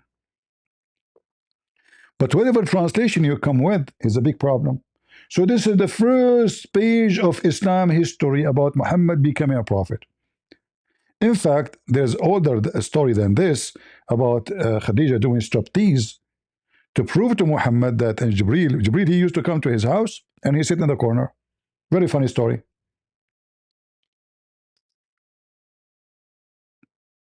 Do you know the story about the striptease? Muhammad? You mean the story about the prophet? Yeah. Khadija and the striptease. What is the striptease? What is that? Jibreel supposedly used to come to Muhammad and he sit in the corner. And he don't talk, like a monkey. So Muhammad, he told Khadija, he's like, what is happening to him? He said to him, I see somebody in the corner. He don't talk to me. He just stood in the corner looking at me. She said to him, okay, when next time you see him, my cousin, tell me. So Muhammad, he called her. He said, Khadija, he's here. Okay.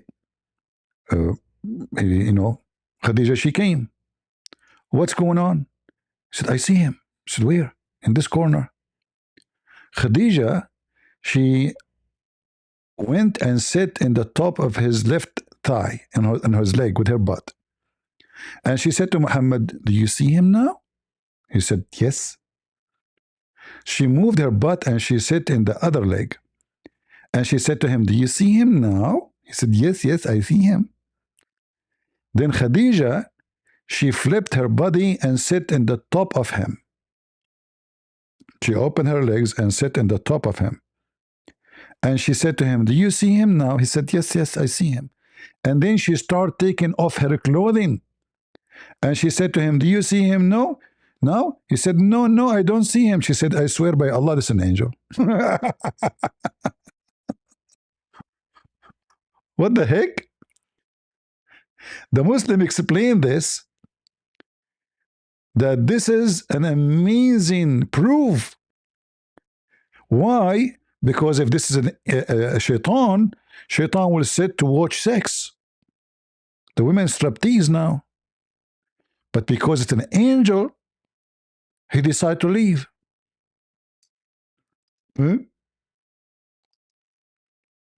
What? Khadija, she knew. Khadija, she is expert how to examine who is an angel, who is not, by doing striptease. Okay, I'm going to show you that this is, this is an angel or not. How my honey, how you want to do that? I will take off my clothes, okay? If he stay home, he is shaitan. So Khadija is willing to take off his clothes in the front of shaitan. And Muhammad could not recognize the angel, but Khadija, she did. Who's the prophet here? And why the angel coming and sitting like a monkey without talking? This is Sahih al-Sirah al-Nabawiyya, al-Ahd al-Makki. You see the page? Are you there, Muhammad? Yeah, I'm here, but all right, just gotta go. Like, but do you see the story? Let me give you the story so you can take it with you. So if Jibreel come to you, I don't know if you're married or not, you can practice this. I really gotta go. It's kind of. So as I say to you, she said, when he come to you, let me know, my cousin. So she asked him. She came and she sat in the top of his leg, his thigh, in his left leg. She said, do you see him? He said, yes, I see him. She moved her butt and she sat in the top of her right thigh. She said, do you see him? He said, yes, I see him. So then she moved and sat in the top of him in a sexual position. She said, do you see him? He said, yes, I see him. And then she took off her clothes while she is sitting on the top of him. She said, do you see him? He says, no. She said, good news, my cousin. I swear by Allah, this is an angel, not a shaitan.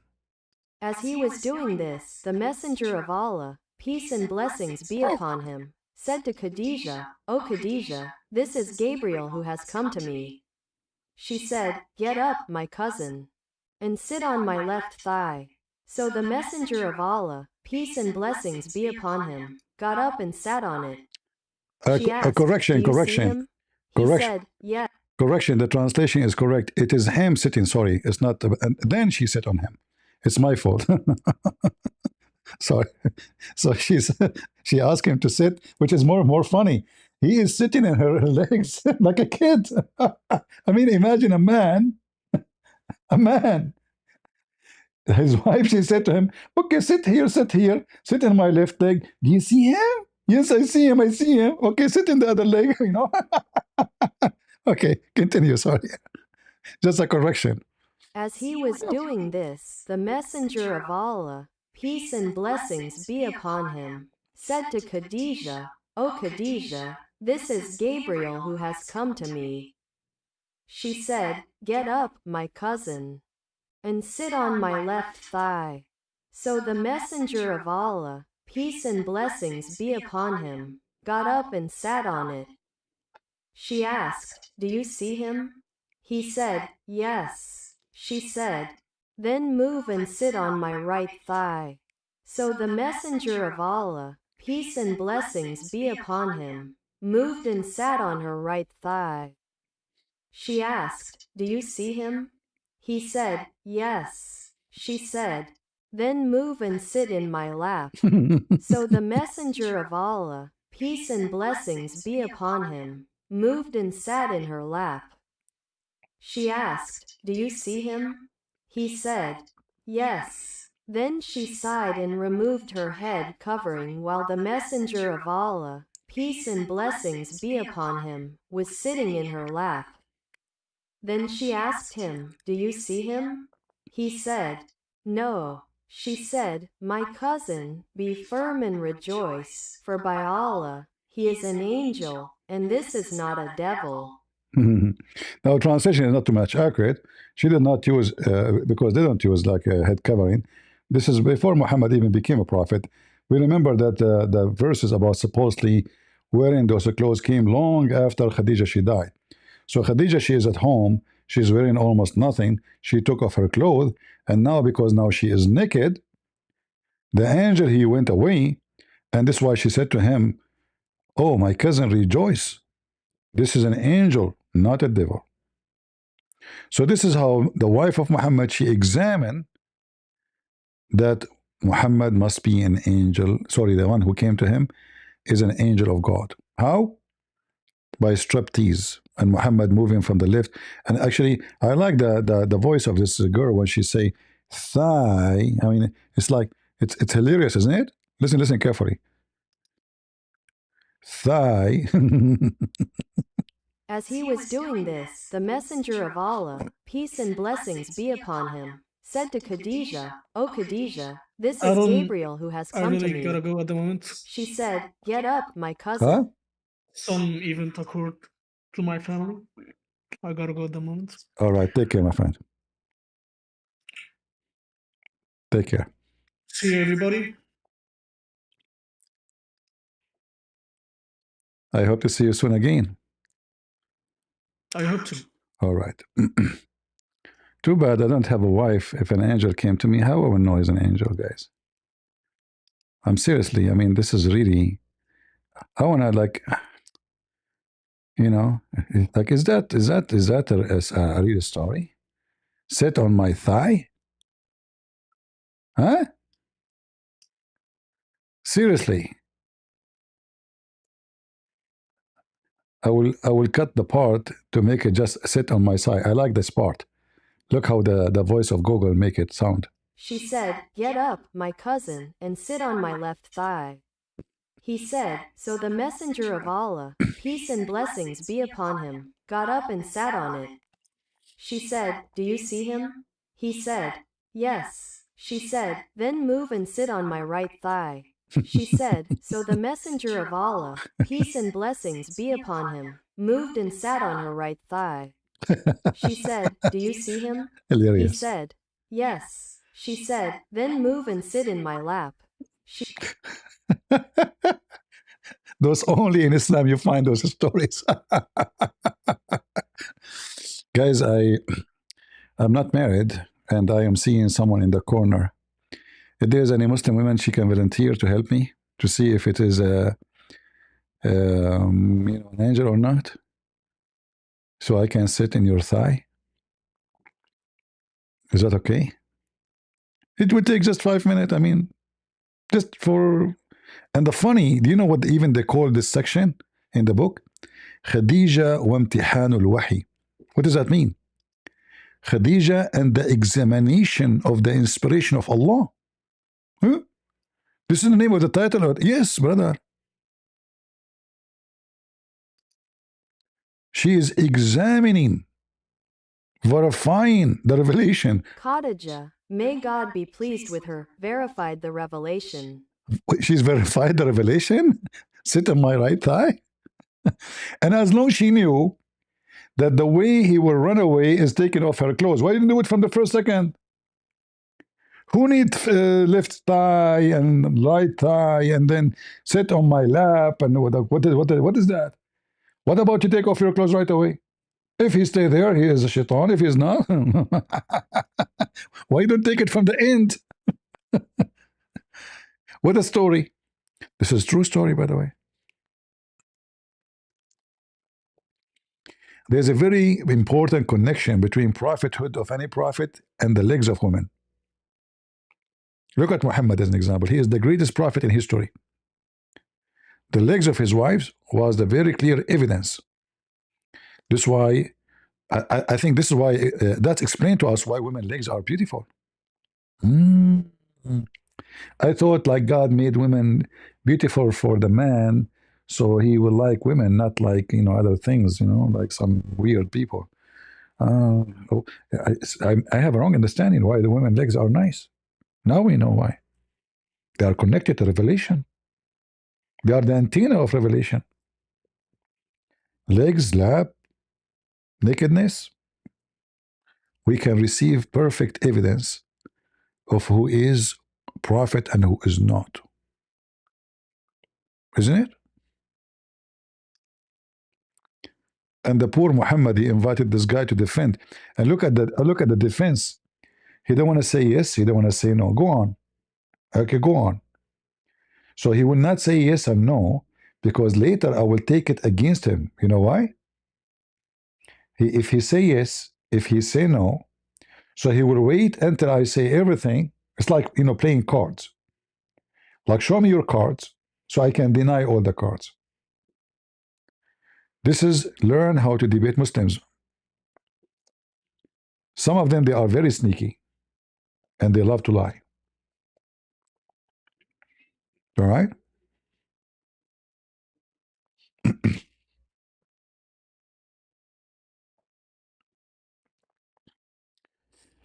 Somebody saying you don't believe the Bible. Why you quote it? No, he can be, he can quote the Bible, no problem. Why you don't join me, Mr. AA 125, and quote the Bible for us? Do you like the Bible? You can quote the Bible for me. We Christian, we quote the Quran too. Nothing wrong with that, right? What do you think? When you are quoting for me Matthew, as long as you are quoting Matthew, you Muslims don't pray the same as Jesus did. When the Jews, they pray, they lay down in their face. Not they don't bow down. That's why it says he fell on his face. If you go and see the monks, when they became a monk, they lay down on the ground and their hands is open. It's like they are swimming in the ground. This is how they do it, not like you Muslims, Buddhist.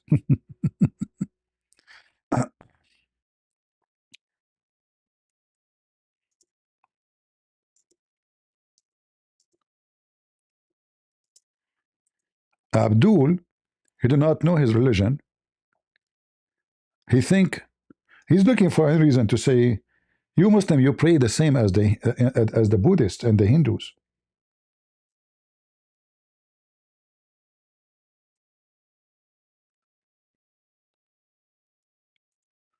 Same time, in the same statement, you see that he is saying Father. So this is the Son.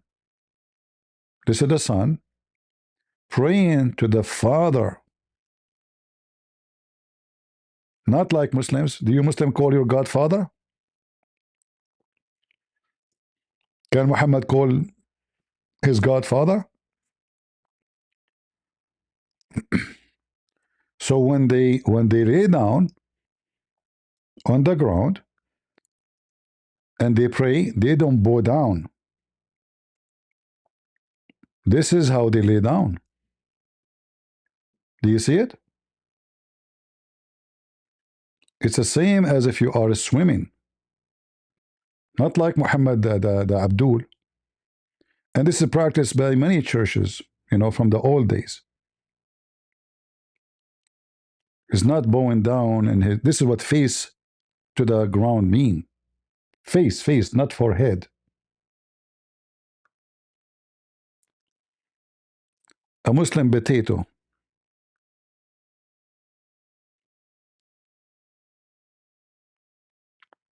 Why you don't call me AA?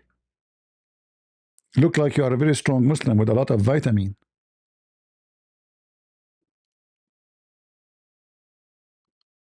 Yes, not my will, but as you will, exactly.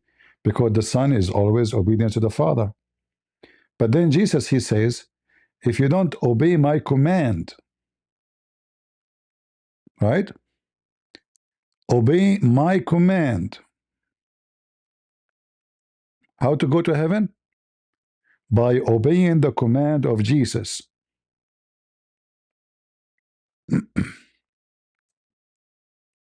And Jesus says, not everyone saying to me, Lord, Lord, God, God. If you love me,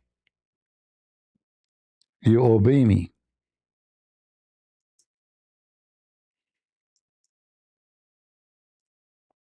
Why you don't call me?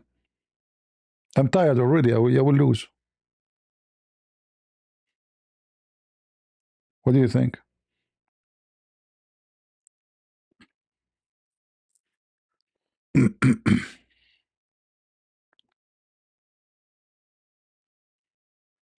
Jesus said, if you love me, you obey my command. I am the way, I am the truth. The God of Islam, he stole the names of Jesus, Muhammad, he took them. The truth, Jesus said, I am the truth. The resurrection, Jesus said, I'm the resurrection. Muhammad took it, he called Allah the resurrector. And yet he could not resurrect anybody. The God of Islam is a potato. Even when Muhammad, he prayed for him, asking him to resurrect his children, supposedly they died, he could not.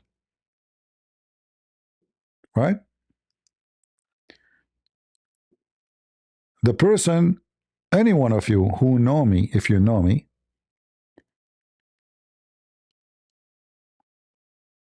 or the one who know Jesus is the one who know his command, who follow his command.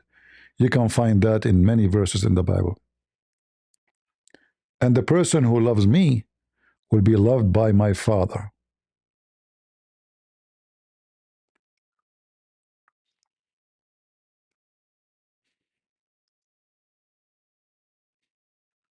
You know, the Muslim is the same as a comedian. In the Middle East, we have him, his name is Juha. Anyone know the stories of Juha? He's a comedian. So one of the stories of Juha, he sold a house. He sold the house. And he told the guy and the owner of the house, I will give you the whole house for a very cheap price. But I have one request. I said, what? He said, I have a nail on the wall. I have the right to use it any time in the day. At night, daytime, anytime. The guy here was happy for almost half the price of the house. Just he want to use a nail? Okay, no problem. Anytime. Where is the nail is? The nail is in the bedroom. So Juha, he come like 1 a.m. in the morning. He knock at the door. Tock, tock, tock. The guy open. What do you want, Juha? Oh, you forgot our agreement? I have the right to use the nail. I want to tie my donkey there. In the bedroom. And this is the Muslim. The Muslim, he's looking for a nail. He think he can destroy a house by he take a verse from the Bible. He think this is the nail of Juha. What a bunch of comedians. If I answer, I will debunk the hell out of him. See, he is running away. I ran away by just saying to you, call me. Guys, I'm running away by saying, call me. Mean. I think the story of Juha was not about a nail on the wall. It was about a nail in your ass. May Allah ask you. Listen, if you want to take the nail from your butt, you call me. Prove to me that you are a man and you are scaring me. Not by saying I scared the hell of you in this garbage. Come on, do it. You remind me of, what his name? Andrew Tate. Andrew Tate, he keeps shouting, I want to beat the guy. I want to beat the hell of the guy. Like, Andrew Tate, come on. Potato, like, come on. And then, here we go. Are you afraid that will happen to you what happened to Tate? Right?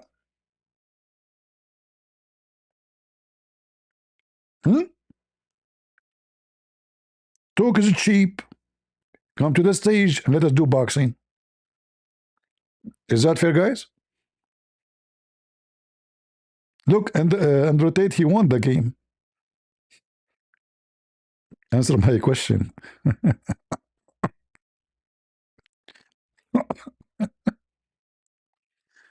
But it, anyway, guys. Sorry, I'm coughing.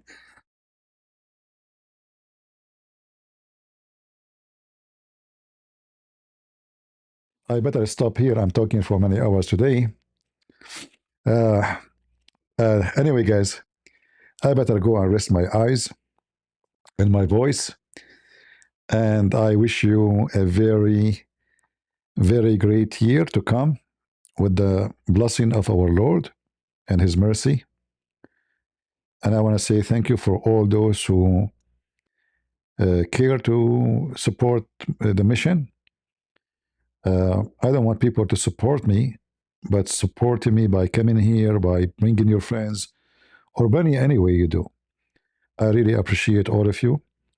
And we are all warriors in His name. And the victory is not a victory of a person, it's a victory of the truth, and the truth will set you free. And that is our Lord, the Messiah. And Islam not only will be defeated, it's defeated already. As you see, the Muslims are in chaos. They don't know what to do. They fabricate scholarship. They fabricate knowledge. They claim they can refute us. But in reality, never happened and will never happen. So I'm glad that we are arming more and more Christians so they can fight and defeat the devil in his house. And soon, we pray, that our cross, the cross of our Lord, our Messiah, will be in the top of the Kaaba. And we pray that the people of Saudi Arabia will be the first to believe in Jesus and to be saved. We don't hate them. We don't want to hate the Muslims. We want to save them from the delusion and illusion of the filthy Satan, who told them that God will give you endless penis. That alone is a proof to me that Muhammad is a satanic person. Even his God, he could not even speak to him, communicate with him correctly. Squeezing and beating. Even his God could not even speak to him for a second. He sent him a delivery. But if you go in the Old Testament, you will see God talking to his prophets. In the Quran, the God of Islam, he spoke to everybody, even to Satan, but he never spoke to Muhammad. Muhammad did not understand a word. He is an ignorant idiot, a delusional, a sex maniac, a pirate, a thief, accused in the Quran of stealing underwear. So I say to you, in this new year, be good and don't steal underwear like Muhammad. Otherwise, you will end like him. Don't be a thief like Muhammad. Don't be a fornicator like Muhammad. Don't commit sin like Muhammad. Don't deceive, don't lie like Muhammad. Stay in the truth. And the truth is to follow the steps of the Messiah, which was followed by the steps of the disciples. And all of us, we should pray that the coming year will be a success, not a success about money. We know we need money. We need to have secure houses and roof and warm house. The Lord will provide. But the most success is to be successful with the Lord. What is the benefit if you win the whole world and you lose yourself? Time goes so fast. Year will go after a year. Today you are a kid, tomorrow you are adult, and the day after you are a very old person. And maybe the third day you are in the grave. But that is not bringing fear to us, for we are Christians and we believe in Him. And the grave is a better place, because whoever believes in me and die will live. We don't have death. We are believers. Whoever believes in me. And the one who believes in me is the one who obeys my command. As Jesus said in John 14, you obey my command. And that is the proof that you love me. Not by saying things by your lips, not by praising me too much. You praise Jesus by your work. You praise God by your work. You praise your God by loving your wife, your children. You praise your God by loving your husband and be faithful to him. You praise your God by being decent in your work, by serving people around you. You praise God, you serve Jesus by being good to my brother as Jesus said, they said to him, who is your brothers? When we did this to you? When we did feed you when you are hungry? When we visited you when you are a prisoner? When we came to you when you are sick? He said, when you do it to my brother, you do it to me. So my friend, my brothers, my family, I say to you, even my voice is getting tired and my throat is hurting me. But nothing hurt me as much as sin. Nothing hurt me as much as Christians don't care. Nothing hurt me as a Christian being a Christian by name. Don't hurt Jesus. I'm nobody. If that will hurt me, that will hurt your Lord. So be Christian. Otherwise, you are hurting the Lord because He loves you. He want to save you. He don't want you to be deceived. He don't want you to be satanic. He don't want you to be fornicator. Tonight is not the night of party and dancing as people they do tonight at the club. This is the night of the Lord. You pray, you celebrate, you eat, no problem. But all of it is about the Lord. The Lord is my Savior. The Lord is my refugee. The Lord is my life. So I say to you, Happy New Year and the blessing of the Lord. And God is good, so is Jesus, and we are the crusade. See ya.